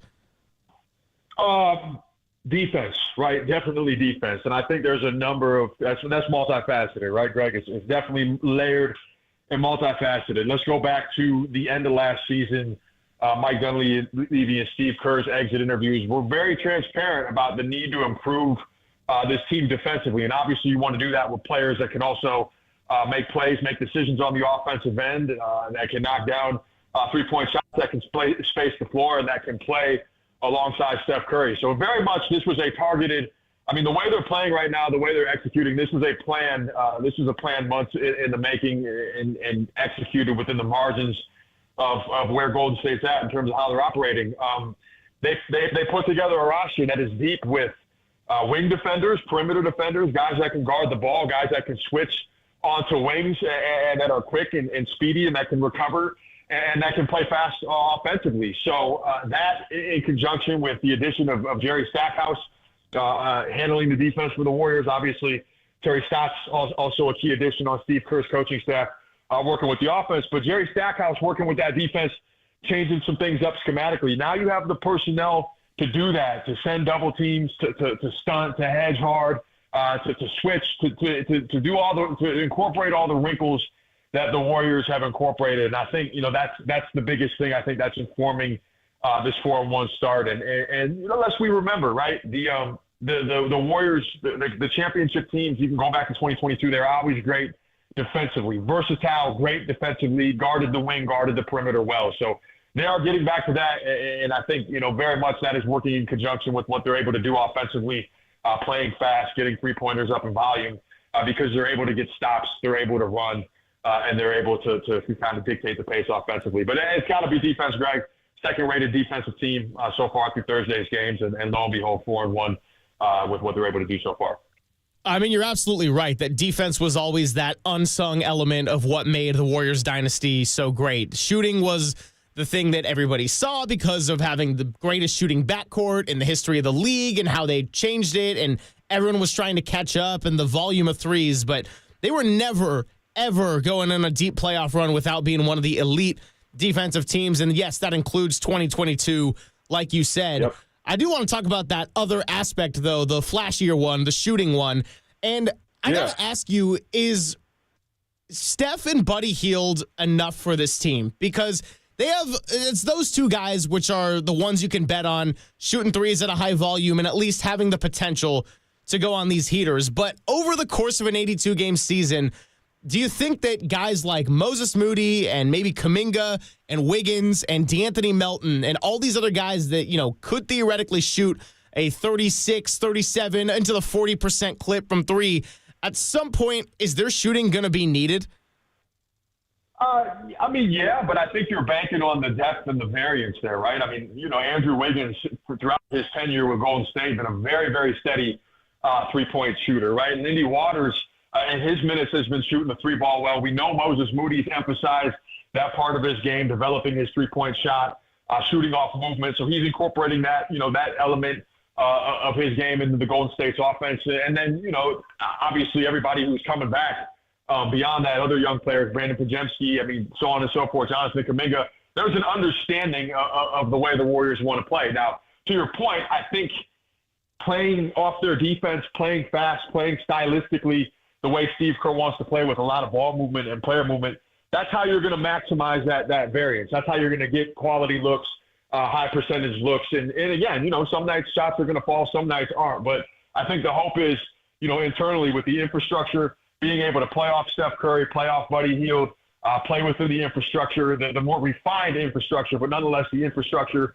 of Steve Kerr's read and react system, that you're going to be able to generate enough good looks that they're going to go down. So, I think that's kind of the approach, and you have enough accomplished three-point shooters, at least guys that have been steady. DeAnthony Melton, I feel like I'm leaving somebody out with all the with the depth that Golden State has, but you have enough steady three-point shooting there that if you're getting good looks, you're banking on some of those to drop, or a decent amount of them, and that's what they've been doing so far. The Warriors have been getting really good looks with their ball movement, and they've been making threes so far. We'll see if that persists. Talking to Sam Gordon here, kind enough to spend some time with us on a Halloween evening. And one name we didn't mention shooting-wise is Lindy Waters, the hero of 2 nights ago in that first win against the Pelicans. Mm-hmm. But that's also thinking that there's probably going to be a lot of nights where he doesn't get minutes. And this 12-man rotation was the big headline of the first 2 games of the season. Then Steve Kerr sort of half-jokingly stated, okay, now we have a 13-man rotation because Lindy Waters is capable of playing real productive NBA minutes for this team. So I want to ask you where you stand on this side of the issue, because the NBA on ESPN show was going. Kendrick Perkins was very pro-Warriors with their depth and kind of saying that I think they have their identity. This is the most distraction-free they have been in the last couple of seasons since their title run. And then Chiney Ogwumike, who I think does a great job as an analyst, and even though she went to Stanford, I still got a lot of love there for Chiney. But she said, I'm a little worried about having a 12, 13-man rotation over the long haul when there's going to be better opponents, more clutch games, and if you do get into the playoffs, that's just not very realistic at all. Do you think that having 13 who could theoretically play and all sort of play a different role with a different skill set is the type of thing that could become problematic for this coaching staff later in the season? I think, in theory, theoretically, sure it could, but right now, right, it seems, they have buy-in. They have buy-in across the board. We saw that on Tuesday or whatever when Lindy Waters was ready to go and score 21 points. We see that with the reactions on the bench, with the energy on the sideline, with the cohesiveness that they're playing with defensively, with the intensity that they're playing with, right? And there's clearly an understanding there, certainly right now, right, that on any given night, anybody and everybody should be ready to go 15, 20, 25, 30 minutes, right? Whoever, depending on situationally how the game plays out. Some nights it might be 12 guys, some nights it might not. But as long as it's, until further notice, as long as it's working, there's no reason to necessarily project that it won't work. And if it doesn't, then this is a coaching staff that, with Steve Kerr, obviously Jerry Stackhouse, Terry Stotts, you trust the leadership, you trust the adaptability, you trust the culture in that locker room, right? If there's an organization, if there's an infrastructure that's going to support a 12-man rotation and a leadership council, if you will, it's Stephen Curry, it's Draymond Green, it's Steve Kerr, it's Kevon Looney, it's Andrew Wiggins, it's veterans that have won championships playing an unselfish brand of basketball that have given of their games individually and that have worked together and that have done this at the highest level. So, I get it. It's definitely unconventional. It's an unconventional way to approach, an 82-game season. But look, unconventionals work before, right? I think the 1974-75 Warriors. At that time, Al Attles played 10 guys, which was pretty unheard of, and they got buy-in and won a championship. So there's precedent, and there's precedent in the Bay Area for deep teams winning championships, kind of in unsuspecting or unconventional ways. I'm not saying that's necessarily what's going to happen here. We're going to see how it plays out, but again, working within the margins of their infrastructure, of the salary cap, of where they're at in terms of their trade chips, of where Curry and Draymond Green are in their respective careers. This is an approach that I think is designed to maximize what you have, the margins that you're able to work within. And so far through 5 games, I think it's been doing that. We'll see how it shakes out. But having a lot of good players or a lot of really effective players isn't a bad thing in my opinion at all.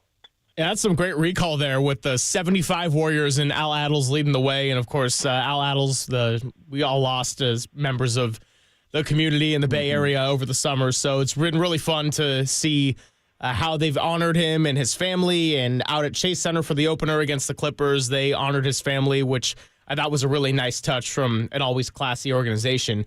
I want to talk about the demeanor of a couple of different guys. And the first one is Jonathan Kuminga, because it was leaked out there that he wasn't starting, presumably, with the assumption of he didn't like it, and his agent let it out, and Shams Charania reported it, and it became a thing. But he ended up playing 28 minutes that night, and then last night against the Pelicans, he played 27 again. So that's 2 times now where he was a part of the second unit, but for a combined 55, 56 minutes when you add it all up. And I thought outside of the first quarter of the front end of the back-to-back, he played his best basketball of the very young season. I thought his shot selection was much better as night 1 went along and going into night 2.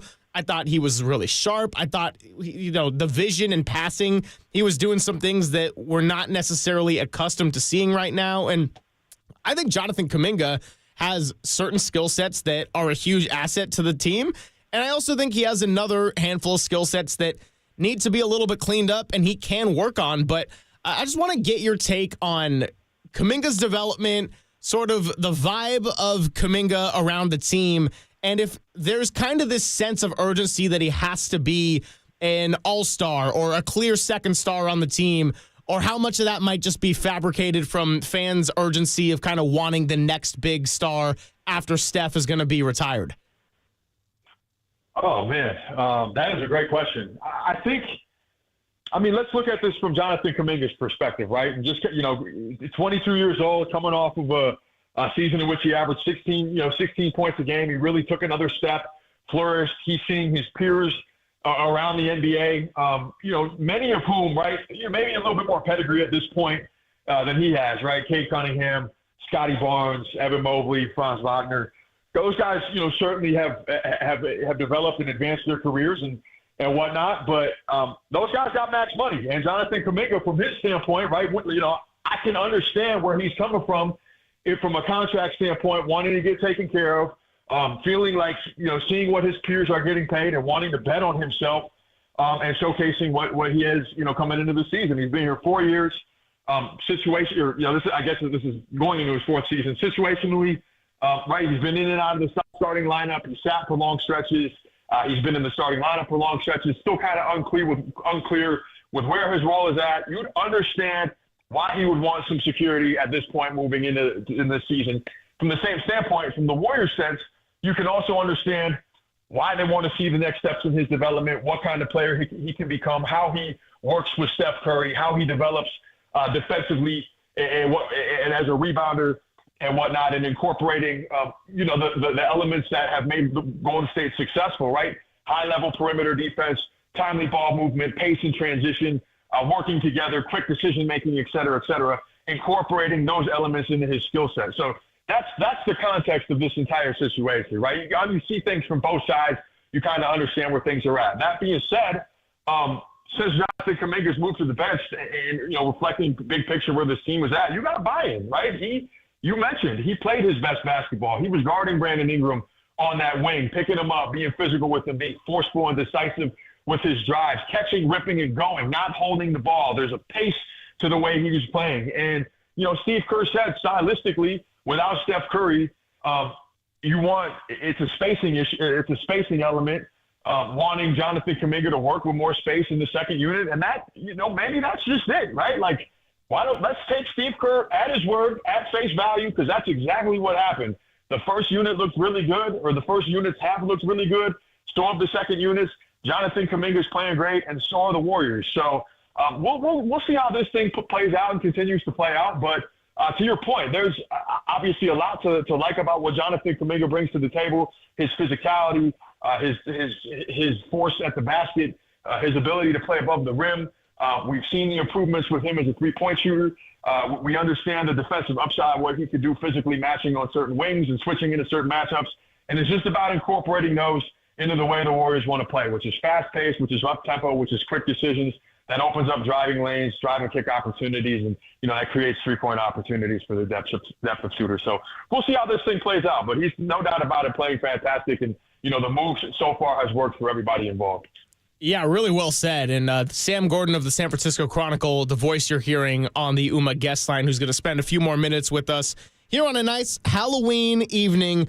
Kuminga, as far as I'm concerned, if he can take on the challenge of defending the best wing players of the opposition and just continue to work on how to function in a five-man defensive unit, I think the rest of the stuff is going to come for him. And he had a great quote last night about defense leading to offense. So when I see the full buy-in from Kuminga just on a consistent basis from the defensive side of the ball, I think everything that people have been wanting to see offensively, I think is going to come a lot more naturally because he's shown flashes. He's got a lot of the tools to make it happen. But I think the concern, especially for the coaching staff, is, hey, let's just put out groups that can create winning basketball. And I think that's why someone like Brandon Pajemski, who's not necessarily the flashiest or most athletic player, gets a lot of minutes, even when Steph Curry is available. So, Kuminga is always going to be a talking point for as long as he's a Golden State Warrior, and understandably so.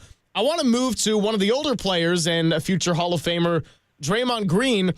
Some of the things he has been putting out there in the postgame, it seems to be a very calming force right now for Warrior fans because Draymond seems to be locked in, self-aware. There were accusations that when Steph wasn't available, his head wasn't in the game in quite the same way. He had the tendency to get more technical fouls, get ejected, and kicked out of games. And last two nights, especially last night, just erasing Zion Williamson showed no signs of that, and how he's kind of controlled his emotions on the floor to this point this year. Just want to get your feel for Draymond Green, and if you've noticed a difference off the floor between last season and this season. Well, first and foremost, he's been as central and as crucial to this start, on both ends of the basketball, right? But especially, obviously, anchoring Golden State's defenses as anybody, kind of given the situation that they're in with their injuries and whatnot. He's been fantastic. He set a tone, taking on defensive challenges, right? Before stonewalling Zion Williamson, 5 of 20 on Wednesday, Lauri Markkanen last week in Utah, I think shot 4 of 19 with Draymond Green anchoring that matchup and as well as Golden State's defensive infrastructure. He's been, totally locked in and totally focused and leading the defense, total buy-in, in lockstep with the coaching staff, in lockstep with Stephen Curry in terms of leading the team, in lockstep setting an example and in terms of the younger players and continuing to move this thing along. And he's playing with passion, right? Like, he's playing with passion. He has a technical foul. That's, as Steve Kerr said, last week, like that's part of it. That's part of the package.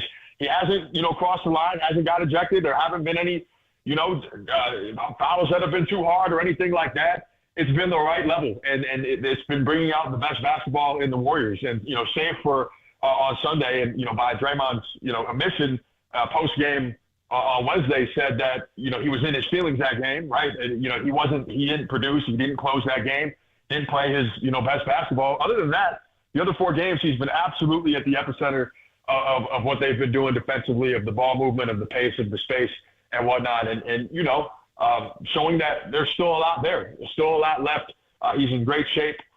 He's leading vocally. He's leading by example. And again, the atmosphere, the chemistry that you see on the sideline, like, during games, like, that's reflected, backstage too. Like, that's the element, or that's the vibe around this team right now. And no doubt his play, his presence has been a stabilizing force in a 5-1 start, and this team getting a total buy from top to bottom. Last one for you. You just wrote a column about the Warriors, their defensive intensity, winning in a lot of the hustle areas. And right now they boast the second best defensive rating in the NBA. But on this road trip that's coming up, a 5-gamer, they're going to face some of those other teams that are at the top of the league. It's going to be Oklahoma City, who is the number 1 team. They're also going to see their old friend Kenny Atkinson and his Cleveland Cavaliers, who right now are 5-0 and have an undefeated, or pardon me, they are undefeated and have the 4th best defensive rating in the league. And the Cavs are a team that the Warriors really struggled with early in last season in both of those contests. So what do you make of the upcoming road trip as far as expectations in terms of maybe win-losses or how they need to look, assuming that Steph Curry is able to return by the time the Boston game happens? Yeah, I mean, I'm mainly curious, right? You know, just kind of see what matchups and what combinations are out there, and how the Warriors, you know, how they defend certain teams with these dominant, kind of dynamic perimeter scorers, right? You go down the list: Donovan Mitchell, Jason Tatum, Jaylen Brown, Shai Gilgeous-Alexander, and then you got, you know, obviously Darius Garland.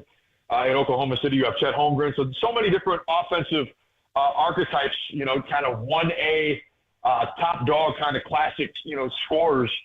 The kind of guys that you're going to have to get through in any prospective playoff run. So just kind of curious to see how their depth, how their defense, what kind of shots they're able to generate against those teams. And you know, there's no doubt, right? And 4-1 is 4-1. Like, I don't think any qualifiers are necessary with who the Warriors have played. Portland picked up a win yesterday and played, you know, and against the Clippers, right? Like, it's still NBA teams. To blow anybody out is a big accomplishment at this level. So I don't think any qualifiers are necessary in terms of their competition. That being said, it's obviously, you know, you're talking about the, you know, title favorites with the Celtics and the Thunder. So it'll just be you know, kind of a good litmus test, good barometer for where they at, for how they stand defensively. I think, you know, out of all the elements of what we've been seeing so far, that's, you know, probably the most sustainable thing. That's what's going to carry them through the season. Their depth, obviously offensively and what that means, but with wing defenders, with guys that can match up with guards and wings, and their speed and their ability to force, you know, turnovers, deflections, and whatnot, and challenge shots.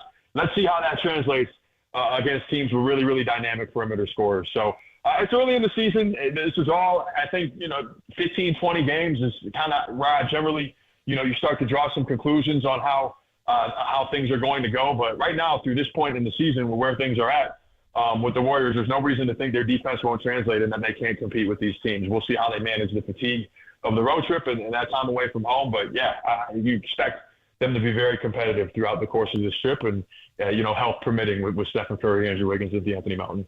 Well, Sam, I cannot thank you enough for your time. And we both know how busy it gets this time of year, and we are really just hitting the ground running here at this early stages in the season. But you can read him at by Sam Gordon. That's where you can follow him on Twitter. He is in the San Francisco Chronicle. And before I let you go, any fun Halloween plans? Little Thursday night football. Yeah, you know, the Jets are kind of the Jets are kind of a sad kind of spooky, so that'll be good. I guess they are. Yeah, a little Thursday night football action, and then on my way to Houston. Looking forward to the trip. Looking forward to seeing how this thing unfolds, Greg. And very much appreciate your time. We're looking forward to seeing you out at Chase Center soon. Absolutely. Safe travels to you. And he is Sam Gordon of the San Francisco Chronicle. Again, you can follow him on X at by Sam Gordon. On the other side, we're going to talk to John Chapman of the 49ers Rush podcast. Talk a little Niners, little bye week, a little. Are they ready to go on a spooky run of their own? Let's find out next. This is KNBR 104.5 and 680, the sports leader.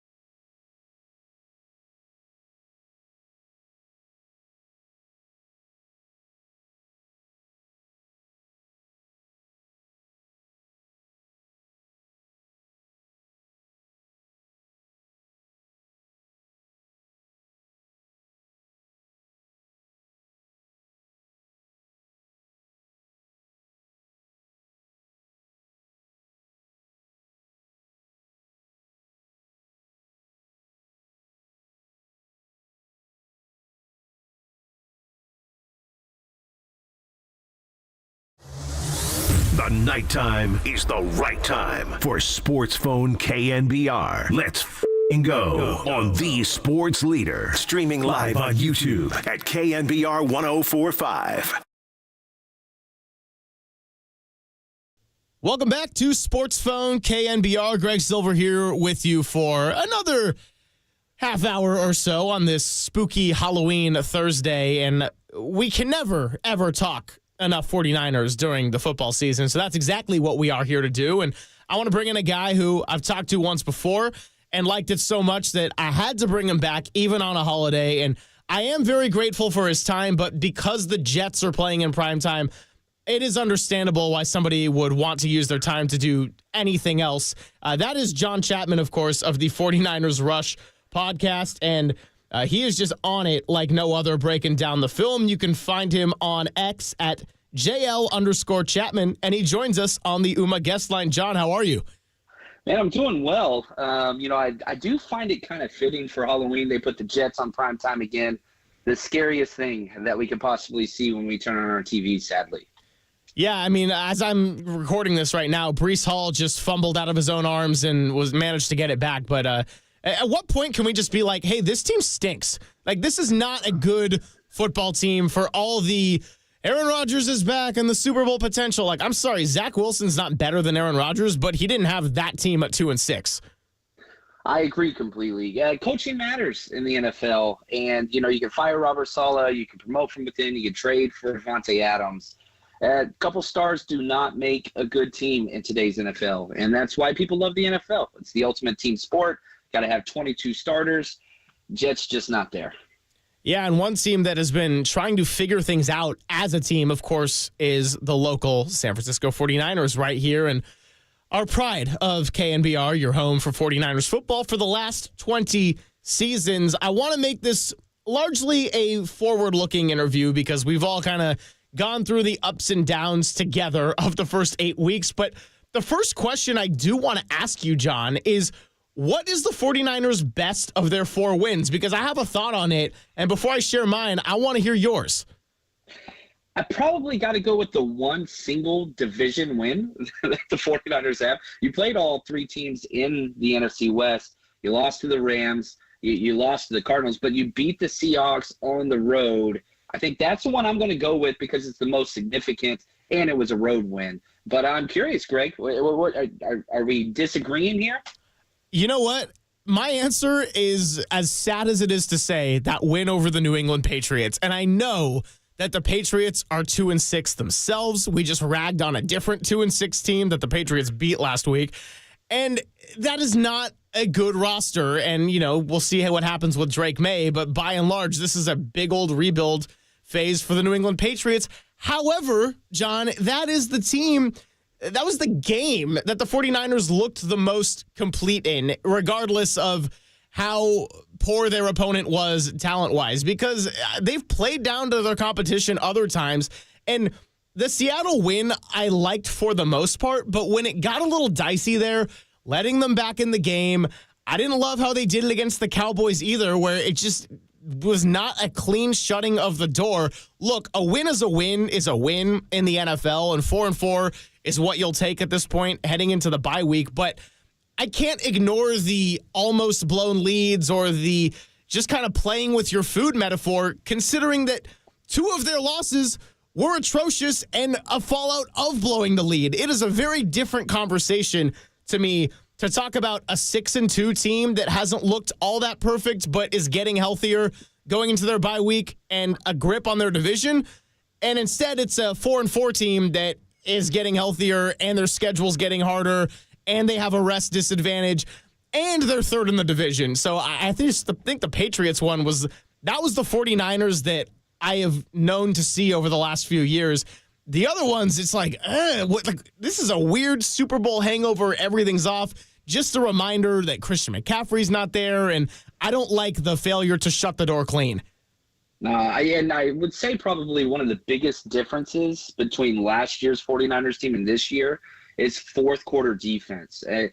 For as much as the complaints and Steve Wilkes getting fired and all those things, the end of this regular season last year, the 49ers defense was 1st in the NFL in 4th quarter scoring allowed. Best in the NFL.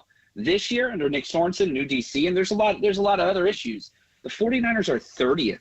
We're bottom 3 and allowing teams to come back and score on us in the fourth quarter. And so even the games where, you were up 17 points in the fourth quarter, still not a safe lead, sadly. So hopefully we get some players back. I think we're going to talk about that could help with that.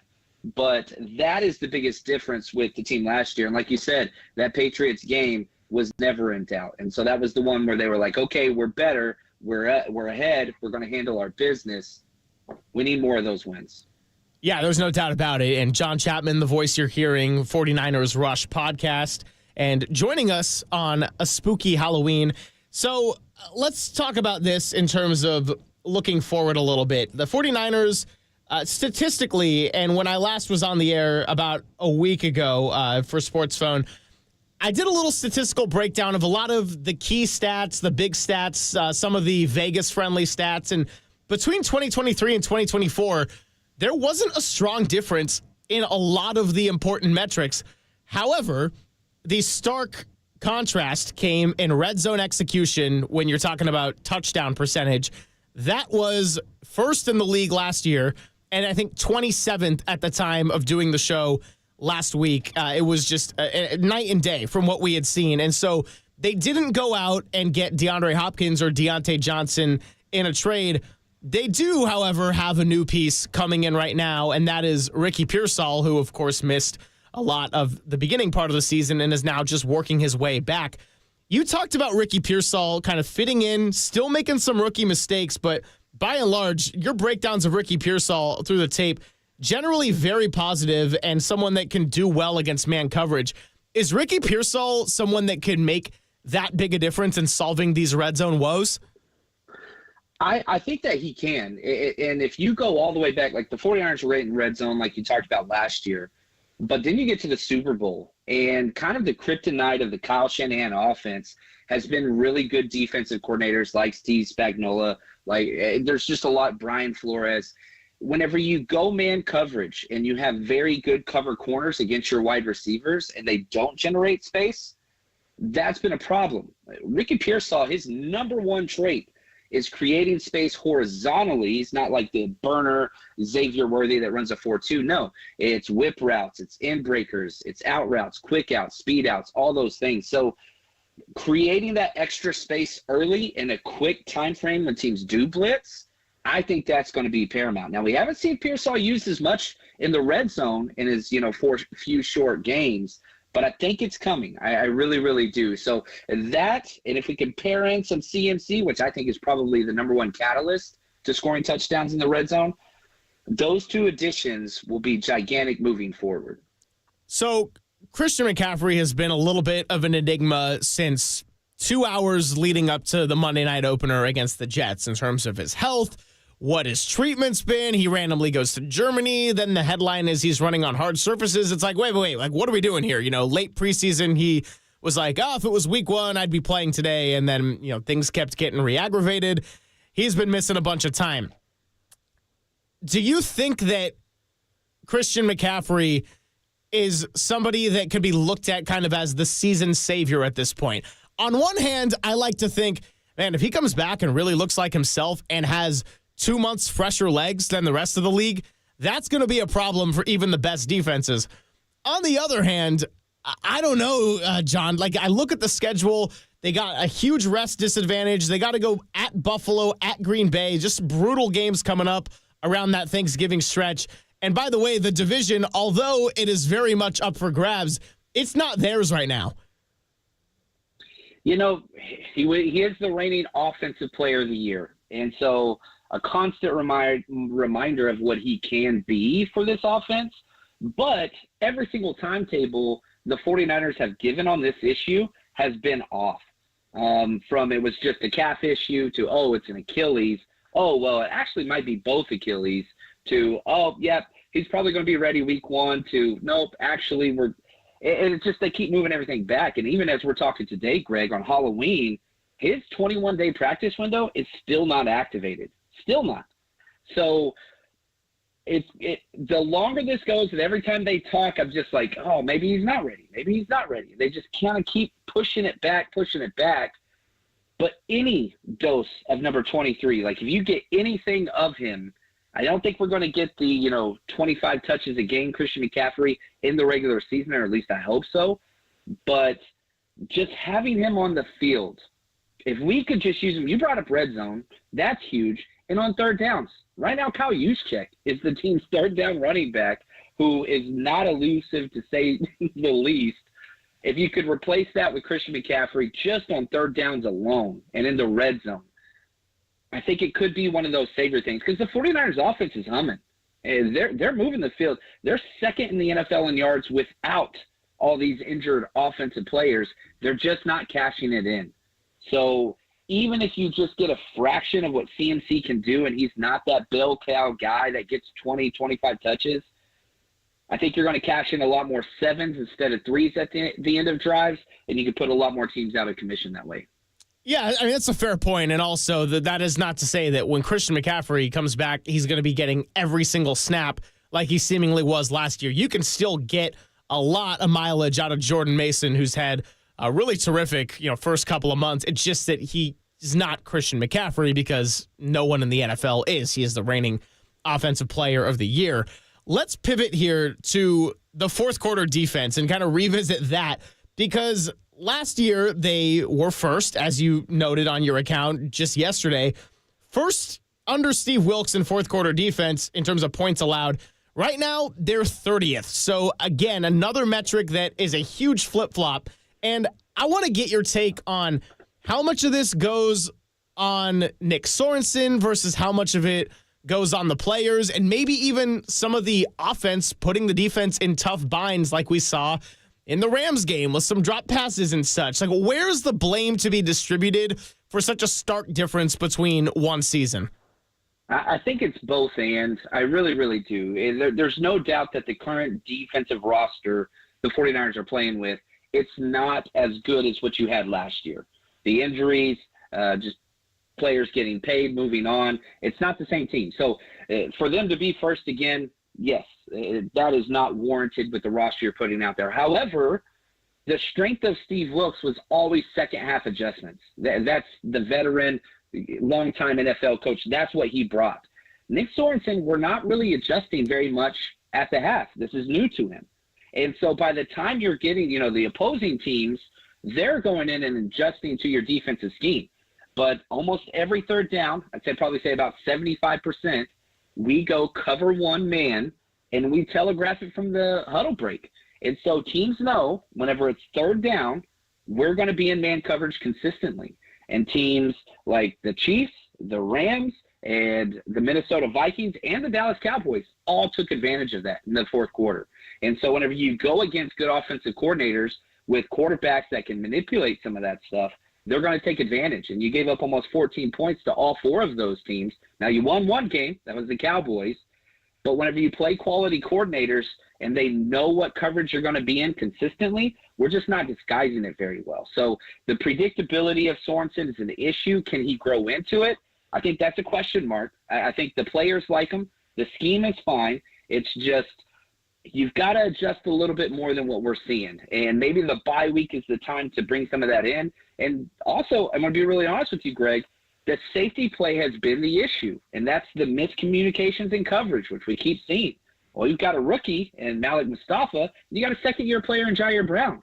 So maybe you get Talanoa Hufanga back, and he knows all the coverages. He knows everything well. He's an excellent communicator. Then you can do some more wild stuff and disguise stuff better. But the communication, effort, just getting tired in the fourth quarter, lack of roster stars through just absences and players getting paid, plus the DC change, that explains it.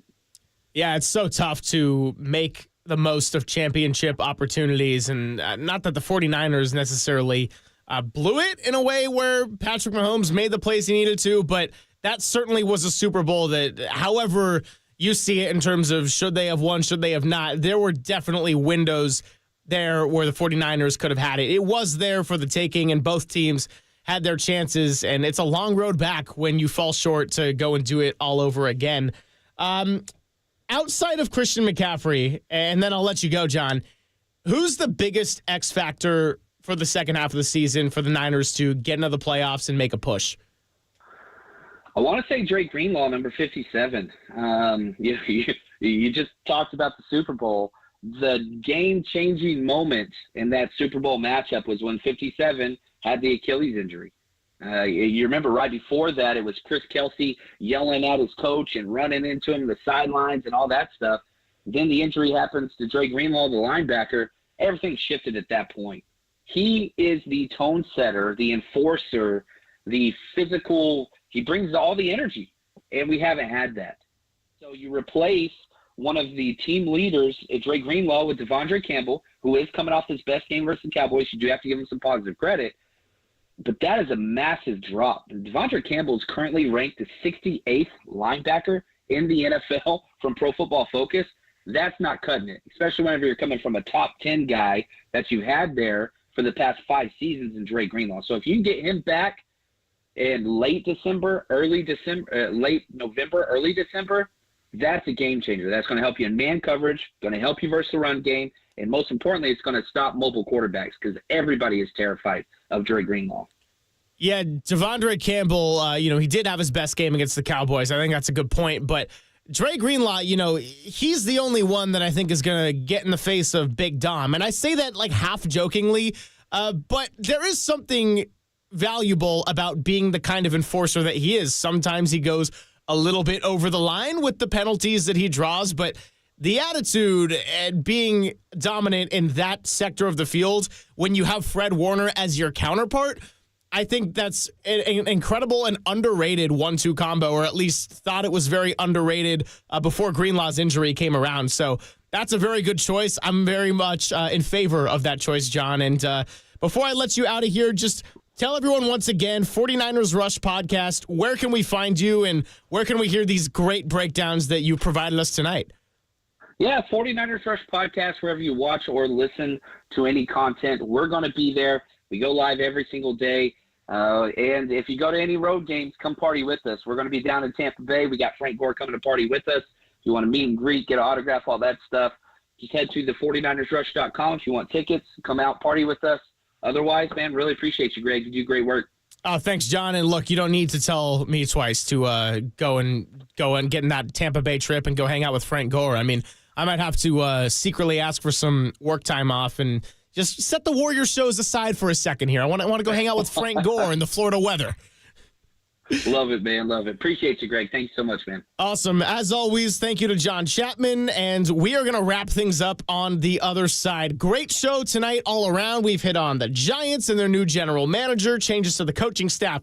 We hit on the Golden State Warriors and, of course, Sam Gordon. If you missed that, you can catch it on our KNBR podcast page. And for John Chapman, of course, you can hear this interview back on the KNBR stream, KNBR.com, and our KNBR podcast page. I'm Greg Silver, wrapping things up on a 7 to 9 on the other side. This is KNBR 104.5 and 680, the sports leader.